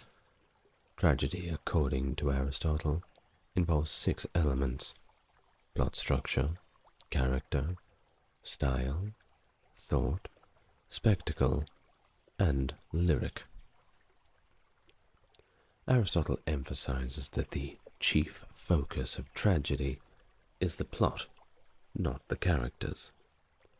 Tragedy aims to arouse pity and fear and achieve the catharsis of these emotions. Comparison with epic. Aristotle discusses the superior of tragedy over epic mimesis, pointing out that tragedy possesses attributes like unity, spectacle, and music, achieves its aim more efficiently, and therefore can be considered superior to the epic. Epicurus, 341 to 270 BC, was a Greek philosopher who founded the school of Epicureanism, a significant school of philosophy. Born on the island of Samos to Athenian parents, Epicurus established his own school in Athens. This school was known as the Garden, influenced by Democritus, Aristippus, Pyrrho, and potentially the Cynics. He diverged from contemporary Platonism. Epicurus and his followers, recognized for simple meals and diverse philosophical discussions, welcomed women and slaves into their school. While over 300 of Epicurus's works are now lost, surviving materials include 3 letters, 2 collections of quotes, and some fragments. Knowledge about his philosophy primarily comes from later authors, such as Diogenes Laertius, Lucretius, and Philodemus, as well as accounts by Sextus Empiricus and Cicero. Epicurus, an ancient Greek philosopher, emphasized the pursuit of happy and tranquil lives, characterized by ataraxia, peace, and aponia, absence of pain. He believed that living a self-sufficient life, surrounded by friends, was key to practicing philosophy. Epicurus taught that the fear of death, rooted in the assumption of its horror, causes unnecessary anxiety and selfish behaviors. According to him, death is the end of both body and soul, and hence should not be feared. Epicurus asserted that ethical actions should be driven by internal guilt rather than external rewards or punishment from the gods. Drawing on Democritus's ideas, Epicurus developed a physics and cosmology, asserting that the universe is infinite and eternal, and all matters is composed of tiny, invisible particles called atoms. These atoms, according to Epicurus, move and interact in empty space, causing natural events. He introduced the concept of the atomic swerve, suggesting that atoms may deviate from their expected paths, allowing for human free will in an otherwise deterministic universe. While Epicureanism gained popularity during the late Roman Republic, it faced opposition, particularly from early Christianity, leading to its decline in late antiquity. Epicurus was mischaracterized during the Middle Ages, but experienced a revival in the 15th century with the rediscovery of important texts. In the 17th century, Pierre Gassendi revived modified Epicurean ideas, gaining acceptance and influencing major Enlightenment thinkers such as John Locke, Thomas Jefferson, Jeremy Bentham, and even Karl Marx. Right, now, what an introduction! I think we can now discuss the philosophy of Epicureanism, but before we do, I'll remind you that if you enjoy this content, please consider liking the video and subscribing to the channel. I'm a new channel here on YouTube, and while trying to get one video minimum out per day, I hope that I can grow the channel and reach more people. Well, with that, let us digress to our topic for today and discuss the philosophy of Epicurus. Epicureanism, founded around 307 BC, is of course based on the teachings of Epicurus. It was a philosophical system rooted in materialism, inspired by thinkers like Democritus. Epicureanism emphasized religious skepticism, rejecting superstition and divine intervention, while often associated with hedonism due to its pursuit of pleasure. Epicureanism distinguished itself by asserting that the absence of pain and fear constitutes the greatest pleasure.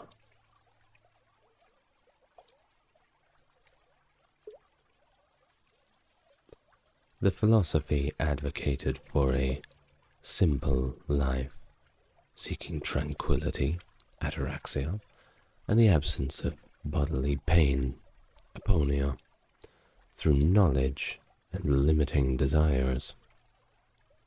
Epicurus, influenced by Aristippus, believed that the greatest good was to find modest and sustainable pleasure. He encouraged understanding the workings of the world to achieve tranquility and freedom from fear. Epicureans generally withdrew from politics, viewing it as a potentially conflicting with their pursuit of virtue and peace of mind. Only a few writings by Epicurus have survived, including 3 letters and a list of principal doctrines. The epic poem De Rerum Natura by Lucretius serves as a comprehensive presentation of Epicurean ideas. Additionally, scrolls from the Villa of the Papyri in Herculaneum contain works by Epicurean philosophers like Philodemus and Zeno of Sidon. The philosophy thrived in the late Hellenistic and Roman eras, with Epicurean communities established in various locations. However, by the late 3rd century CE, Epicureanism declined, opposed by philosophies like Neoplatonism. It did, however, experience a revival during the Age of Enlightenment, and it remains a subject of interest to the modern era. Epicurus established teaching centers in Mytilene and Lampascus before acquiring a property in Athens known as the Garden, which became the namesake of his school. Members of the school, including Hermarchus, Idomenius, Colotes, Polyaenus, and Metrodorus, formed a community that embraced friendship as a crucial element of happiness. The school, although moderately ascetic, rejected political prominence in Athenian philosophy and welcomed individuals from diverse backgrounds. As we aforementioned, everybody was welcome in the garden. Women and slaves would often show up to give their opinion or even learn something new.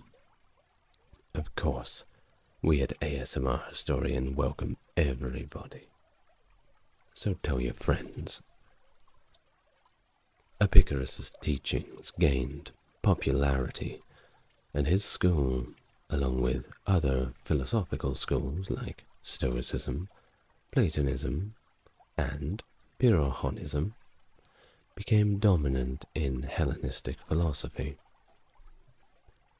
The Garden School endured through the later Roman Empire, as evidenced by carbonized scrolls found in the Villa of the Papyri in Herculaneum. containing works by Philodemus and Epicurus himself.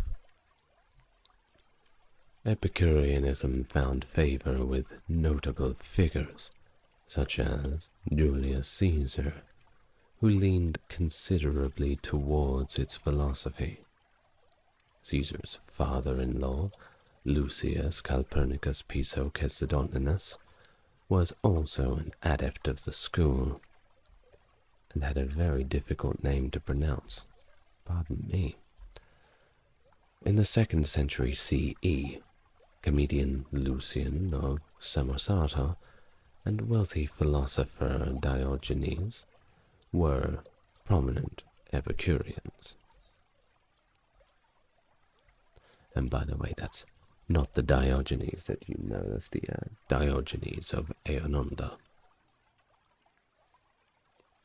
However, by the late 3rd century CE, Epicureanism experienced that decline with the rise of Neoplatonism and later Christianity, which, after being severely oppressed themselves, took the opportunity to start doing the oppressing. After this had happened, there were very little traces of Epicureanism to be found. Physics. Epicurean physics posited that the entire universe comprised of two fundamental components, those components being matter and void. Matter, composed of atoms, possessed unchanging qualities of shape, size, and weight. The Epicureans believed in the stability of atoms because they considered the world to be ordered, and any changes needed specific and consistent sources. For example, a plant species would only grow from a seed of the same species. According to Epicurus, the ultimate constituents of the universe had to be unchanging to ensure the universe's persistence. Otherwise, it essentially would end up destroyed. Epicurus asserted the necessity of an infinite supply of atoms, although there could only be a finite number of types of atoms. Additionally, an infinite amount of void was essential for the functioning of this materialistic and atomistic worldview. Epicurus expounded on those principles in his letter to Herodotus. Moreover, the sum of things is unlimited both by reason of the multitude of atoms and by reason of the extent of the void.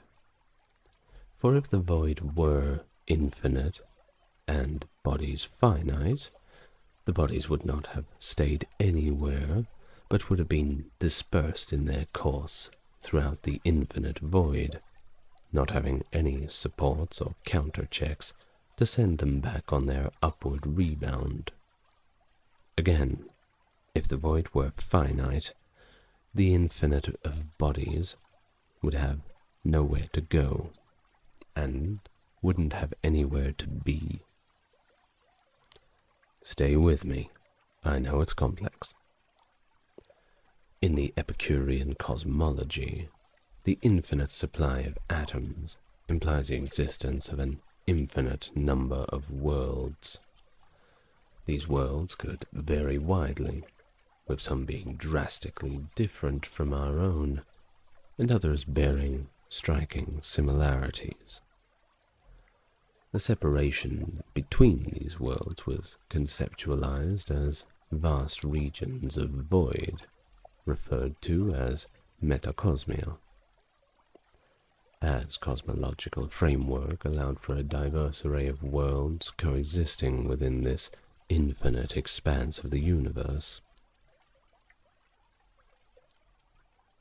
In Epicureanism, atoms are considered indivisible and incapable of future breakdown, because the presence of void is necessary for the movement of matter. Anything comprising both void and matter can be disintegrated, while substances devoid are void and lack the potential for fragmentation, as no part of the substance can be broken down into smaller components. Atoms exhibit constant motion in one of four ways. They can collide with each other and rebound, vibrate while joined to form a larger object, move downward at a uniform speed when not hindered by other atoms, and undergo a random swerving motion. This downward motion is considered natural for atoms. However, the swerving motion, their fourth means of movement, introduces an element of randomness into the equation. This swerving is crucial for the formation of the universe, as atoms, by swerving and colliding with each other, lead to the creation of objects. Without this swerving, atoms would remain isolated, perpetually moving downward at a consistent speed. Epicurus attributed the swerve to the creation of the universe, and also connected it to human free will. The swerve, according to Epicurus, allows for human autonomy by breaking the chain of deterministic cause and effect. This stance served as a critique for Democritus's atomic theory within Epicurean philosophy. Epistemology. Epicurean philosophy employs a empirical epistemology, one based on the senses. Sense perception. According to Epicureans, the functioning of the senses also involved atoms. Objects emitted particles continually, which would interact with observers and serve as the basis for all sensory experiences, such as sight, smell, or sound. While the emitted atoms did not possess the qualities perceived by the senses, the manner of their emissions caused observers to experience these sensations. For example, red particles emitted were not red themselves, but were emitted in a way that induced the viewer to perceive the color red. These emitted atoms are not individually perceived, but are instead sensed as a continuous experience due to their rapid movement. The Epicurean perspective held that all sense perceptions were inherently true, and any errors arose from judgments made about those perceptions. These judgments could be verified and corrected through additional sensory information. For instance, if somebody initially saw a tower from a distance and judged it to be round, but upon approaching it they realized that it was square, they would recognize the error in their initial judgment and correct their opinion based on the new information obtained through closer inspection. Criterion of truth. Epicurus proposed 3 criteria of truth, those being sensations, preconceptions, and feelings. Later Epicureans added a 4th criterion, called presentational applications of the mind. These criteria served as the foundation for the Epicurean method of acquiring knowledge. For Epicureans, sensations were considered the first and primary criterion of truth, as they believed sensations could not deceive, even in cases where sensory input seemed misleading. Epicureans argued that the input itself was true, and any error arose from judgments about that input. For example, when placing a straight oar into water, it may appear bent.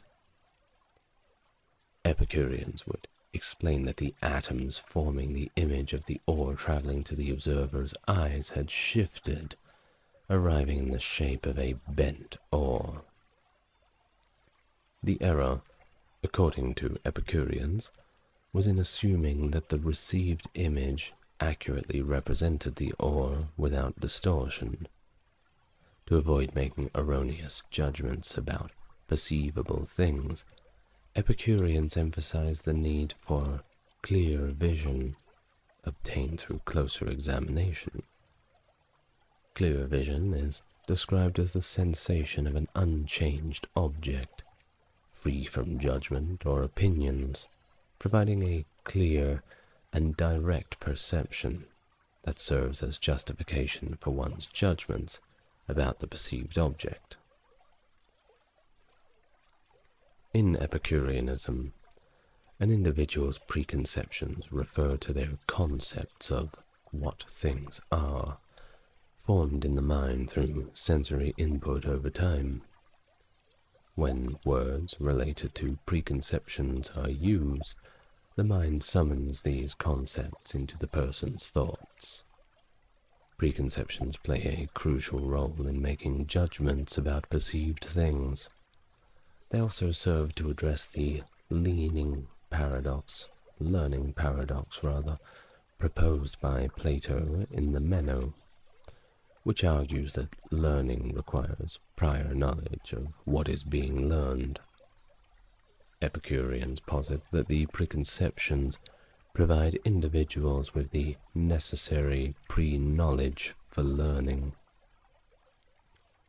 Feelings or emotions in Epicureanism are how individuals perceive pleasure and pain.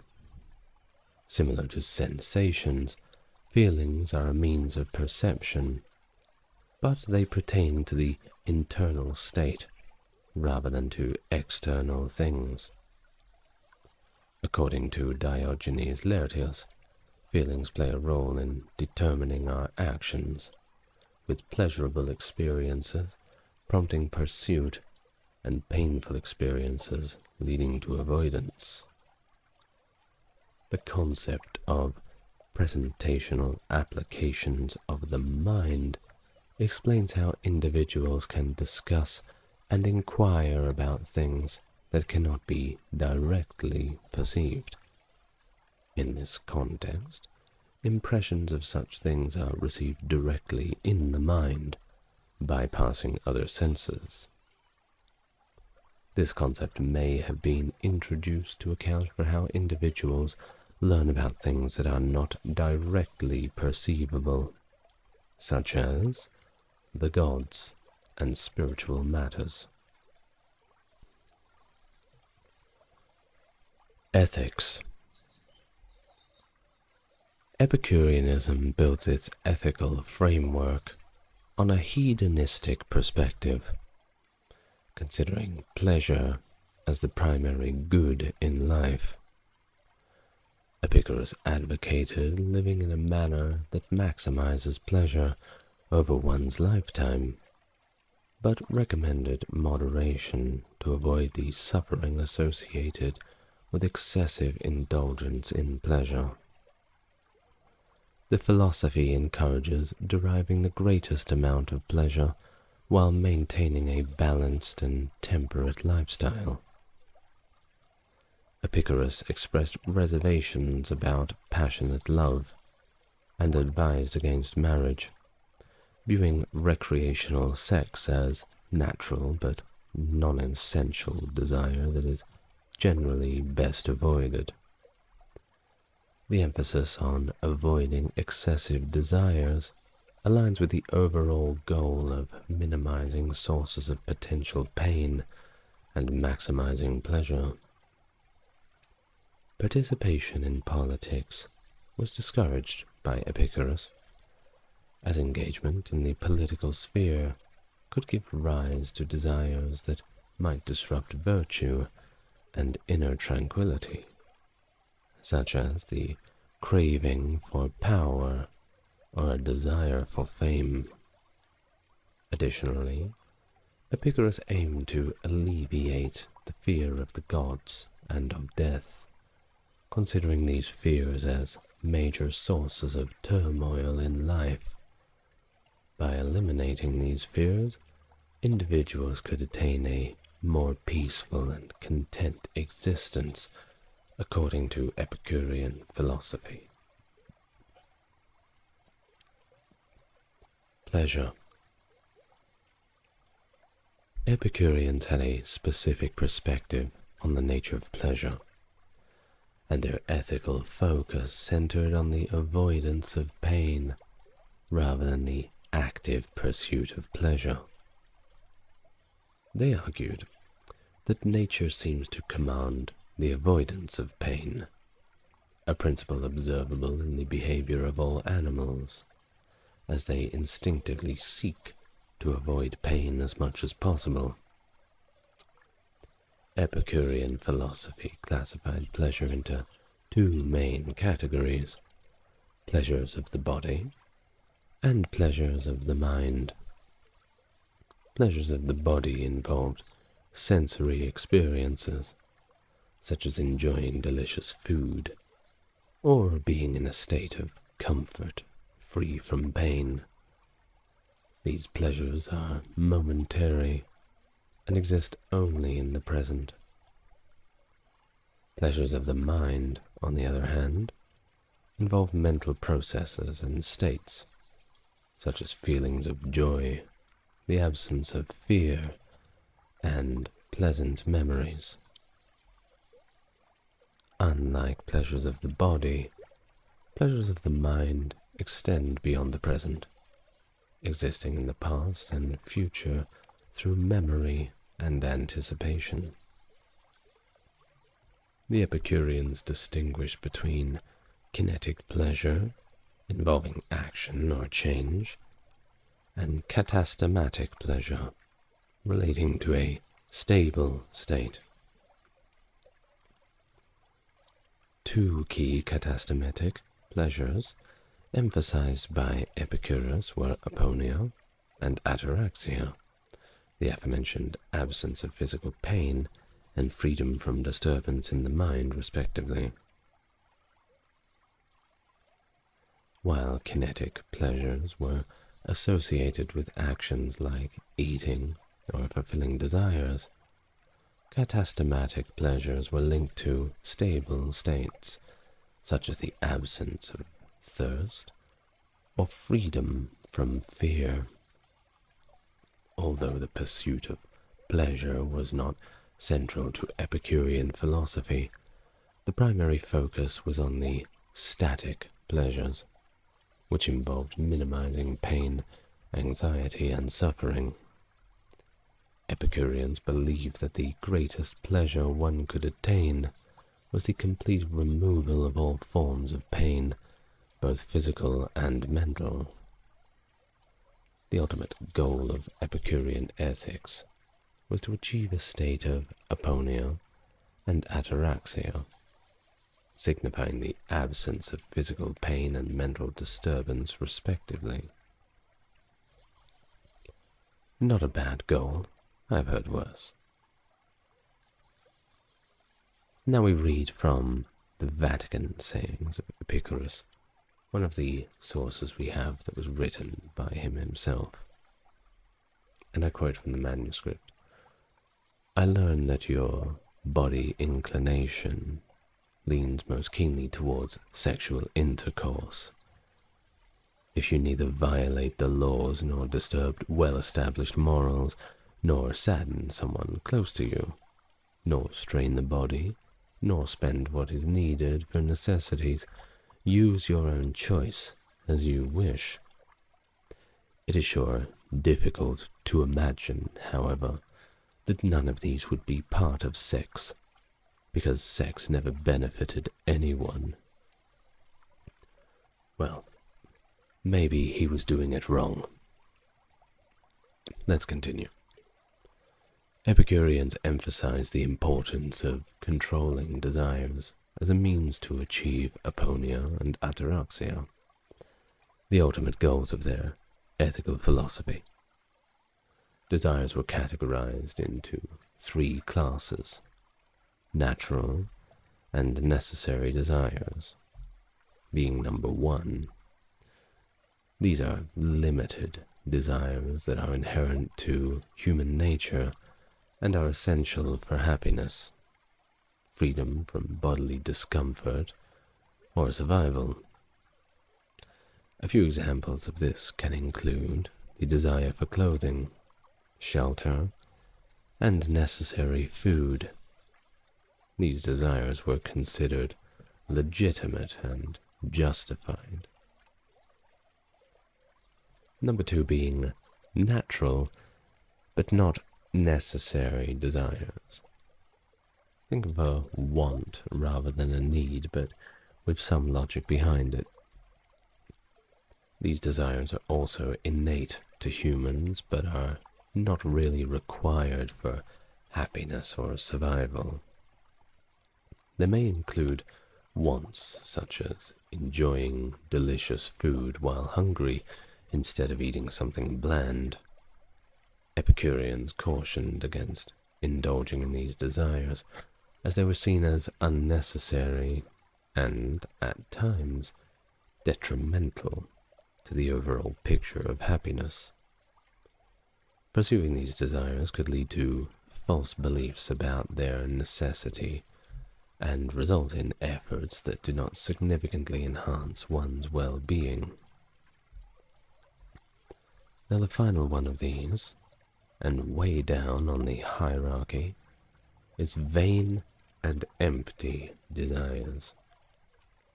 These desires, neither innate to humans nor necessary for happiness, health, or even survival. They are limitless and can never be fully satisfied. Examples include desires for excessive wealth or fame. Epicureans strongly discouraged these desires, as they were believed to bring about only discomfort and contribute to an unending cycle of unfulfilled wants. According to Epicurus himself, by following only natural and necessary desires and suppressing unnecessary and artificially produced desires, individuals could attain aponia and ataraxia, leading to the highest form of happiness.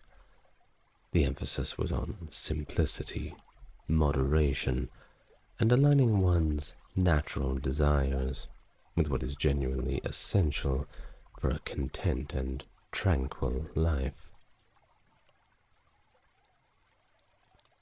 Politics. The Epicurean perspective on justice was grounded in self-interest and mutual benefit. Justice was considered good because it is believed to be mutually advantageous. The fear of punishment for unjust actions and the resulting disturbance and unhappiness it would bring discouraged individuals from acting unjustly, even if their actions initially went unnoticed. Epicurus contributed to the development of the concept of justice as a social contract, distinct from divine decree. According to Epicureanism, justice is an agreement among people not to harm each other. This social contract serves as the purpose of protecting individuals from harm, allowing them the freedom to pursue happiness. Laws that do not contribute to human happiness were considered unjust in this framework. Epicurus presented a unique version of the ethic of reciprocity, emphasizing the minimization of harm and the maximization of happiness for oneself and others. Epicurean political ideas diverged from other philosophical traditions such as Stoicism, Platonism, and Aristotelianism. Epicureans viewed social relations based on perceptions, customs, and traditions. Inherent superiority or domination of one person over another was rejected, as all individuals were seen as made of the same atomic material and therefore were naturally equal. While Epicureans generally discouraged political participation, they were not entirely apolitical. Some political associations were considered potentially beneficial if they contributed to the person's individual pleasure and helped avoid physical or mental disease. The emphasis was on individual well-being within the social context. So, let us think about if a person is pursuing wealth for a bad reason. Well, that would be against Epicurean morality, wouldn't it? However, let us say one is pursuing wealth so as they can give a good life to their family and do good things with the resources that they have acquired. Well, this is in line with the virtues of the Epicureans. Everything is going to depend on the context. Friendship. Epicurus placed a significant emphasis on the importance of cultivating friendships as a foundation for a fulfilling and satisfying life. The Epicurean ideal was the avoidance or freedom from hardship or fear. While it was acknowledged that political means could potentially achieve this goal, Epicurus insisted that involvement in politics would not lead to the desired release from fear. Consequently, he generally advised against pursuing a life in this career path and told people to avoid politics. Epicurus also discouraged the idea of contributing to political society by starting a family. According to his philosophy, the potential benefits of having a wife and children were outweighed by the troubles and anxieties associated with family life. Instead, Epicurus advocated for the formation of a community of virtuous friends outside of the traditional political state. This community would focus on internal affairs and justice. However, Epicureanism was adaptable to circumstances, including its approach to politics. This philosophy recognized that the same approaches might not always work in protecting individuals from pain and fear. In some situations, it might have been more beneficial to have a family, while in others, participating in politics might be the preferred course of action.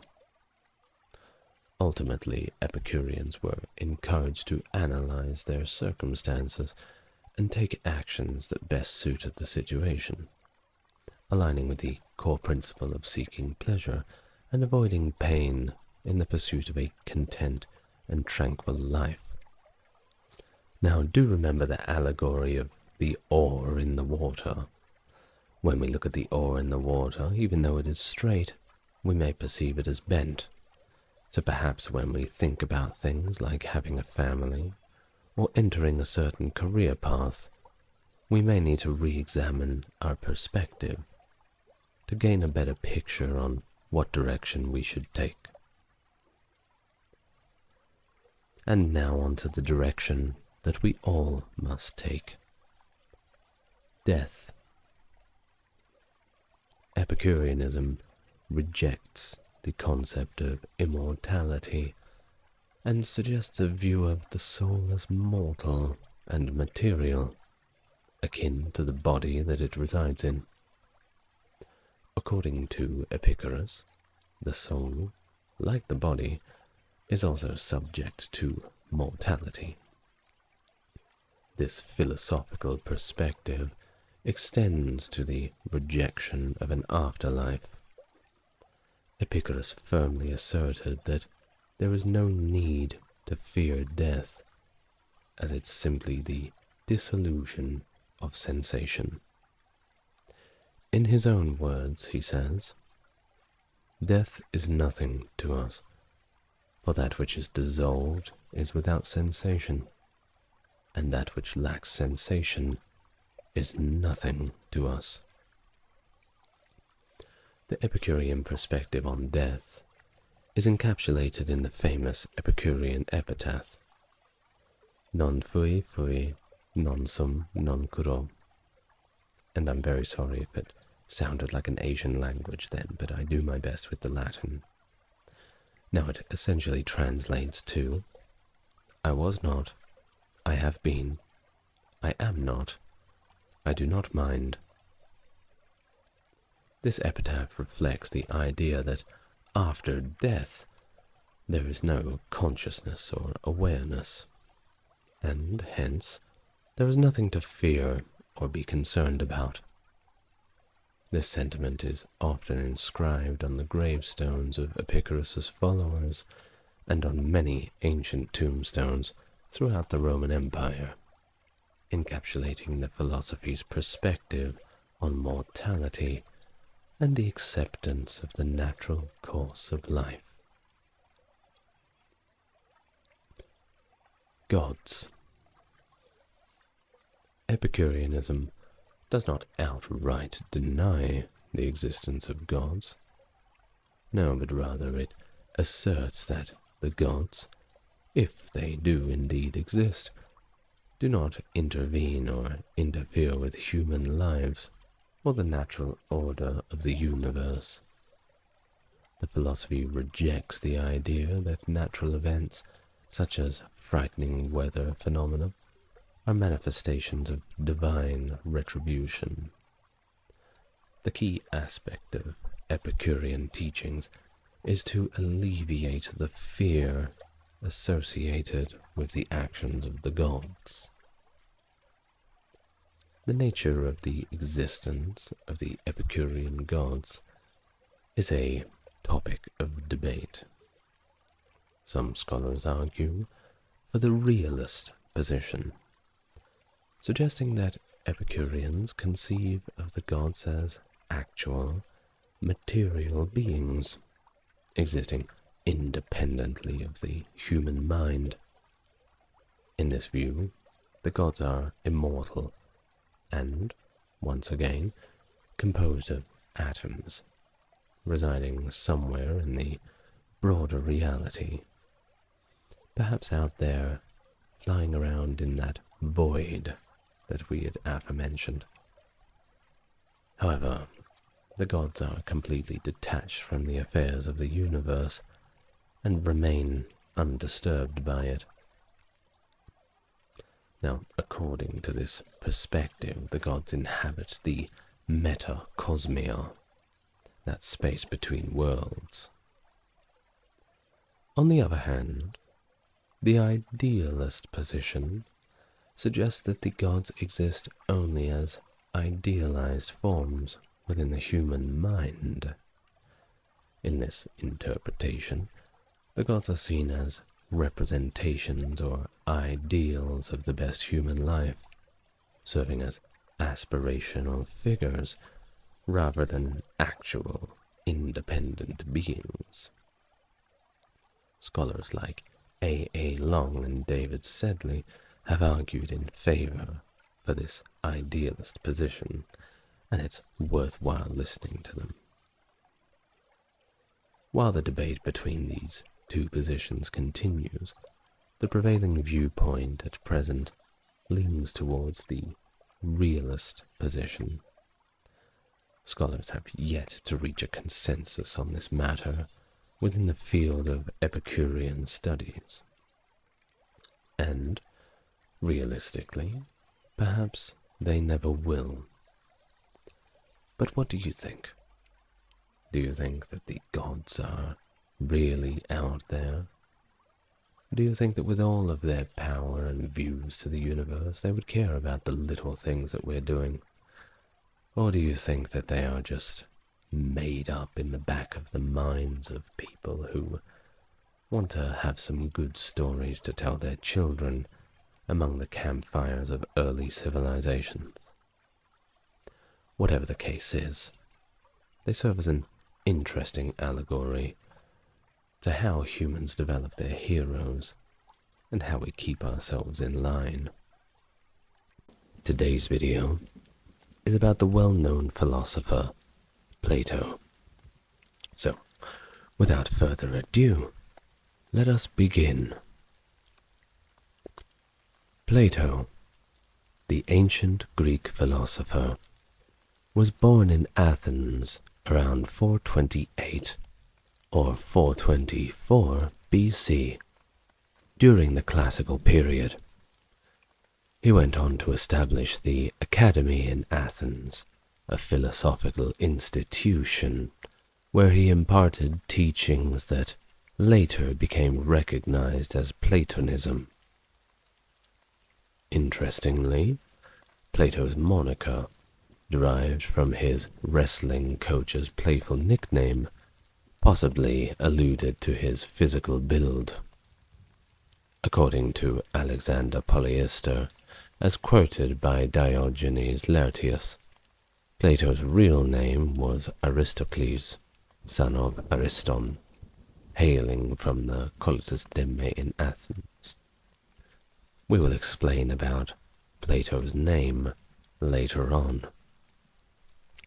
Plato revolutionized the landscape of philosophy by introducing the written dialogue and dialectic forms. He also posed challenges that shaped the major realms, both theoretical and practical philosophy. Among his significant contributions is the theory of forms, or ideas, seen as a solution to the enduring problem of universals. The renowned concepts of Platonic love and Platonic solids also bear his name. Influenced primarily by Socrates, who I have also done a video on, Plato's philosophical roots trace back to pre-Socratic thinkers such as Pythagoras, Heraclitus, and Parmenides.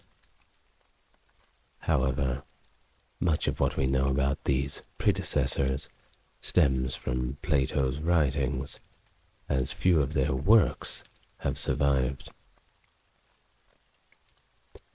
Plato, alongside Socrates and Aristotle, holds a central position in the philosophical timeline. Remarkably, Plato's entire body of work has endured for over 2,400 years, a rarity among his contemporaries. Despite fluctuations in popularity, his works continue to be extensively read and studied. The impact of Plato extends beyond his era, reaching into the realms of Christian and Islamic philosophy through movements like Neoplatonism. Notably, philosopher Alfred North Whitehead encapsulates Plato's influence by stating that the European philosophical tradition is essentially a series of footnotes to Plato. Plato's early life and education remains shrouded in mystery, with sparse details available.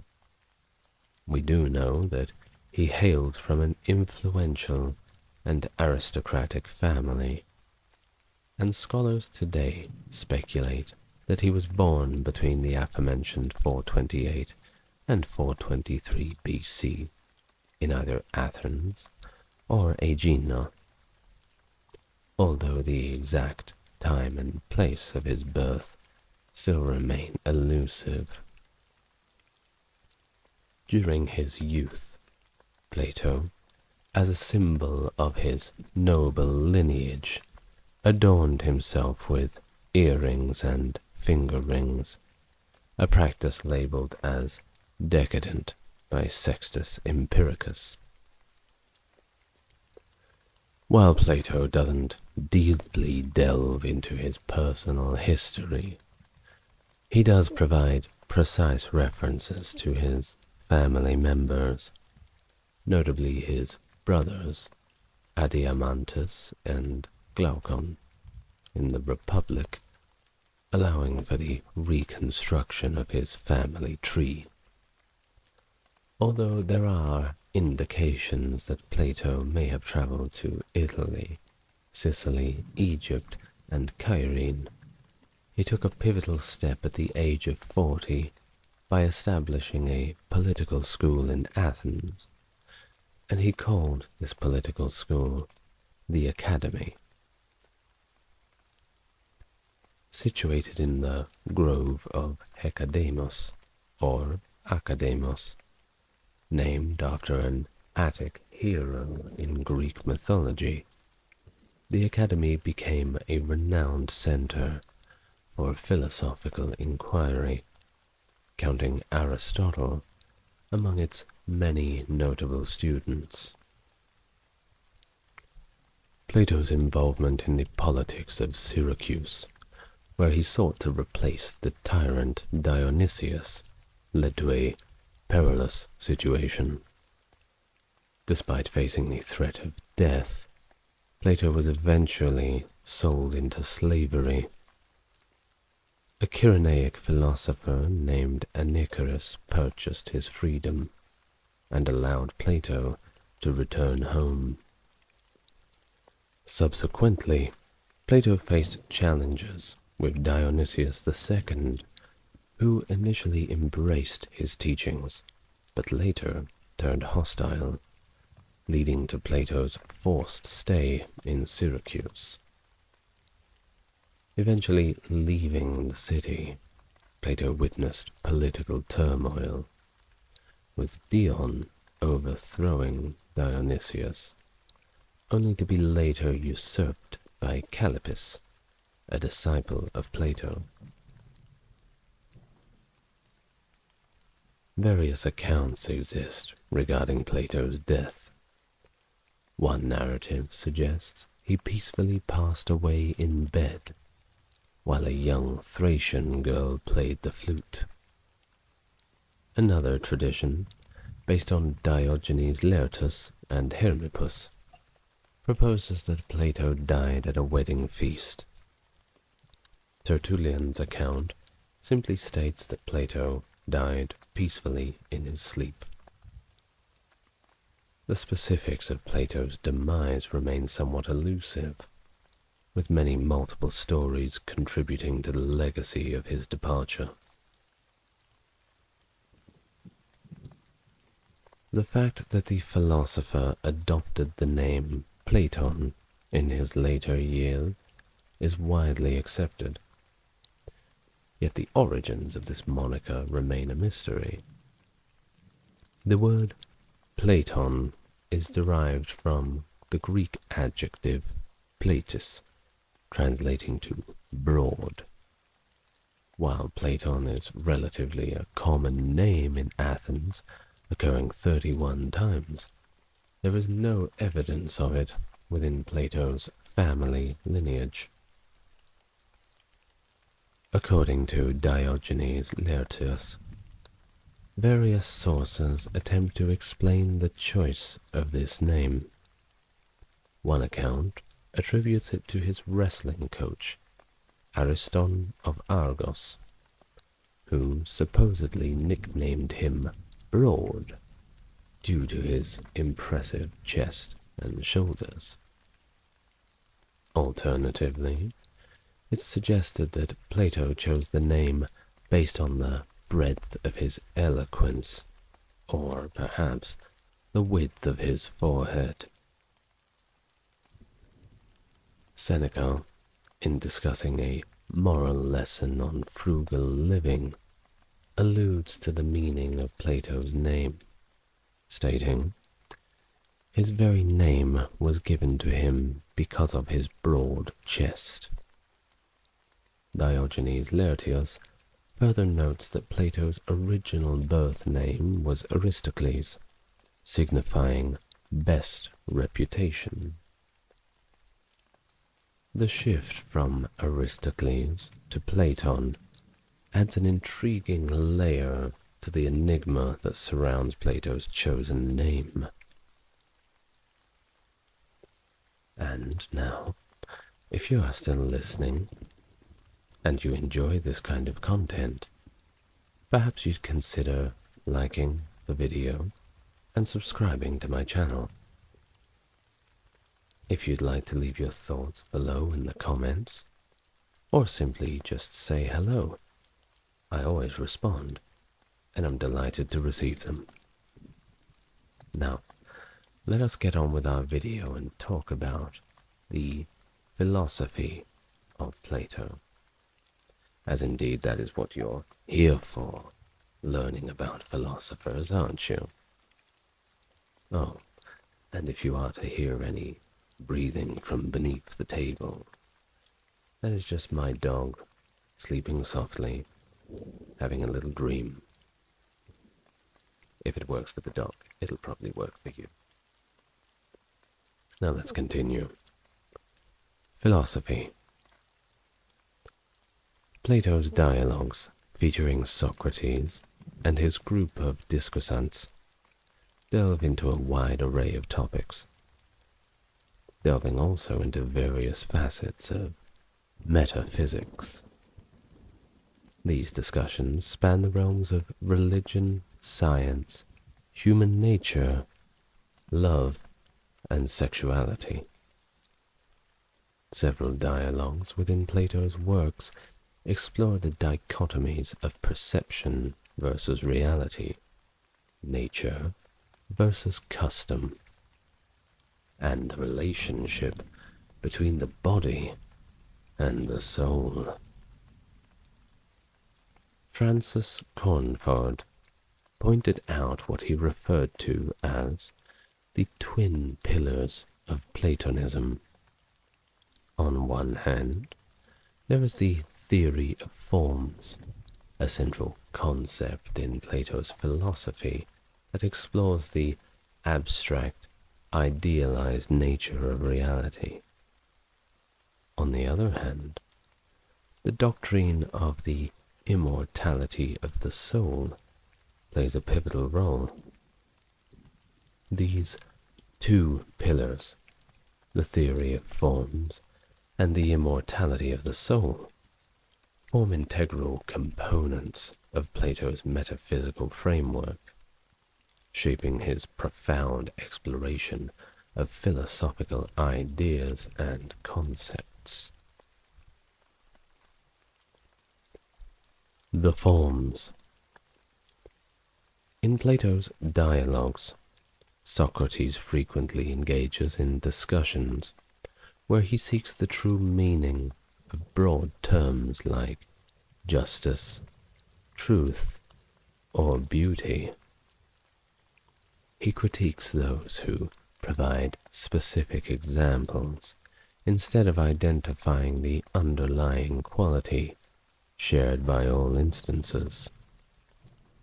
The core of Platonism lies in the theory of forms, also known as the theory of ideas, which challenges the reality of the material world, regarding it as merely a reflection or imitation of the true world. According to the theory of forms, there exist two different realms. First, there's the apparent world of material objects, perceived through the senses, characterized by constant change. On the other hand, there's an unchanging and concealed world of forms, apprehended through reason. Plato's forms encompass not only the things, but also the properties, patterns, and relations collectively referred to as objects. Just as individual objects like tables, chairs, and cars pertain to our modern world, abstract concepts like tableness, chairness, and carness, along with broader notions like justice, truth, and beauty, reference objects in another world. Plato often uses the truths of geometry, such as the Pythagorean theorem, as prominent examples of forms. The theory of forms is first introduced in the Phaedo dialogue, also known as On the Soul. Here, Socrates challenges the pluralistic view of Anaxagoras, which were then the prevailing response to the philosophies of Heraclitus and Parmenides. This marks the inception of Plato's profound exploration into the nature of reality and the duality of worlds.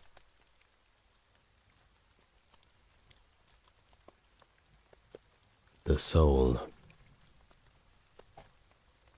In alignment with the prevailing view in ancient Greek philosophy, Plato attributed the essence of life to the soul.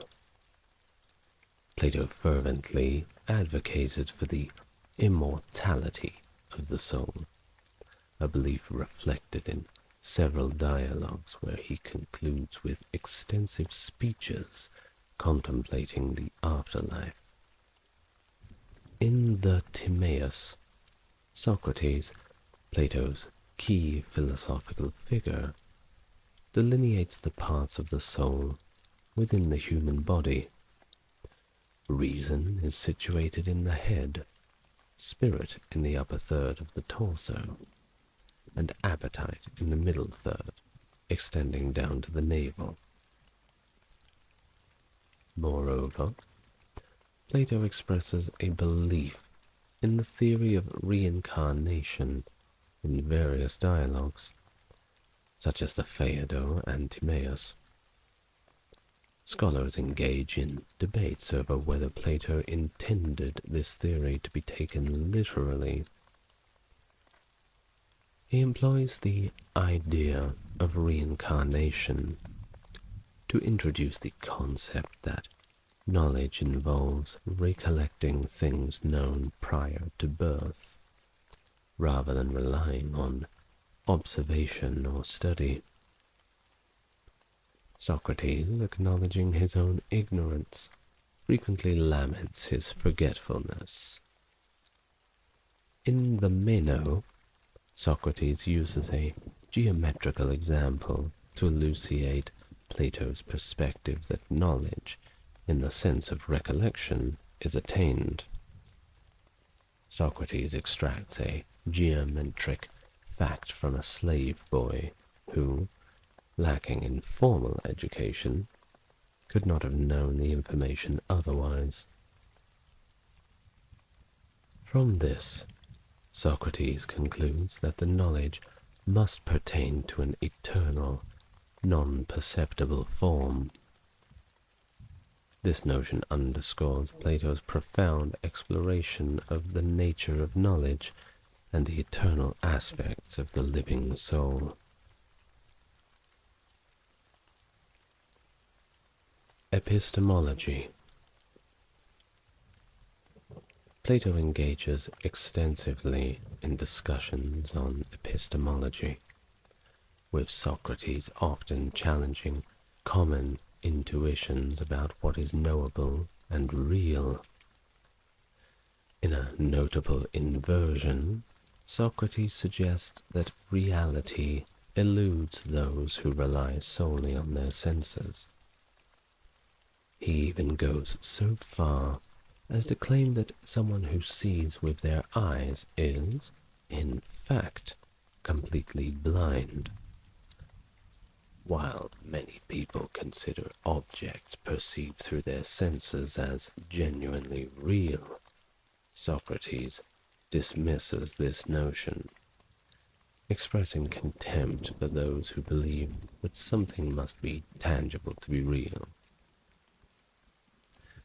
In the Theaetetus, Socrates used the term amosoi to describe such individuals, a phrase that literally means, translated from the ancient Greek, happily without the muses. In essence, Socrates implies that these people willingly remain ignorant, lacking divine inspiration and access to higher insights about reality. Plato's influence on epistemology is profound, with some interpreting him as asserting, and perhaps even pioneering, the idea that knowledge is justified true belief. This perspective has led to a lasting impact on the development of epistemological thought. However, in the Theaetetus, Plato himself acknowledges problems with this definition.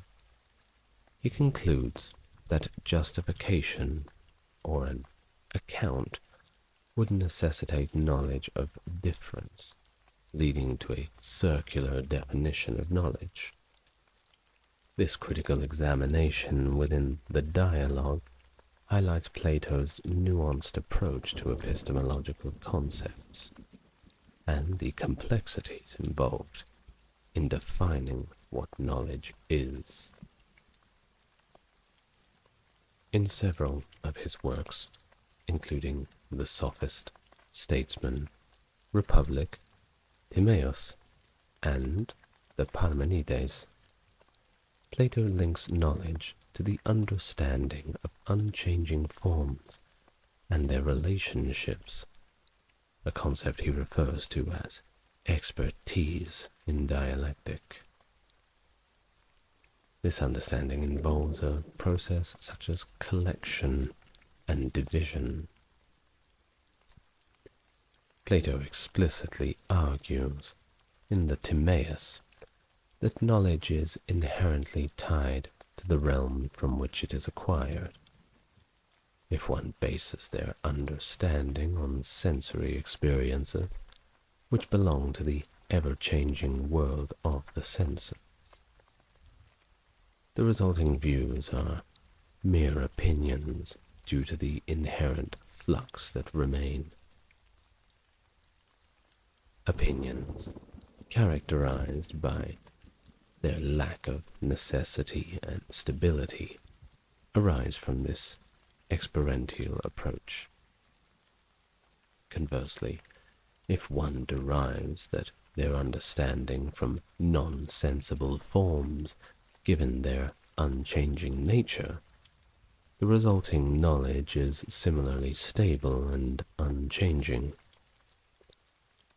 Plato contends that the apprehension of forms is a prerequisite for true knowledge, aligning with his theories presented in the Theaetetus and Meno. Moreover, this apprehension of forms may be foundational for justification, forming a basis for knowledge that doesn't require further justification, thereby avoiding an infinite regression. Plato's exploration of the connection between knowledge and the apprehension of unchanging forms reflects his intricate and interconnected philosophical framework.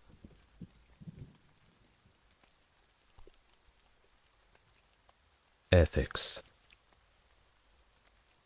Plato's dialogues extensively delve into ethical considerations, exploring concepts such as virtue and vice, pleasure and pain, crime and punishment, as well as justice and medicine. In the dialogue named Euthyphro, Socrates introduces the famous Euthyphro dilemma, posing the question, is the pious loved by the gods because it is pious, or is it pious because it is loved by the gods? This query probes the nature of piety and its relationship with divine approval. The Protagoras dialogue, through Socrates, argues that virtue is an inherent trait, not something that can be acquired through learning. It suggests that individuals do not intentionally commit wrongdoing, and possessing knowledge of what is good inherently leads to doing what is good. A perspective that ties knowledge and virtue closely together. In the Republic, Plato extensively examines the concept of justice, both at the individual and societal levels. By probing the question, what is justice, Plato not only contributes to the metaphysics, but also informs ethics and politics. The exploration revolves around the basis of moral and social obligations, with Plato asserting that the fundamental responsibility is to seek wisdom. Wisdom, in turn, leads to understandings of the forms of the good, which Plato views as the supreme form, transcending even the concept of being. According to Plato, justice is achieved when the knowledge of how to fulfill one's moral and political role in society is effectively put into place. This foundational idea forms the basis for Plato's ethical and political philosophy, emphasizing the pursuit of wisdom as the key to a just and virtuous society. Politics. Plato's dialogues extensively explore political concepts, with some of his most renowned doctrines found in works like the Republic, Laws, and Statesman. However, it's important to note that these doctrines are not directly spoken by Plato, and interpretations may, of course, vary between dialogues, making it challenging to straightforwardly attribute them to Plato's personal views. In the Republic, Socrates, as Plato's mouthpiece, proposes a tripartite class structure for societies, corresponding to the individual soul's structure of appetite, spirit, and reason. This tripartite structure is analogized to the castes within a society. Productive workers.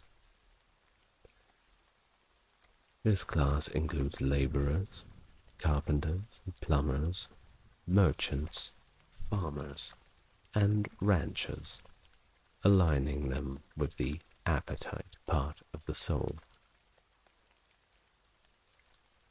Protective warriors or guardians, comprising those who are adventurous, strong, and brave, often associated with the armed forces. This class corresponds to the spirit part of the soul. Governing rulers or philosopher kings, representing individuals who are intelligent, rational, self-controlled, and lovers of wisdom. This class is well suited to make decisions for the community, corresponding to the reason part of the soul. However, this class is envisioned to be very few in number. Socrates, through Plato's dialogues, presents the idea that a state composed of diverse types of souls will undergo a decline from aristocracy to a timocracy, a rule by the honorable, and then to oligarchy, rule by the few, followed by a democracy, rule by the people, and ultimately ending in tyranny, ruled by one person or a tyrant. This cyclical progression reflects Socrates' vision of the evolution and devolution of political systems based on the characteristics of the individuals within the society. Rhetoric and poetry. Plato's dialogues also engage with questions related to art, particularly in the realms of rhetoric and rhapsody. Socrates, acting as Plato's mouthpiece, expresses the view that poetry is inspired by the Muses and is not a product of rational thought. This perspective is endorsed in the Phaedrus, where Socrates speaks approvingly of various forms of divine madness, including poetry, drunkenness, eroticism, and dreaming. However, there is a seeming contradiction in Plato's stance on poetry. While he praises divine madness in the Phaedrus, in the Republic, he proposes the outlawing of Homer's great poetry and even laughter. This apparent inconsistency, of course, raises questions about Plato's attitude towards art and its role within a society. Plato's critiques of rhetoric, found in works like the Gorgias, contribute to the perception that his philosophy is at odds with rhetoric. In the Phaedrus, however, Plato expresses ambivalence towards rhetoric, complicating the interpretation of his views on the subject. Some scholars argue that Plato's dialogues can be seen as a dramatization of intricate rhetorical practices, challenging the notion that he outright despised rhetoric. Plato himself utilized mythological narratives in his works, with the understanding that myths served a didactic purpose. Recognizing that only a select few might engage with reasoned philosophical discourse, Plato employed myths to convey the conclusions of his philosophical reasoning to a broader audience. Examples of this include the story of Atlantis, the myth of and the allegory of the cave.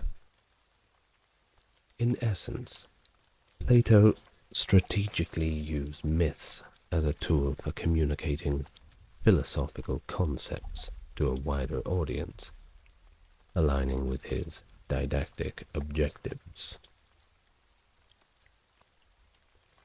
Now, before we end our video for today, we are going to read some quotes attributed to Plato. Now, one must remember that much of Plato's writings was him taking down what other philosophers had said. Nonetheless, we are going to read some lines from books such as The Republic. So let's begin, and please enjoy. Be kind, for everyone you meet is fighting a harder battle.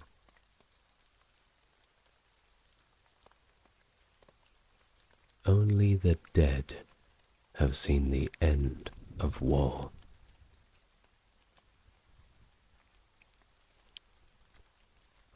The heaviest penalty for declining to rule is to be ruled by someone inferior to yourself.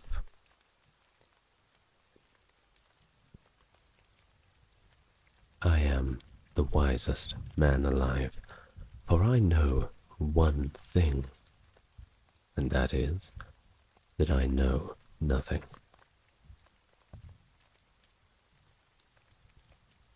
If women are expected to do the same work as men, then we must teach them the same things.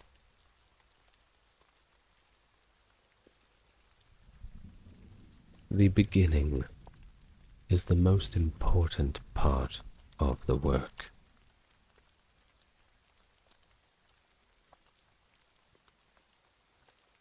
The object of education is to teach us to love what is beautiful.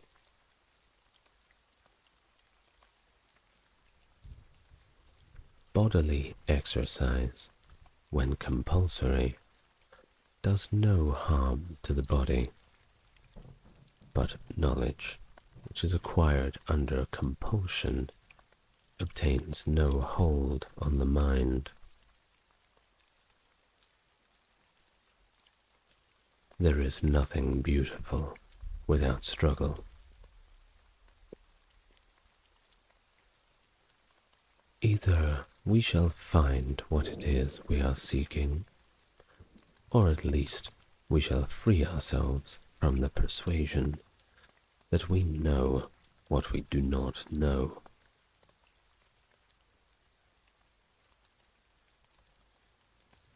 Money makers are tiresome company, as they have no standards but cash value.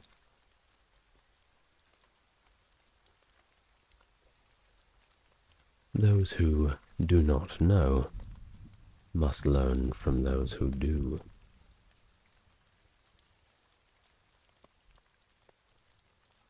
Opinion is the medium between knowledge and ignorance.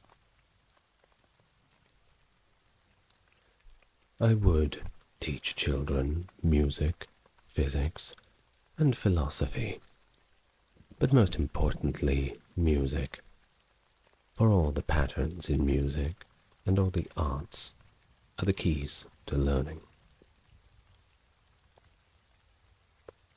A hero is born among 100. A wise man is found among 1,000. But an accomplished one might not be found even among 100,000 men.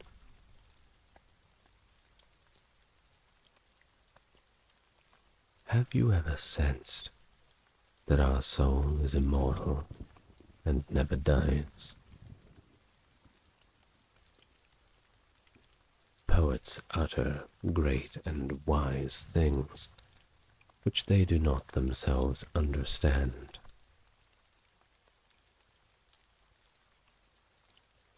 If a man can properly said to love something, it must be clear that he feels affection for it as a whole, and does not love part of it to the exclusion of the rest. Any man may easily do harm, but not every man can do good to another.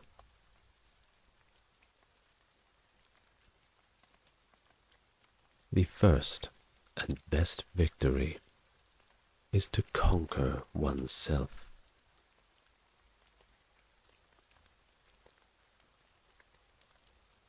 To fear death, my friends, is only to consider ourselves wise without really being wise. For it is to think that we know what we do not know. For no one knows whether death may not be the greatest good that can happen to a man. True friendship can exist only between equals. And so, when a person meets the half that is his very own, whatever his orientation, whether it's to young men or not, then something wonderful happens. The two are struck from their senses by love, by a sense of belonging to one another, and by desire that they don't want to be separated from one another, not even for a moment.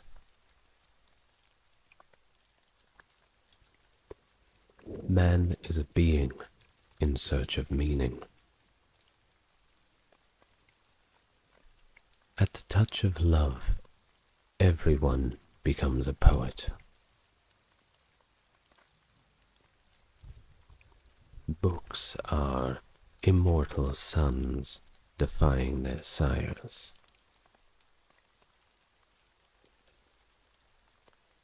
The soul takes flight to the world that is invisible, but there arriving she is sure of bliss and forever dwells in paradise.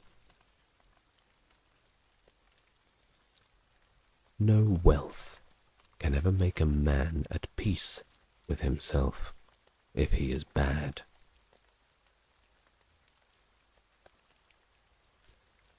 Thank you very much for joining me as we've learned about the philosopher Plato. I will be doing many more videos on ancient philosophers and talking about how they've impacted the world, discussing the specifics of each of their philosophies and what kind of lives they lived in those old ancient times that are now so far, far away. I'm the ASMR historian, and I hope you've enjoyed the video. I hope you sleep well. Good night. Sweet dreams.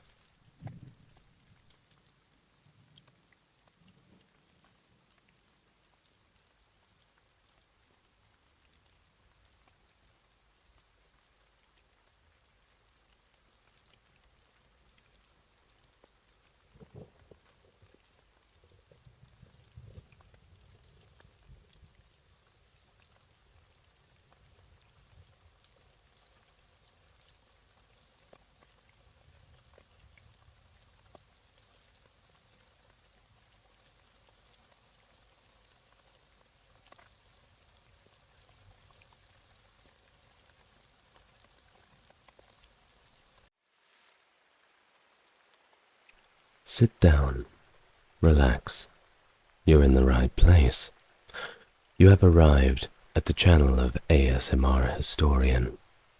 Whether you are here to drift off to sleep, or perhaps you want to learn something new, maybe you just want to find a way to relax for a while and take the pressure off the hard day you've just been through, whatever the case may be, you are in the right place. And I have the pleasure today to speak with you about a very interesting topic. The topic being Stoicism, the man being Lucius Annaeus Seneca. Haven't heard of him? Well, by the end of this video, you're going to know quite a lot about him. Not only will you learn about Seneca, his life, but you'll also learn to understand his philosophy. We'll first begin by giving a brief biography. Then we will begin together to read some of Seneca's work. So, without further ado, and our introduction out of the way, let us begin. Lucius Annaeus Seneca the Younger, commonly known as Seneca, was a prominent Stoic philosopher, statesman, dramatist, and satirist in ancient Rome. Born in Corduba, Hispania, that's Spain, he was raised in Rome, receiving education in rhetoric and philosophy. His father was Seneca the Elder, and he had notable family connections, including his brother Lucius Junius Gallio Annaeus and his nephew, the poet Lucan. Seneca faced exile to Corsica under Emperor Claudius in AD 51, but managed to return in AD 49 to become Nero's tutor. As Nero ascended to the throne in 54, Seneca served as his advisor, contributing to competent governance alongside the Praetorian prefect Sextus Afranius Burrus. However, Seneca's influence waned over time, and in 65, some 11 years later, he was compelled to end his own life due to alleged involvement in the Pisonian conspiracy against Nero, a charge of which he was likely innocent. Seneca's composed and stoic suicide has been depicted in numerous paintings. In his literary contributions, Seneca is renowned for his philosophical writings, including 12 essays and 124 letters addressing moral issues. These works provide valuable insights into ancient Stoicism. As a tragedian, he is celebrated for plays like Medea, Thyestes, and Phaedra. Seneca's influence extended through the Renaissance, where he was revered as a wise figure, admired for moral and Christian guidance, literary style, and dramatic art. So with that introduction, we now begin to talk about the early life of Seneca, going through to his unfortunate end in greater detail. If you enjoy this content, I remind you to like the video, subscribe to the channel, and if you are indeed so inclined, leave your thoughts in the comments down below, as it serves the algorithm, and we all know how important the algorithm is. So, let me stop waffling on about myself and get back to the topic at hand, The life of Seneca. His family, part of the Annaea gens, consisted of Italic colonists, potentially of Umbrian or Paelignian origins.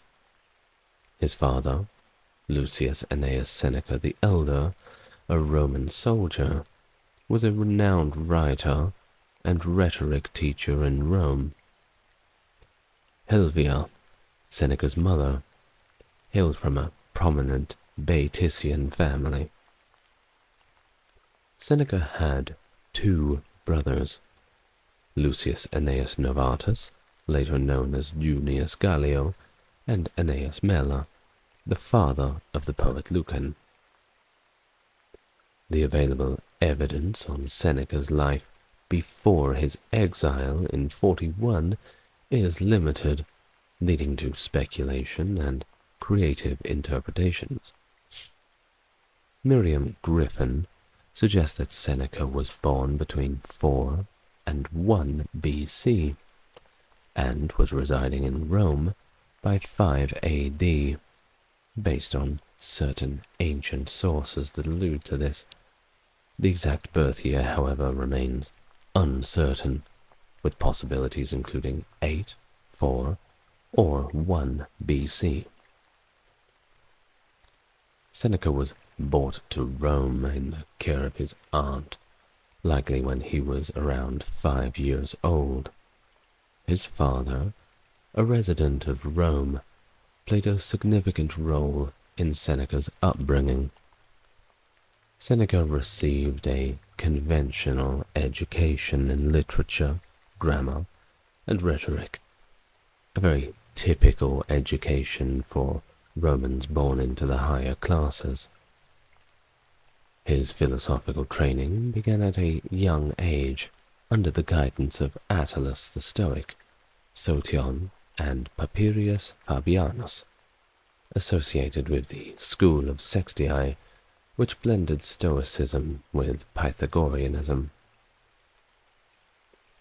Sotion influenced Seneca to adapt a vegetarian lifestyle in his early 20s, a practice which he followed for about a year until his father discouraged it.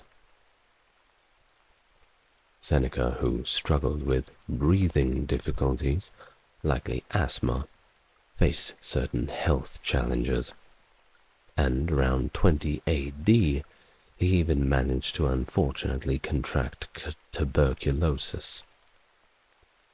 He was sent to live in Egypt with his aunt and husband, Gaius Galerius, the prefect of Egypt, where he endured a decade of ill health.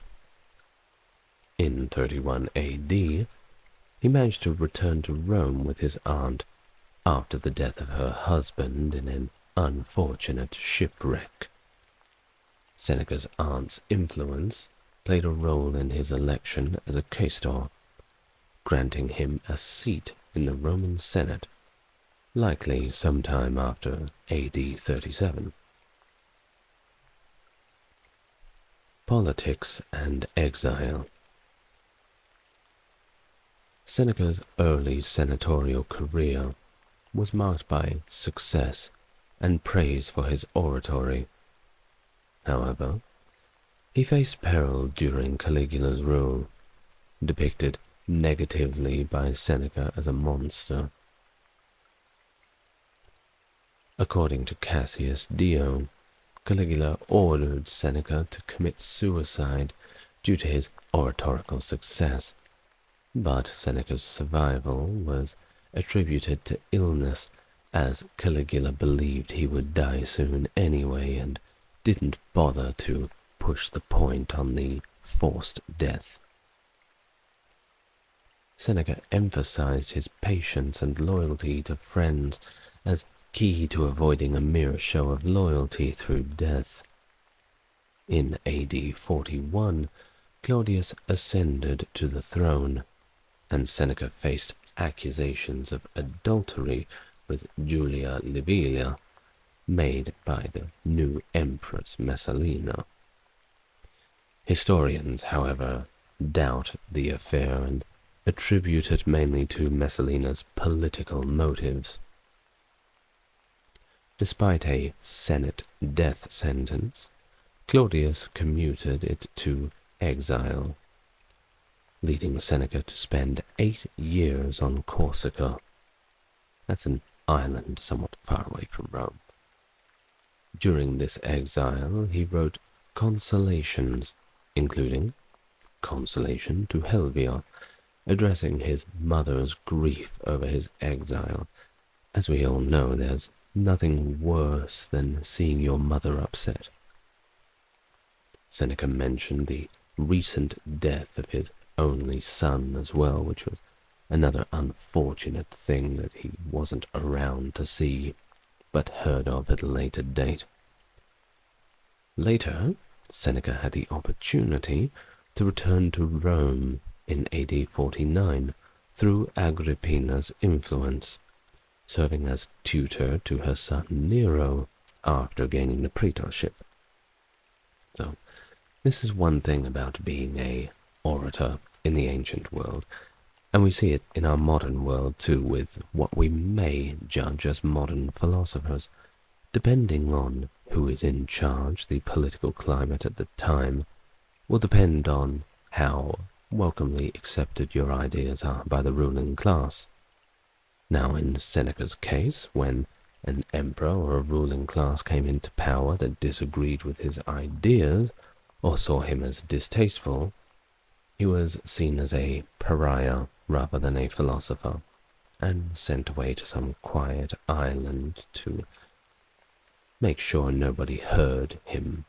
However, when things change, he's welcomed back with open arms. Think about how this can happen in our modern era as well, as our modern politics always swings back and forth between that pendulum.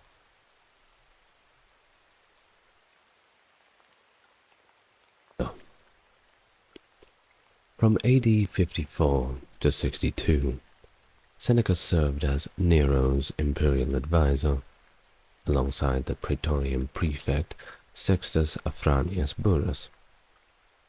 Initially, Seneca and Burrus opposed Agrippina's authoritative role in Nero's decisions, contributing to Nero's irresponsibility. Seneca was appointed suffect consul in 56, and his influence on Nero's first year was significant. Seneca composed speeches for Nero's accession, promising to restore legal procedures and Senate authority. He also wrote Nero's eulogy for Claudius and the satirical skit Apocolonicintosis.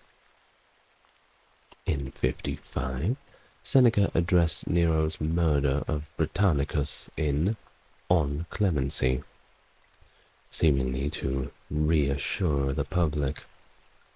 Despite flattery, the work aimed to emphasize stoic virtue for rulers. Tacitus and Dio note Seneca's diminishing influence over time, marked by his reluctant involvement in Agrippina's murder in 59 AD. Afterwards, Seneca had to justify the murder in a letter to the Senate. A letter I'm sure he took great care in writing.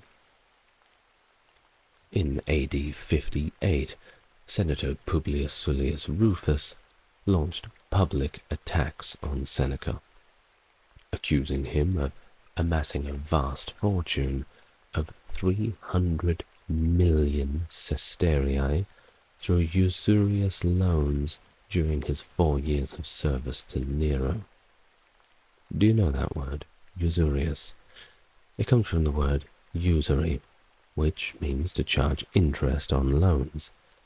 In many of the ancient world kingdoms, and even into medieval and pre-modern times, this is a big no-no. Certain groups of people have been kicked out of countries entirely for practicing usury.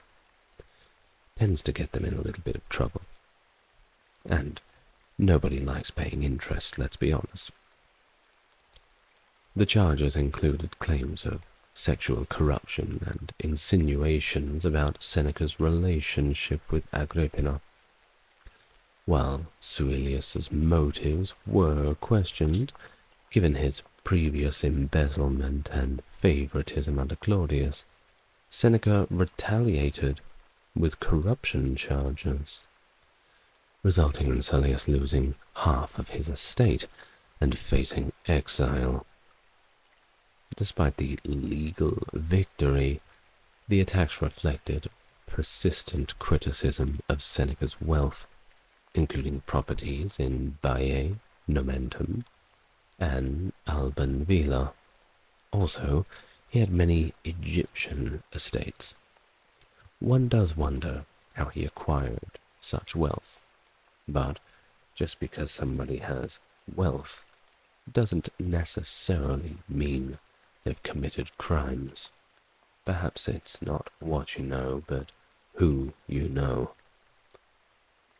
Cassius Dio even attributed the Boudica uprising in Britannia to Seneca's aggressive loan practices among the British aristocracy after Claudius's conquest of Britain. Boudica is quite an interesting character. She was the warrior queen of the Iceni tribe up there in Britain and actually gave the Romans quite the run for their money. Think of Xena warrior princess sort of stuff. I'll make a video on Boudica soon. So, Seneca was aware of such accusations, defended wealth in his work De Vita Beata around this time, aligning Stoic principles with proper acquisition and use of wealth by a philosopher. Now, of course, Stoicism was not one of those philosophies that automatically punished people for having wealth or looked down upon them. Rather, wealth was a tool that could be wielded to practice virtue.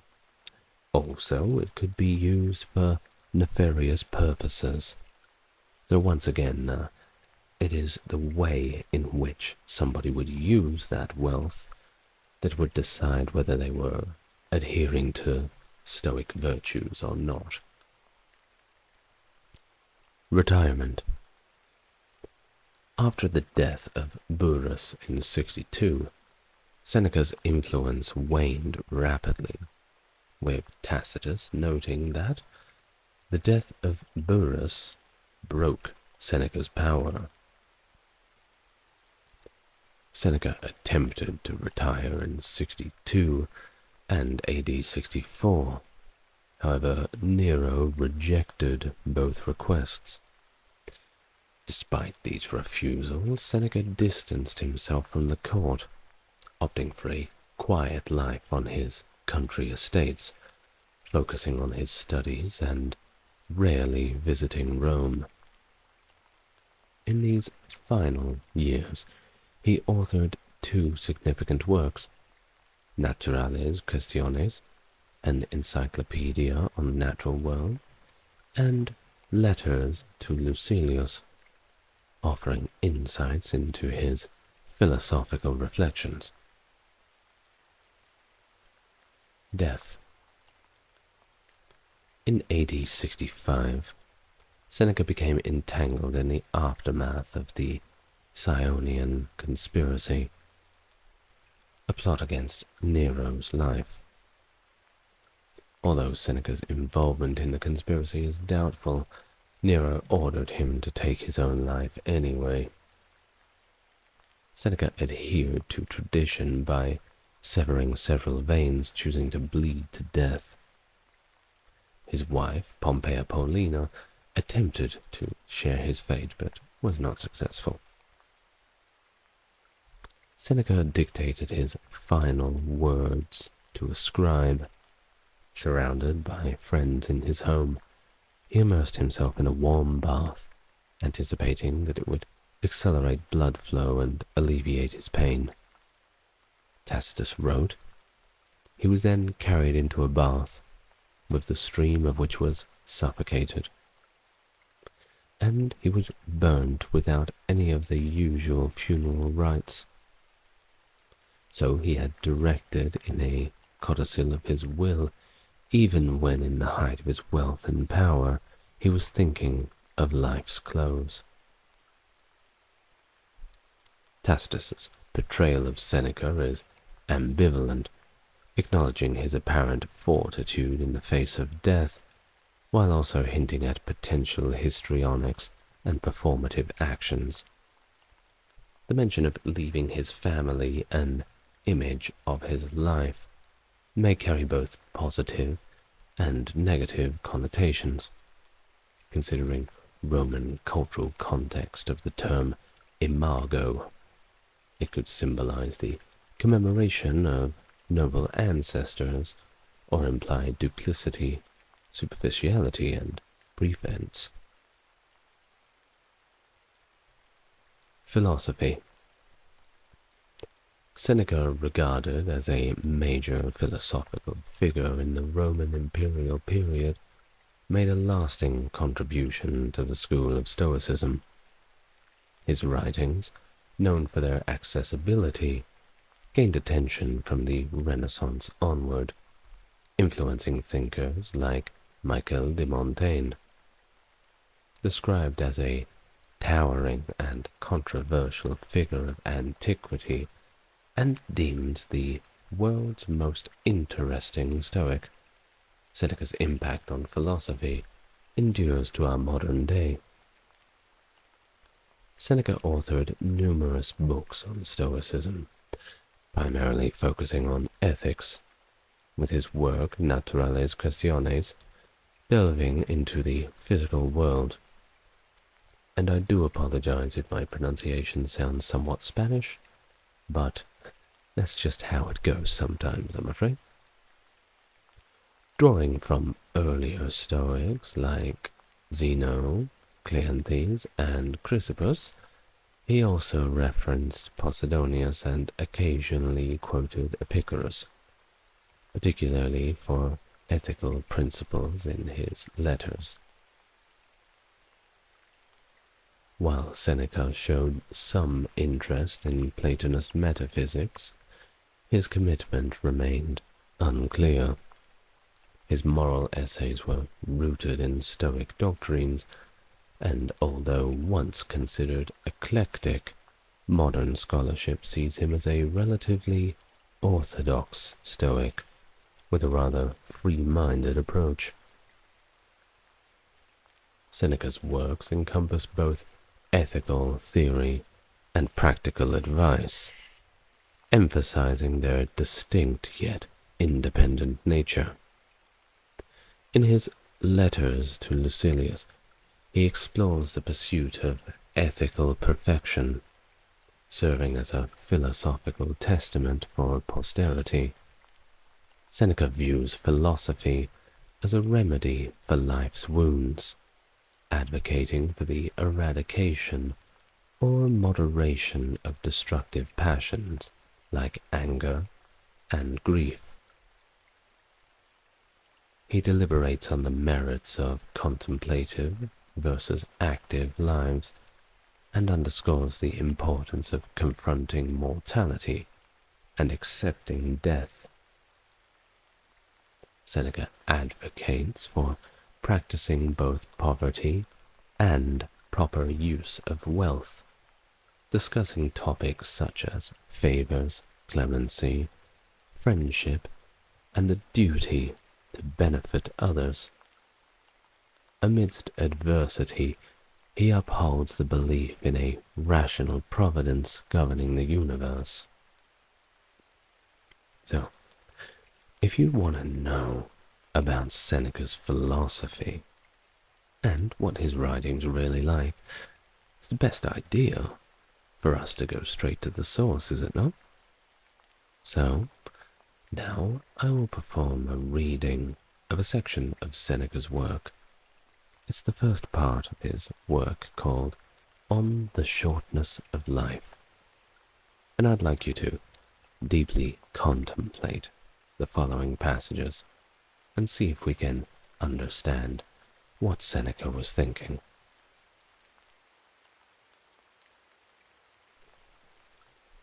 The majority of mortals complain bitterly of the spitefulness of nature, because we are born for a brief span of life, because even this space that has been granted to us rushes by so speedily and so swiftly that all save a very few find life at an end just where they are getting ready to live.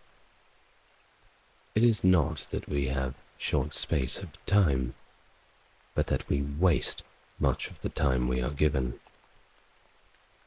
Life is long enough, and it has been given in sufficiently generous measure to allow the accomplishment of the very greatest things, if the whole of life itself is well invested. However, when it is squandered in luxury and carelessness, when it is devoted to no good end, forced at last by the ultimate necessity, we perceive that it has passed away before we were aware that it was passing. So it is, the life we receive is not short, but we make it so. Nor do we have any lack of it, but we are, on the contrary, wasteful of it. Just as great and princely wealth is scattered in a moment when it comes into the hands of a bad owner, while wealth, however limited, if it is entrusted to a good guardian, increases by use. So our life is amply long for him who orders it properly. Why do we complain of nature? She has shown herself kindly. Life, if you know how to use it, is long. But one man is possessed by an avarice that is insatiable, another by a toilsome devotion to tasks that are useless. One man is besotted with wine, another is paralyzed by a sloth. One man is exhausted by an ambition that always hangs upon the decision of others. Another, driven on by the greed of the trader, is led over all lands and all seas by hope of gain. Some are tormented by a passion for war, and are always either bent upon inflicting danger upon others, or concerned about their own. Some are worn out by voluntary servitude in a thankless attendance upon the great. Many are kept busy either in the pursuit of other men's fortune or in complaining of their own. Many, following no fixed aim, shifting and inconstant and dissatisfied, are plunged by their fickleness into plans that are ever new. Some have no fixed principle by which to direct their course, but fate takes them unawares while they toil and yawn. So, surely does it happen that I cannot doubt the truth of that utterance which the greatest poets delivered with all seeming of an oracle. The part of life we really live is small, for all the rest of existence is not life, but merely time. Vices beset us and surround us on every side, and they do not permit us to rise anew and lift up our eyes for the discernment of truth. But they keep us down when once they have overwhelmed us and we are chained to lust. Think you that I am speaking of the wretchless whose evils are admitted?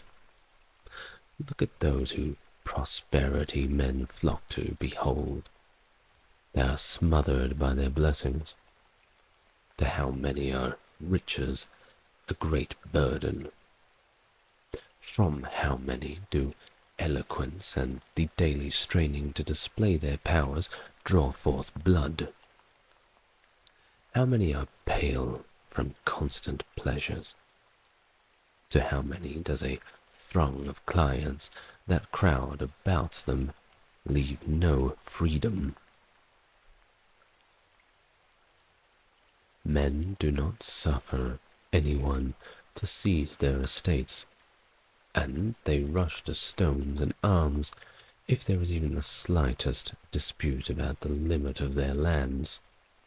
Yet they allow others to trespass upon their life. Nay, they even welcome those who will eventually possess it. No one is to be found who is willing to distribute his money. Yet, among how many does each of us distribute his life? In guarding their fortune, men are often close-fisted. Yet, when it comes to the matter of wasting time, in the case of one thing in which they think it is right to be miserly, they show themselves most prodigal. And so, I should like to lay hold upon someone from the company of older men, and say, I see that you have reached the farthest limit of human life. You are pressing hard upon your 100th year, or are even beyond it. Come now, recall your life and make a reckoning. Consider how much of your time was taken up with a moneylender, how much with a mistress, how much with a patron, how much with a client, how much in wrangling with your wife, how much in rushing about the city on social duties. Add the diseases which we have caused by our own acts. Add, too, the time that has lain idle and unused. You will see that you have fewer years to your credit than you count. Look back in memory and consider when you ever had a fixed plan.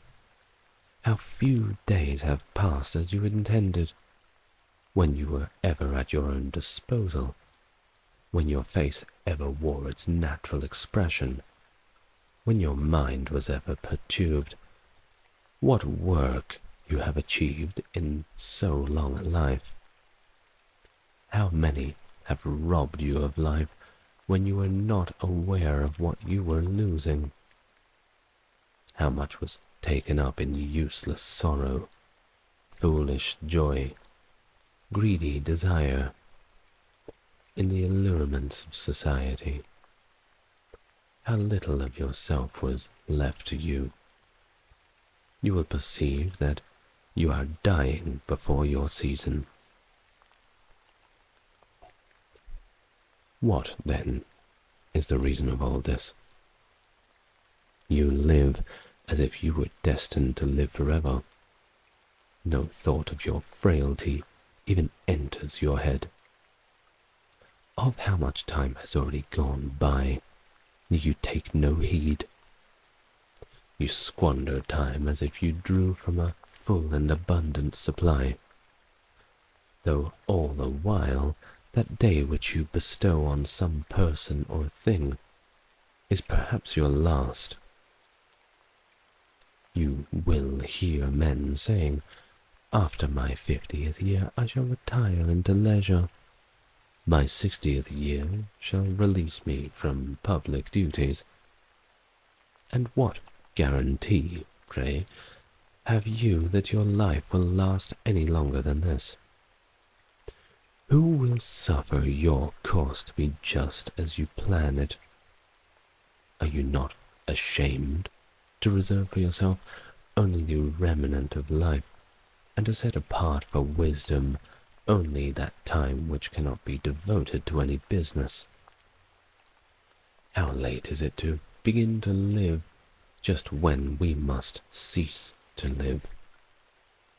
What foolish forgetfulness of mortality to postpone wholesome plans to the 50th or 60th year, and intend to begin a life at a point to which few have attained.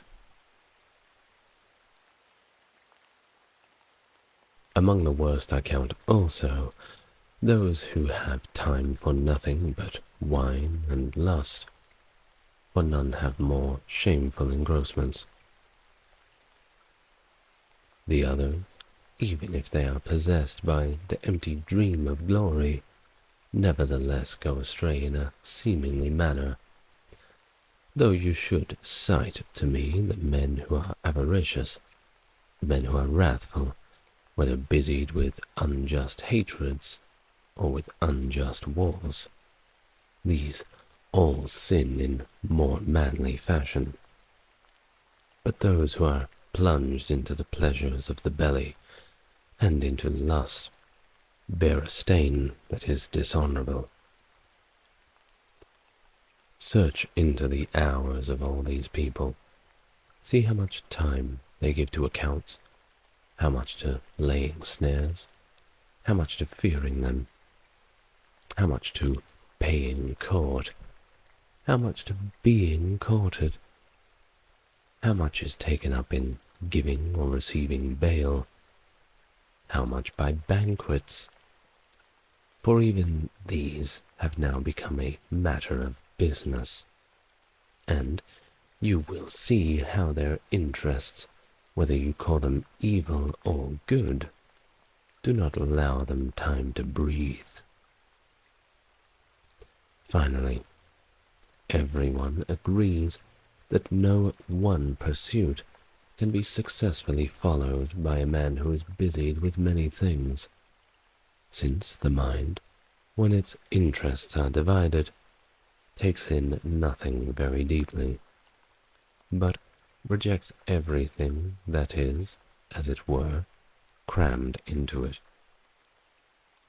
There is nothing the busy man is less busied with than living. There is nothing that is harder to learn. It takes the whole of life to learn how to live, and, what will perhaps make you wonder more, it takes the whole of life to learn how to die. Many great men, having laid aside all their encumbrances, having renounced riches, business, and pleasures, have made it their one aim up to the very end of life to know how to live. Yet the greater number of them have departed from life, confessing that they did not yet know. Believe me, it takes a great man, and one who has risen far above human weaknesses, not to allow any of his time to be stolen from him. And it follows that the life of such a man is very long, because he has devoted wholly to himself whatever time he has had. None of it lay neglected and idle.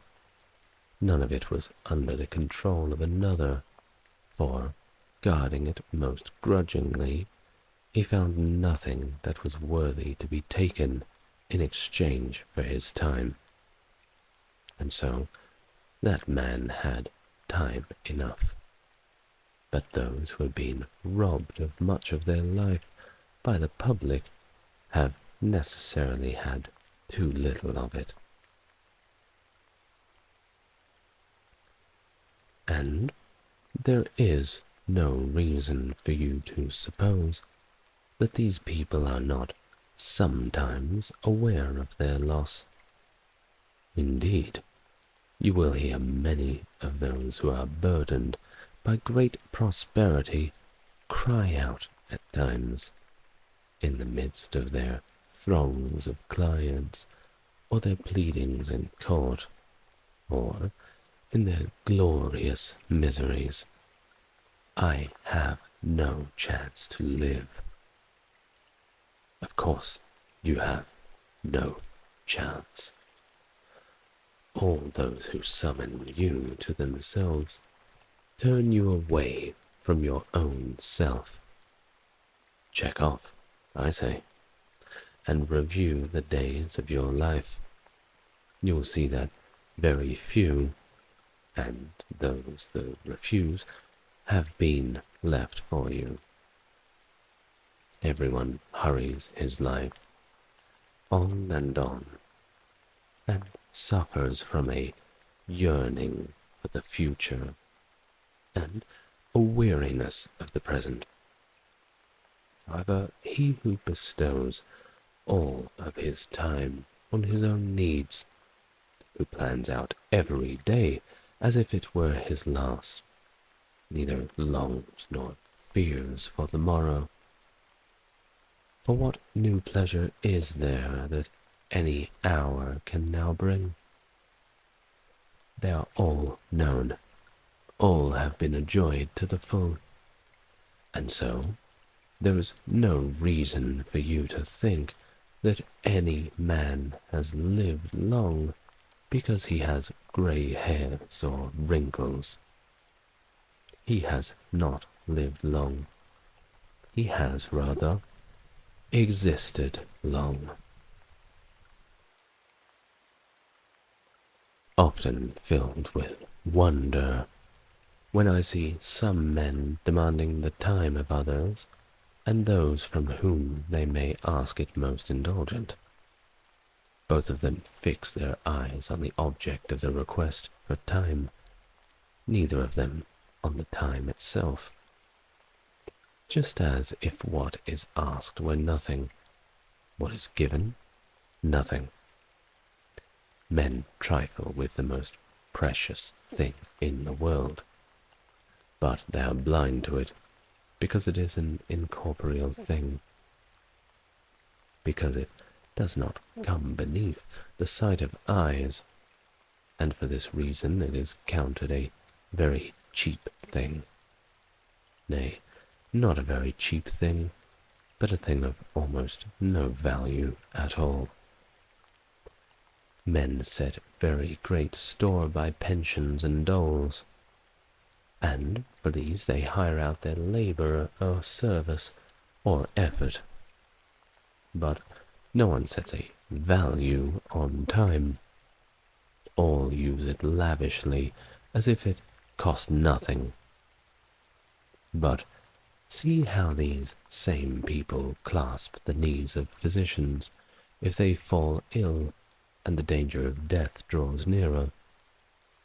See how ready they are, if threatened with capital punishment, to spend all of their possessions in order to live. So great is the inconsistency of their feelings. But if each one could have the number of his future years set before him, as is possible in the case of the years that have passed, how alarmed those would be who saw only a few remaining, how sparing of them they would be. Yet no one will bring back the years. No one will bestow you once more on yourself. Life will follow the path it started upon, and will neither reverse nor check its course. It will make no noise. It will not remind you of its swiftness. Silent, it will glide on. It will not prolong itself at the command of a king, or at the applause of the populace. Just as it was started on the first day, so it will run. Nowhere will turn it aside. Nowhere will it delay. And what will be the result? You have been engrossed. Life hastens by. Meanwhile, death will be at hand. I am the ASMR historian. Thank you very much for listening to the video today. If you are by now fast asleep, I don't blame you. If you are still listening, perhaps click that subscribe button, or leave your thoughts on the shortness of life down below in the comments.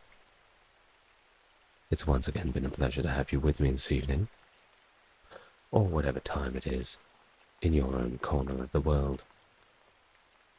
I will now leave you with the gentle sounds to guide you off into your deep thoughts about today's topic.